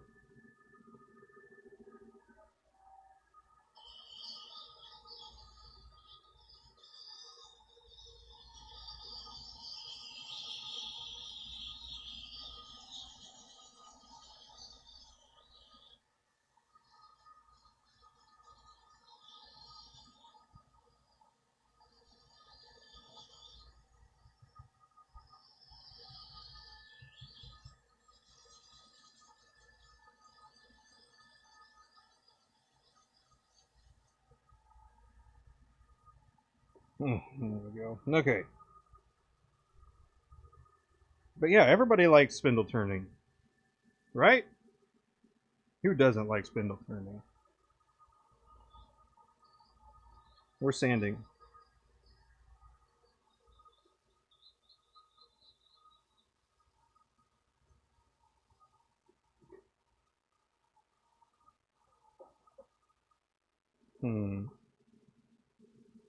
Kind of wonder if I need to change the live center here. Maybe I can do just a little bevel on that.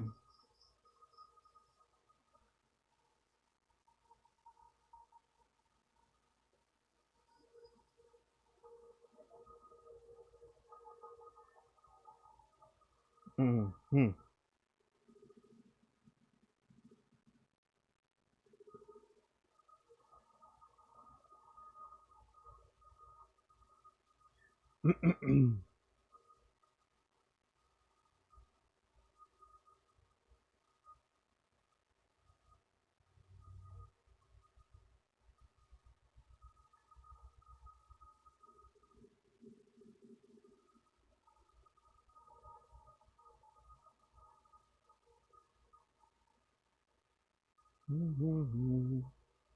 None of these are going to have clips, by the way. I'd probably I'd make them a little thicker if I was going to do that. But it would go about there. Just have to make sure I clear this part to where the eraser goes, and then I would do the channel about right there, just below, and then it would go maybe to an inch. Yeah. But it is a fun little project. So whether you're doing it for gifts or for teachers or for selling or whatever, there's I think it's pretty cool to take something like that and turn it into something else, or a different way of using the same thing.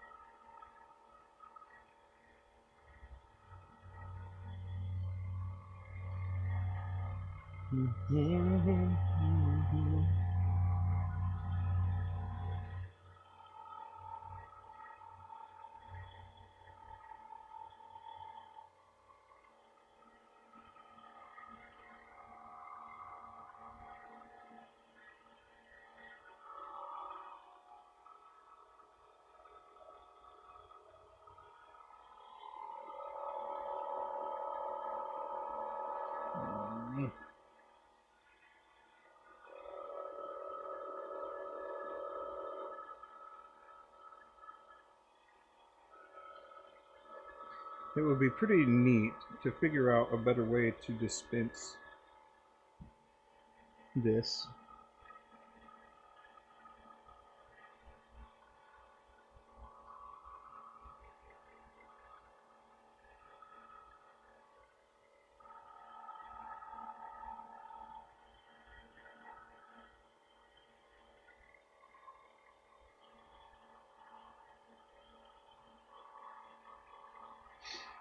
You know, there is something nice about sanding, I suppose.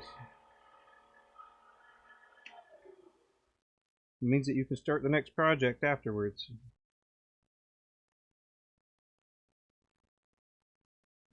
Which I've also got that up into a sanding point. Well, almost. I have to turn those a little bit more.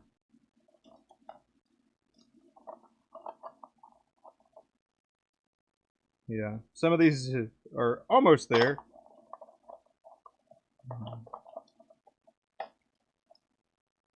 There we go. Grab a few so we can look at them. There we go. So these are some other ones that I've got at various stages of completion. But yeah, those are different type of holders. But yeah, pretty fun.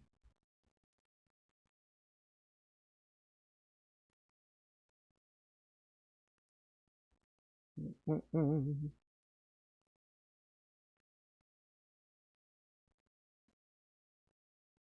then there's not a concern about the way that we sand and polish it. You can clean it.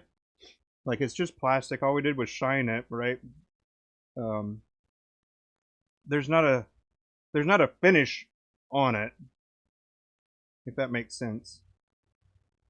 The surface is that smooth to where it's that reflective and shiny. And because of that, it takes a little longer.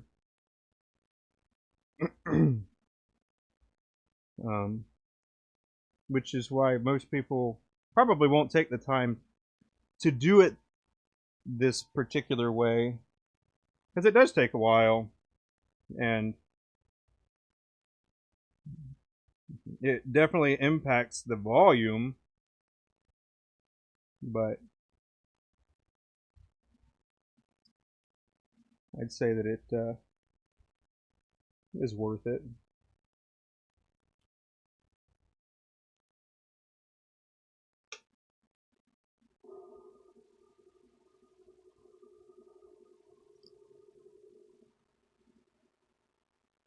But I'm always on the lookout for different ways to finish and types of finishing. For example, on wood, I was reading up a little bit about some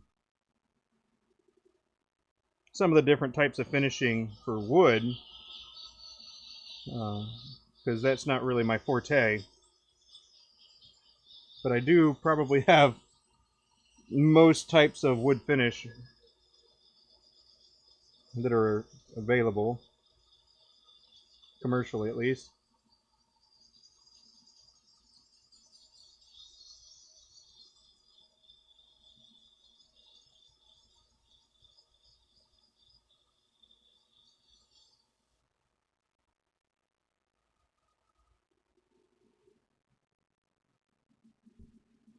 I wonder, does it happen to, um, does it do ads on streams like this?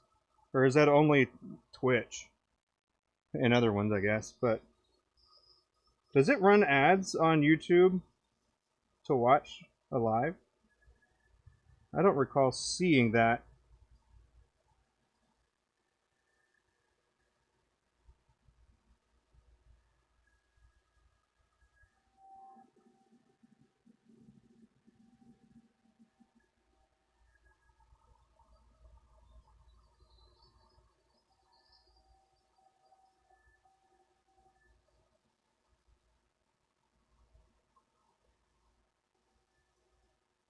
But when it comes to YouTube,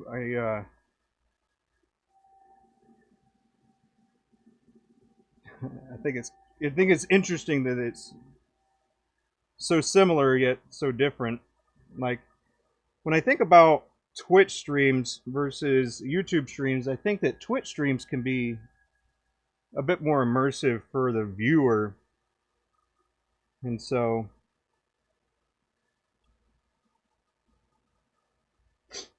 I sometimes think about something like that. I gotta make it, I don't know, like something that, I don't know, pops up or something. And it's just like, hey, I'm gonna be doing a raffle or a giveaway or I don't know, something.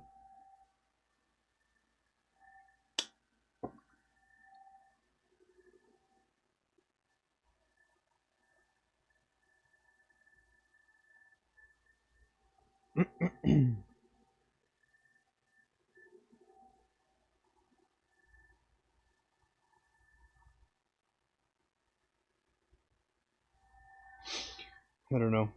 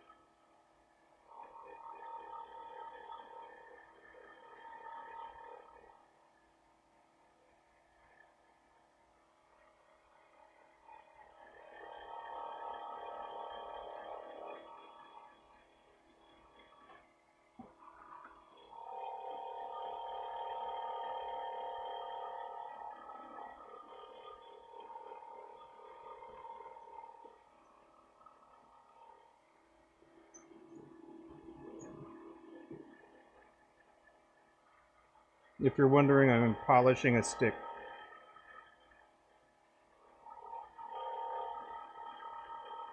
I am polishing a plastic stick.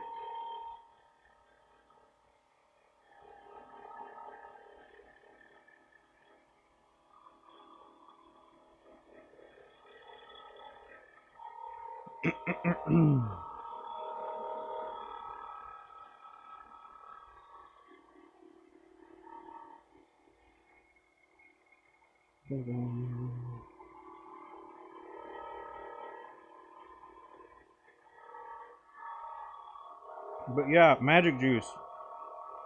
That's the way to go on plastics, in my opinion.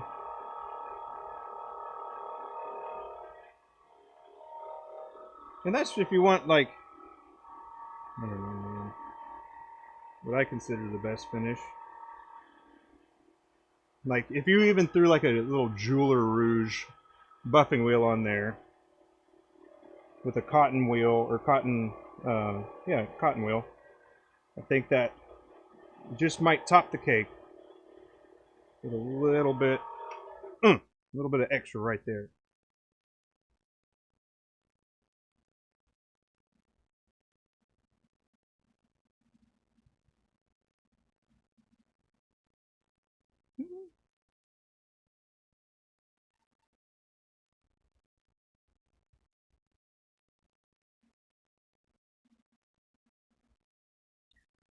I will say it's not very many streams where I bring something all the way to the finish line. But these were almost already there, so I don't know if that still counts. We'll just say that it does.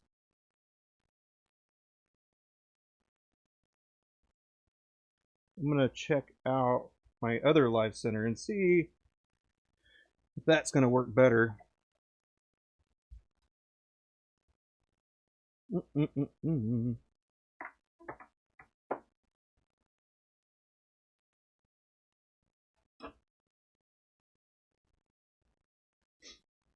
So I think I'll be able to get a little bit better of a angle maybe, or it'll be no different. All right, it kind of doesn't look different. All right, well, we'll try it anyways and see where we are.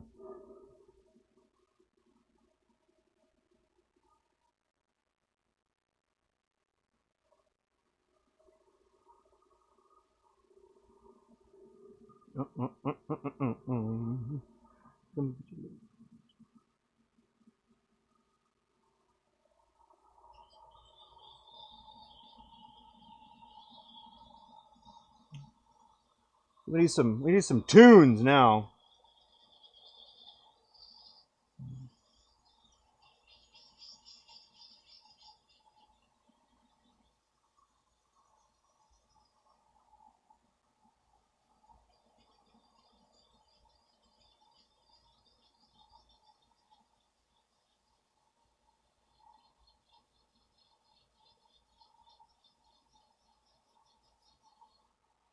Mm-hmm.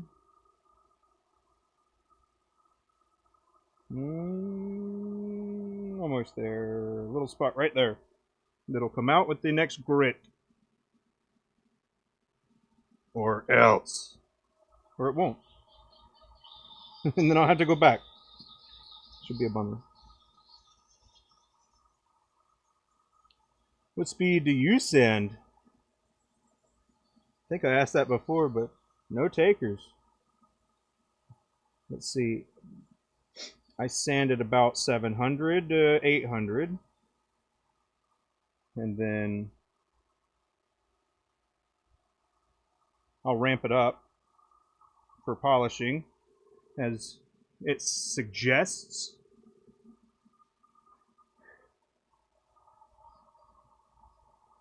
So we polish at a much higher speed. But still, you got to be careful with the amount of pressure that you're going to put on. There's always something to consider, and there's always a trade-off, it seems. More speed, more heat. More pressure, more heat.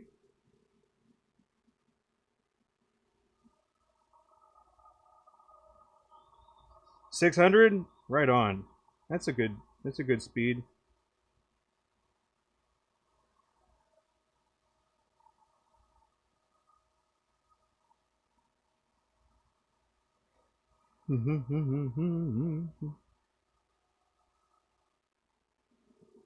Yeah, 600 is a good speed, man.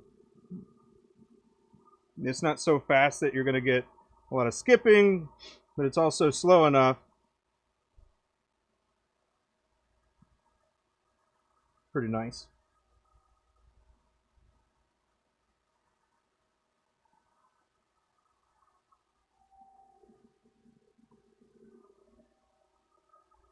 There was oh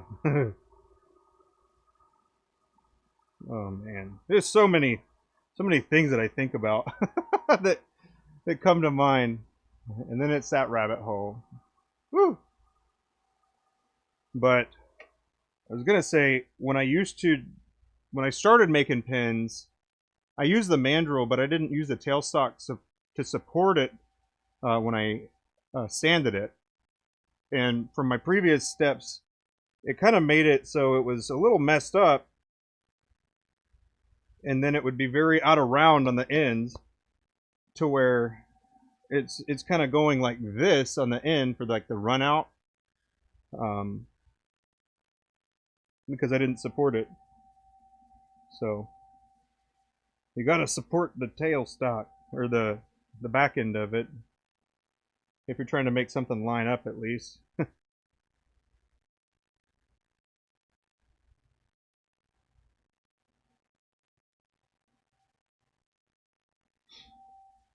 Yeah. So I think for these will make it to the show. Not sure how well they're gonna do.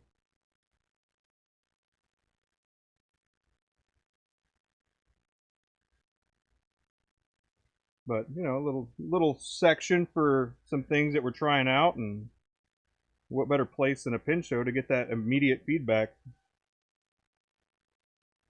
at least from some people.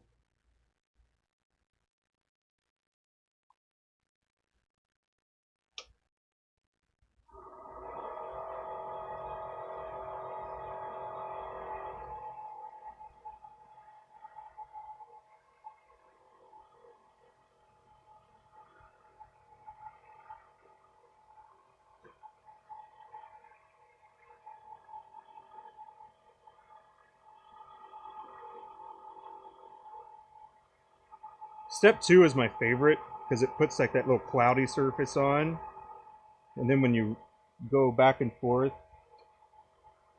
it just ends up smoothing out, and I like that.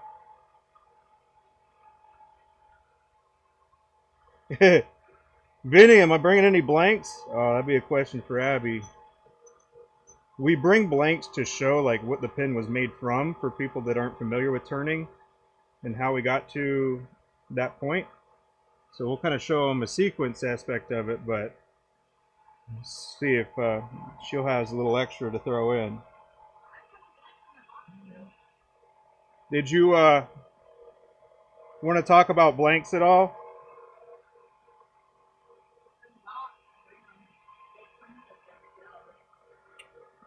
Just those? Then yes, we will have some blanks. I can't hear her. She's talking to me though. I can't hear you.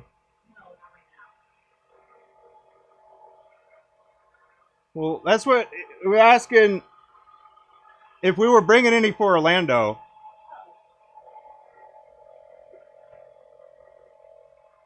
All right. What's on your hat? I have brought blanks to every single one of the shows. I made a bunch for our first show, and then when we've taken them to the each of these pin shows, that's fine. We've realized that the majority of people there, even with other makers there, aren't there to buy blanks. So I haven't really like made a bunch of effort to make more for the shows. So we still have like essentially those same blanks that we've pulled from if we've had like custom requests or whatever, or commission requests. But I do plan on bringing those. I have talked to John about potentially maybe getting blanks up on the website. It's been years, three plus years since I've sold blanks like as a blank maker. While I am like our full-time blank maker and I make a bunch of blanks every week, I haven't made them for other people in years. And there's a couple things with that of why. Initially, it ended up being because we wanted to keep some of the things that were like special and unique to us for ourselves, because we realized as soon as you sell them to other makers and everybody's making pins out of the same blanks, with resin pins especially, and in the bespoke pin making community, there are finite, supplies of blanks and of people that make blanks. So it often ends up that a lot of people use the same blanks, and then which is great because that means that more customers are able to get pins out of those blanks, opposed to it being one maker. But yeah, we felt like we needed to establish. You can pivot it a little bit. It's fine. I'm gonna go over there in just a second. That we needed to establish ourselves more before we wanted to do that. But I have recently been thinking about doing that again, of maybe making blanks specifically to sell, and to have listed on the site. So yes, I will definitely have blanks either way, in Orlando. But yeah, that's kind of where I am with it now. We're about to head out of town, so like I haven't actually gotten like to sit down and play anything out or get anything listed. But that's kind of where I am. That I might start doing that again. So yeah, because we have a lot of blanks. We for a while, anytime I made a new colorway for fountain pens, anyways, we'd set one aside. So I have not all of them anymore, but like a lot of like one of each of our colorways. So that's pretty cool. But You're welcome. just saying you'd buy a few. Now, are you talking about shorter blanks, like like the ones we use for this, the ones that were used for like kits and stuff that are 5 or 6 inch blanks, or are you cool with them being, you know, the 8.5 inch blanks that bespoke pins are made of? Because I have only brought the bespoke pin blanks to shows. So just a question, like, are you cool with cutting one of those up if you're doing kits or stuff with it? Yeah, well, that's kind of what I'm saying. Like, those are what I bring. I bring the bespoke, and that's what I'm talking about too. Because I'm not talking about our shorter blanks for our diamond painting pens. I'm still planning on not selling those, but I am throwing around the idea, or mulling it over, of offering the bespoke kitless rods again, which are about 1.5 either. You always spend away for cutoffs. Perfect. Well then, yes, I will absolutely have blanks. I don't know how many different colors and what exactly they'll be yet, but yes, we will have blanks with us in Orlando. Now I'm going to go back to sanding. Oh, thanks. There you go. So there's the thorough answer of that. She's been talking about it a bit, but haven't decided one way or the other yet, it seems.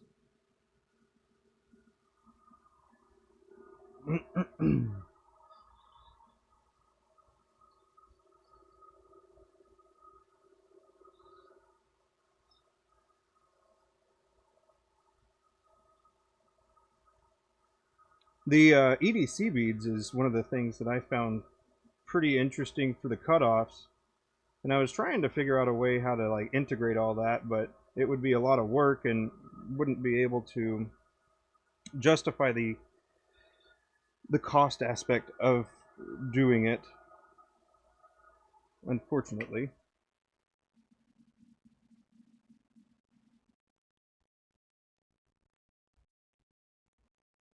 There's a nice scratch right there. By nice, I mean not good, but noticeable.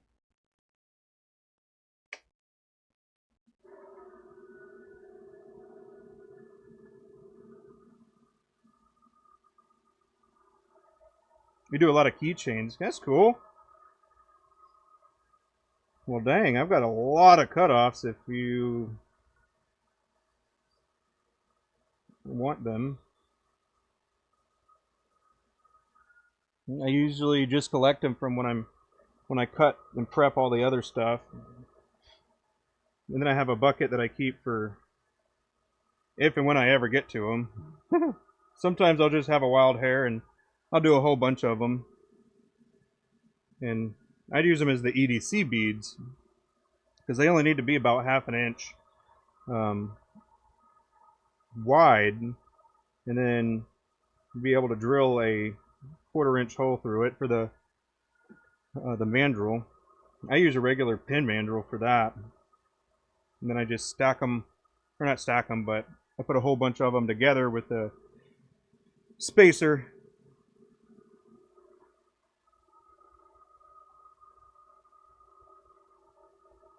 Hey, that's not a bad idea. Yeah, that's not a bad idea at all. Let's see.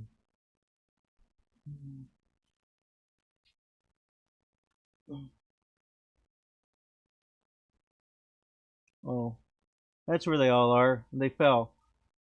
They fell off the back end, but basically, I drill a hole, and then you can put it onto a mandrel like this one, and then you just have the spacers in between, and then you can turn them. So whatever diameter your mandrel is, just drill that size hole, you know, and then put them on there with a spacer, and then you can make the beads.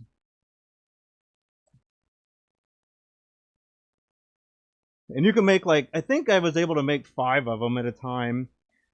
So it's kind of cool to be able to work on that many at one time. But yeah, you can go from prepping to turning and polishing and yeah.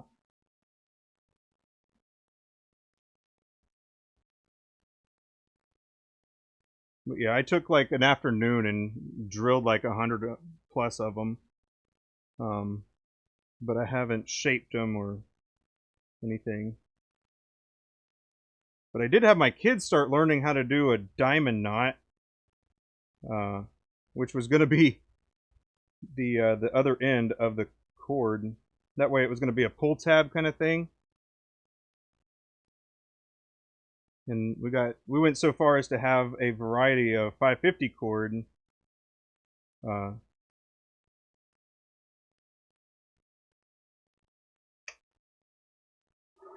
yeah.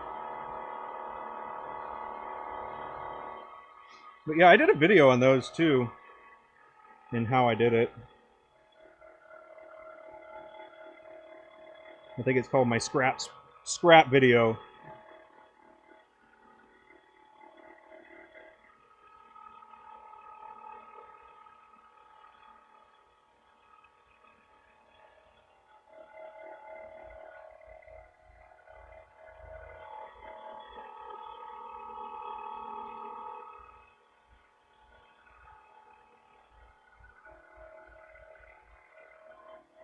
Mm-hmm.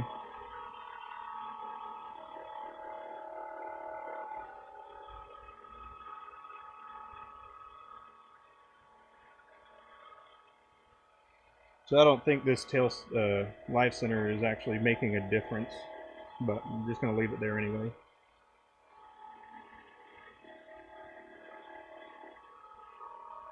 But yeah, that's a good little add-on, man. That's pretty clever, and that's kind of how I was thinking about doing it. Except for every pin, I would have a little bit that I could do that with. So that would be a part of like the whole presentation of it all.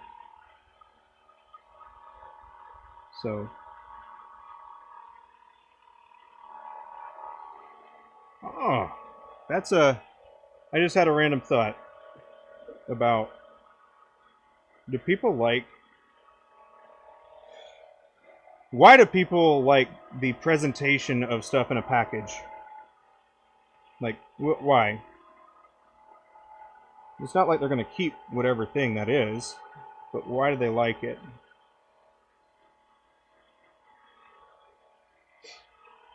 For example, when you open up like a brand new pen or something, you buy like a $200 pen, you want the packaging to be pretty nice.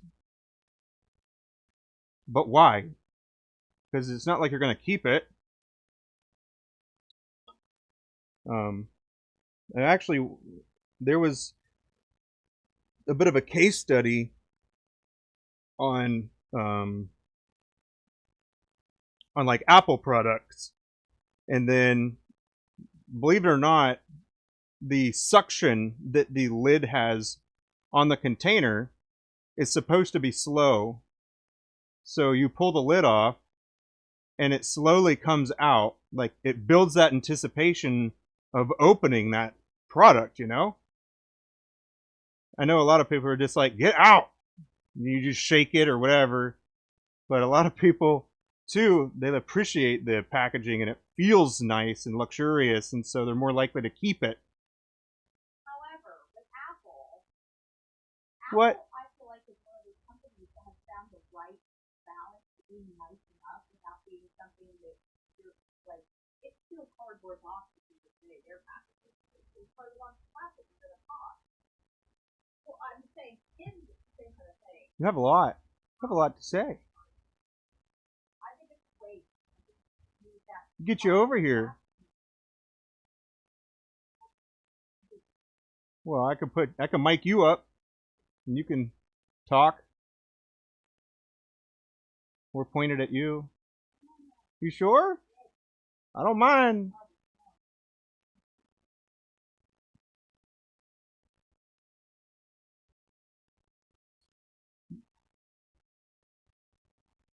See, I know somebody else wanted to join the conversation.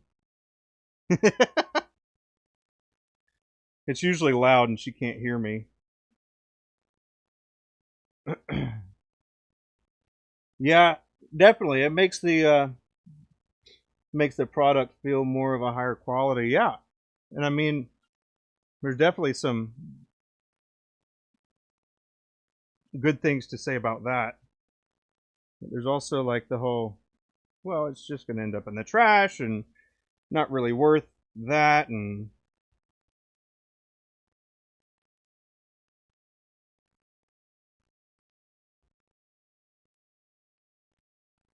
but yeah, I agree.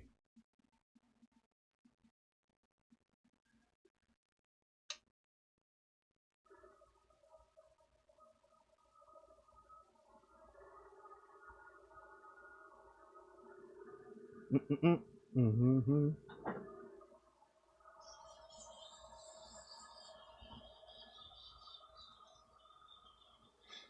But yeah, thinking about that is always interesting, and talking to some other people that are in like that are at the higher echelon of packaging and stuff. Um, there is a product marketing sort of thing. My buddy went to the class, and it's all about the presentation of whatever it is. And so, I mean, a lot of it's just kind of, yeah, it makes sense. You want your product to be kind of the center of attention for whatever the packaging is. But how do you want the packaging to be? Do you want it to be like an adventure for the person? Like, I'll give you an extreme that, is good for some, but not most, we'll say. Because some people find it amusing to, like, I don't know, wrap a present with dollars. That's something that that I would do to, uh, have the kids open it up. Just have a whole bunch of dollars used as wrapping paper. And so they're going to be like slow and delicate with opening it. But are they going to be thinking more about the dollar that they're going to pull off, or how many dollars are they going to end up pulling off, or is there more anticipation build up for the actual thing that it's going to that's inside, or it's just, I think that packaging also is a part of like the story of it all. And so a very overlooked part of the whole thing, really. And then I find it kind of funny sometimes when I get a package from Amazon.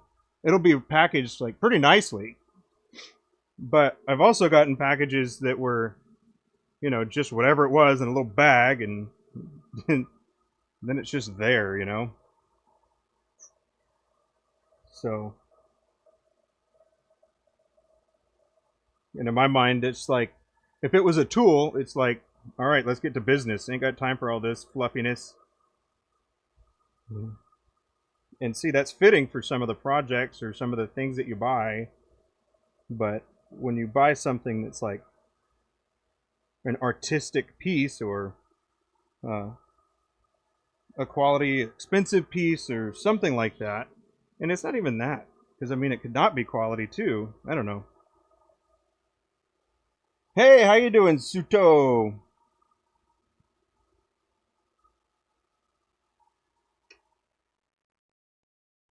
Fancy seeing you here. I haven't seen you before. Hope you're having a wonderful day.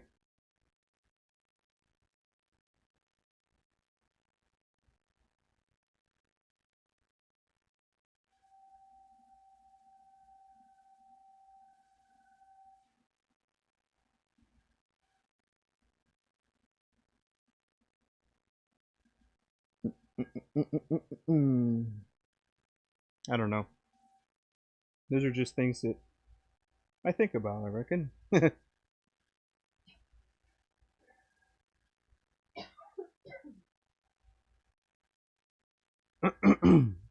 I'd also venture to say as much as consistent packaging for repeat buyers.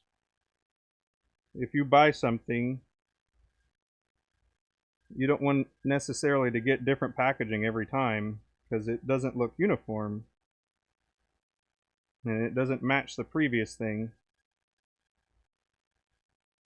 So it might make the consumer wonder why that's the case. Or not. Maybe just me. Which I suppose is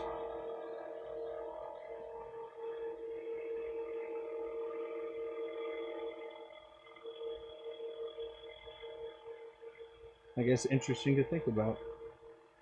Maybe it is just me. But I don't think so.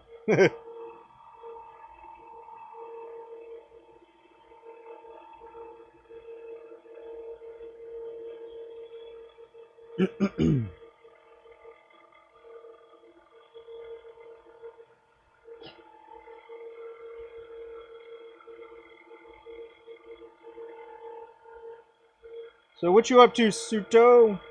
Sato?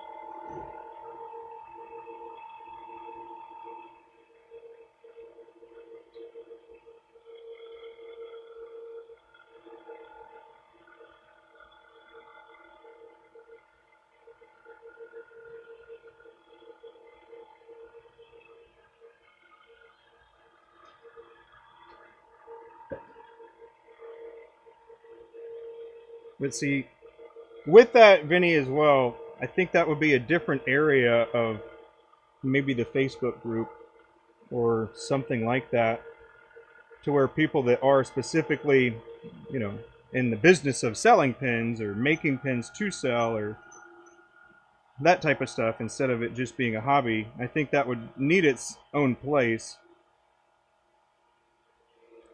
And so that's kind of one of the reasons I was thinking,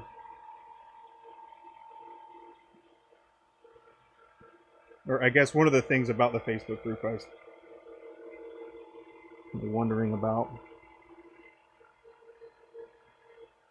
Like I've seen some,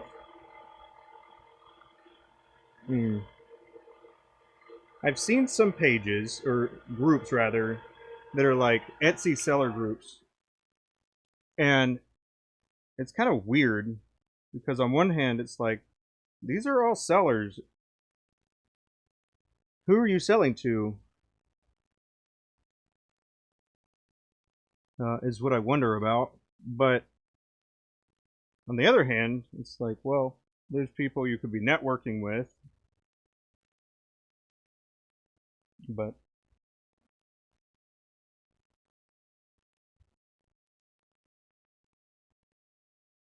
I don't know. I just think it would be cool to have serious, or more serious, I guess, things, but also the right amount of, enjoyment too.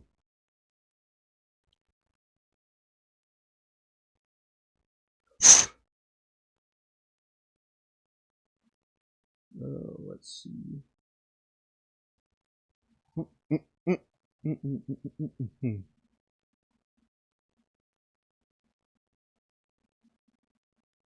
I don't know. Build something that can evolve, you know? Something that can evolve, something that pivots, is able to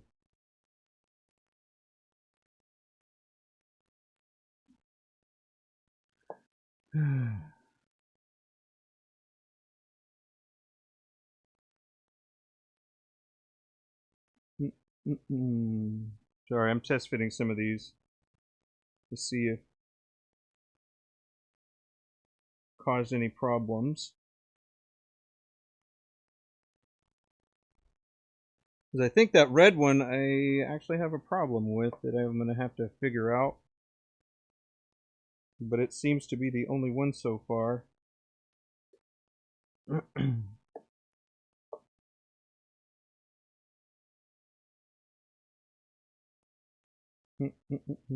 Okay.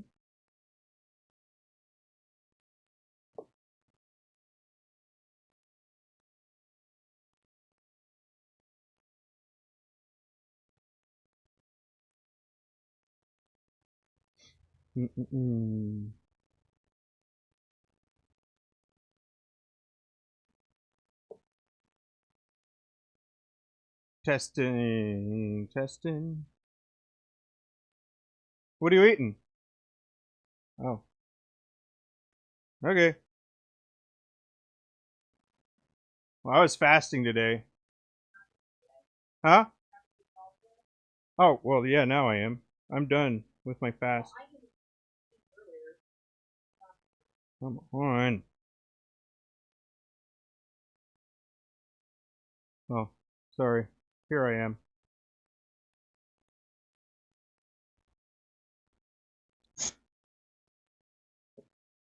Alrighty. So that one's good. This one's good.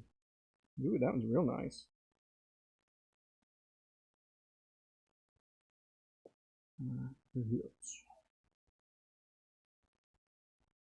Alright, so it looks like just that one. Huh, wonder what I did differently.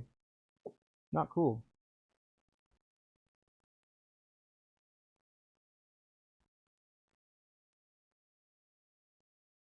Hmm.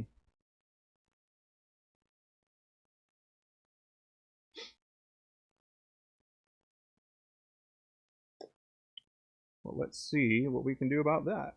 Okay, so my problem here is that I think it got too hot, and so it doesn't have very far to go. So oh, this is the problem here.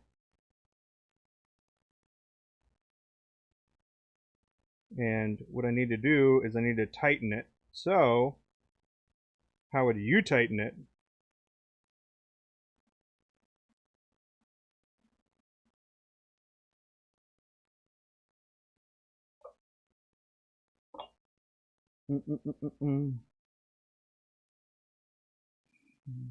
Yeah,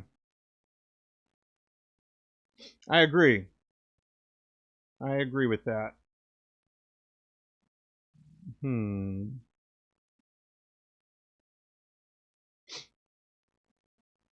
Okay. What can we do here? All right, I got an idea.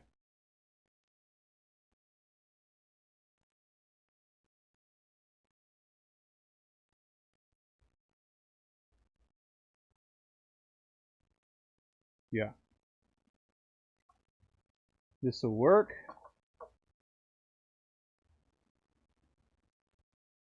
I'm over on the metal lathe here for just a second. I need to determine how I'm going to remedy this. And I've got an idea.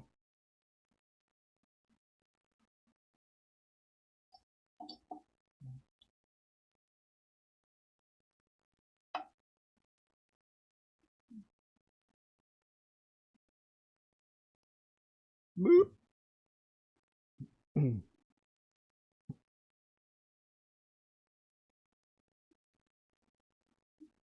Okay.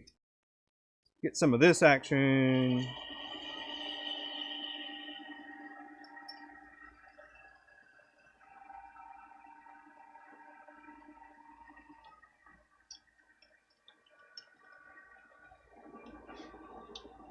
Alright, so what I'm thinking is I've got a center start bit now. And I just did a little center start in here.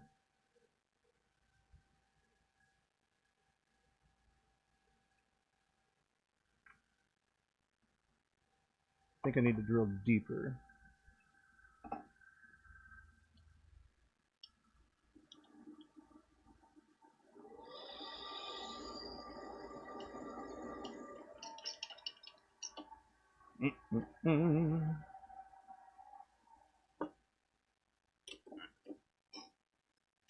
Okay.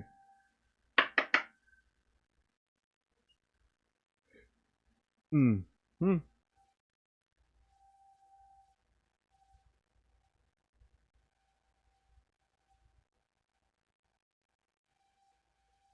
That should work. Okay. Now here, and then what do we know about? What do we know about plastic once it gets heated up? It becomes a little more malleable. So we're going to use that to our advantage here, hopefully. So I'm going to just get it warm. Going to crank up the speed a bit. I'm going to use this to get it warmer.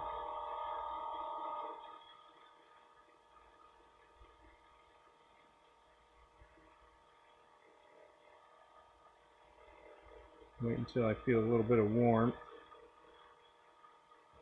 We're just heating that up. So it's starting to slip now. And then this.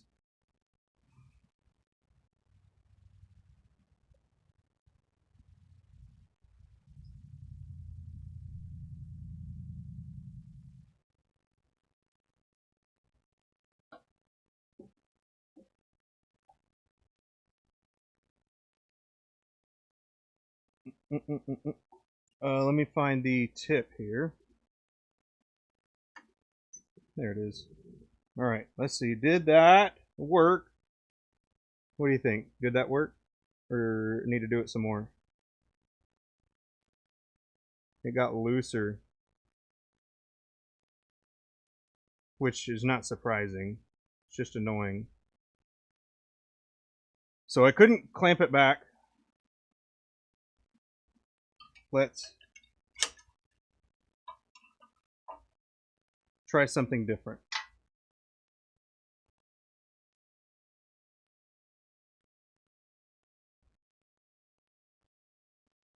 Let's see. All right. Now, what we're going to do is we're going to get a 4-jaw. We're going to change gears. Thanks.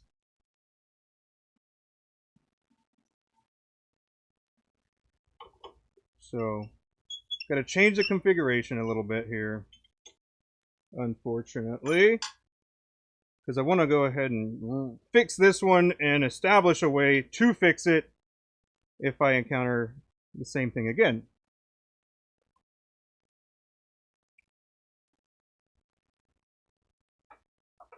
So, it may or may not be something that's interesting to some, but I'm going to do it anyway. Okay, actually, I should have left the live center on initially.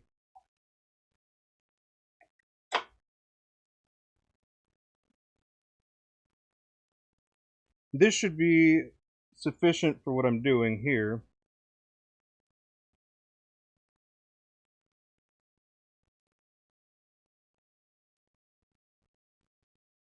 Make sure you got plenty of paper towel barrier if that's what you choose to use, which is what I'm going to do here. Okay.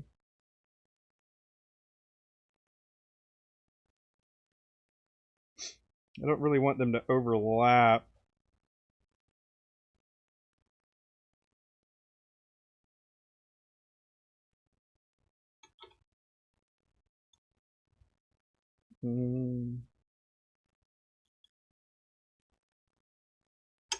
Get on there. Okay. So this is the side that I need to make a little smaller. And what I'm going to end up doing is actually just shortening it a little bit.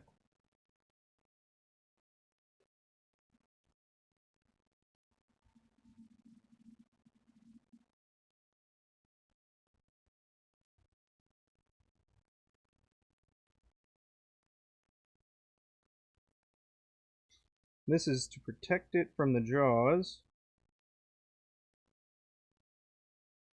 Then I've got the live center here so I can center it before tightening it.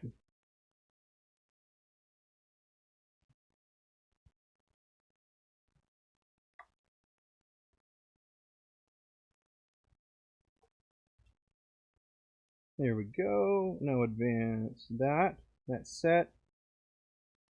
And give it a hug. Now we'll see if we move. Let's see, it's a little out of round, it seems.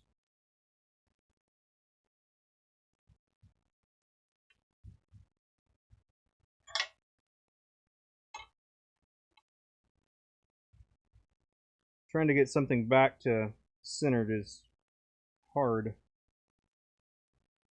But it didn't have to be perfect for my case here. I've already turned the major. So let's see how we got. Ooh, that's wonky as hell.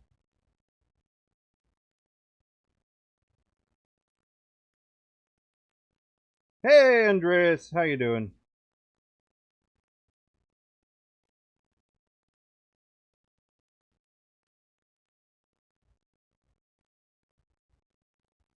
Okay.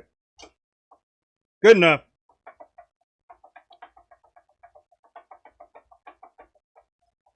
So that can come out.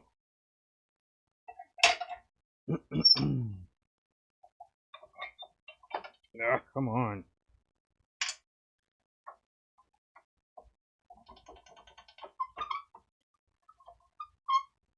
So not ideal, but this is a way to do something like this. I'm only going to be going laterally. That way I don't have to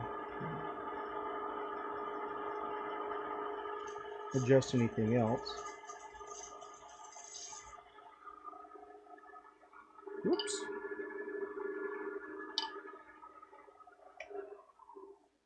Okay, now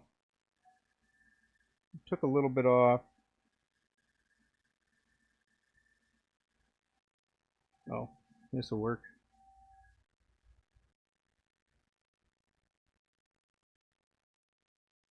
Okay. Still need to go more.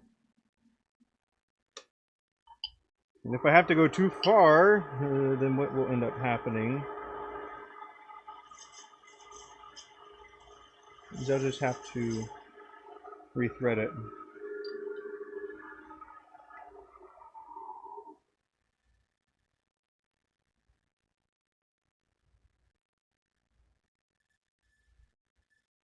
Ah! I took the little piece out. Alright. That's not a good tester. There we go. Looks like we're still going to have to chop a bit more off and then taper it again, which means that we'll have to sand it again.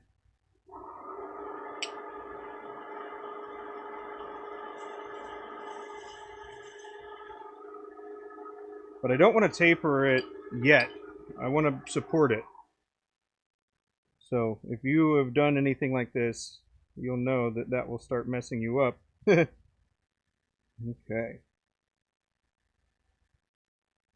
That's pretty good. Let's see when we actually engage. A little bit further and we'll be good to go.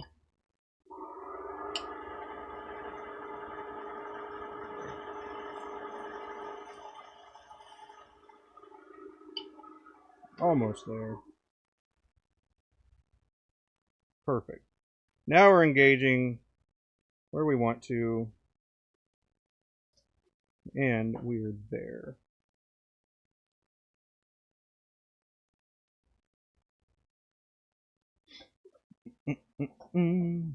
Okay.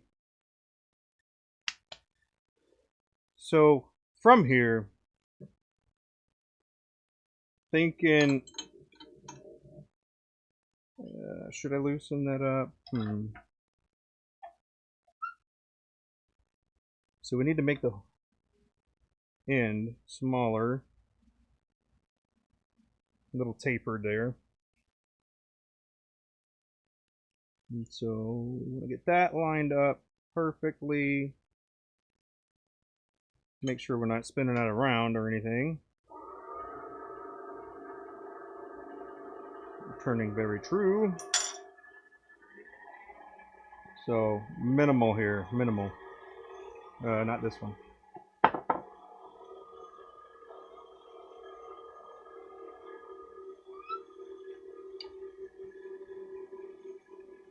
No. Okay, there we go. So we're going to do.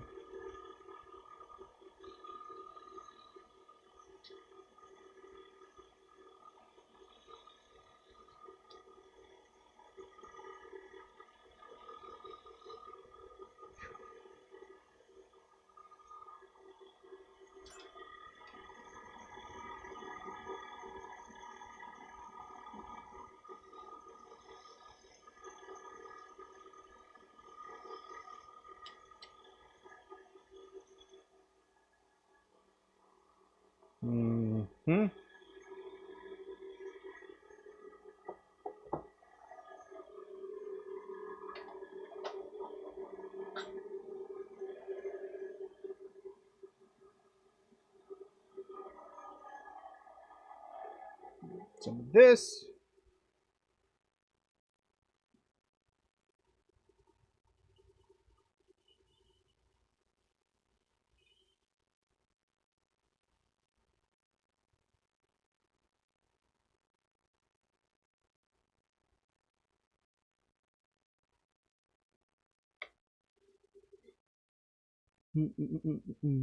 Okay. There we go. Just a little backtracking. We're almost there. No. There.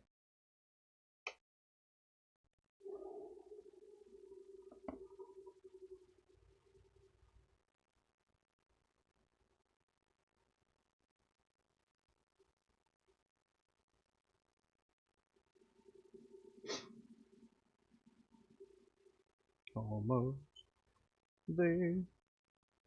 What you in the mood for?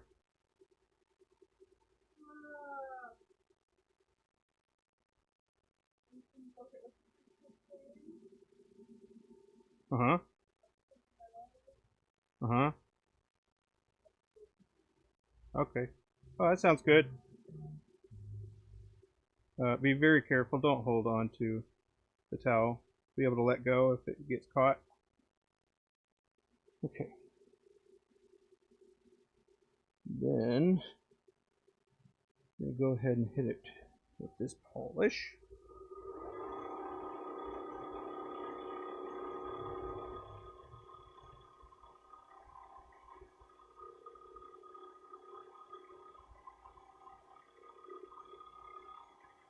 Mm-hmm.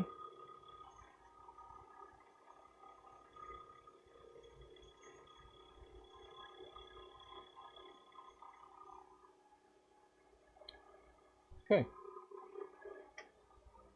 Hopefully, this will have remedied that.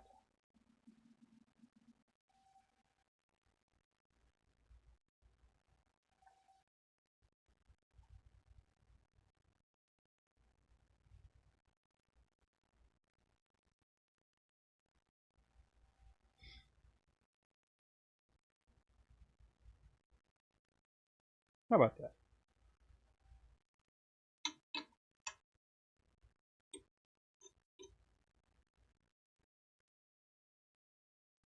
And then you want to make sure that you didn't accidentally grab a hold of anything that you didn't want to.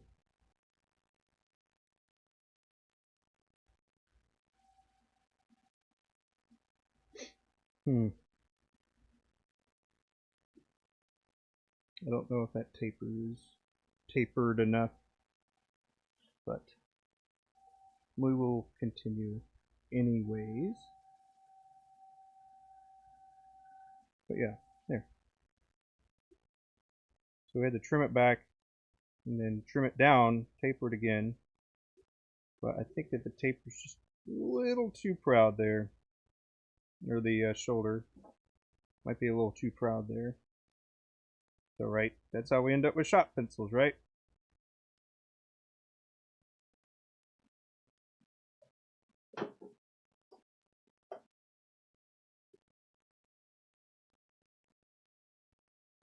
Let's see. Put that one away.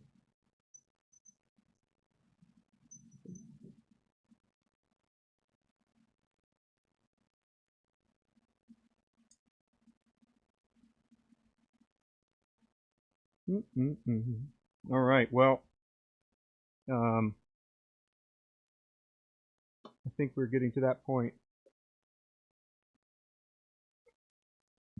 Excuse me. I'm sorry. I think we are getting to that point where I am going to have to wrap up. That way, and go feed the wife. You know, you want to make sure you feed and water the wives. So, yeah, I reckon we will call it a stream right now. Thanks for watching me work through some of those problems, and appreciate you hanging out. This is here. We'll hop back over here. I'll show you the ones that we've gotten done right quick. There we are. So these are the ones that we've gotten done here. Whoop. So looking pretty sweet. Yeah, we'll put tips into all of these and then erasers on the back end, and then that will be it for these bad boys at least. I still have still have these to go, plus one more that just fell. So got these to go. Vinny, I appreciate you, man. Means a lot. Means a lot. You being here, hanging out. Yes, sir. Love it. Hope you were able to extract some good stuff from it. But yeah, I appreciate you hanging out, and I will see you next time. I hope you have a wonderful day. Good rest of your week and everything if I don't see you again before then. Take care.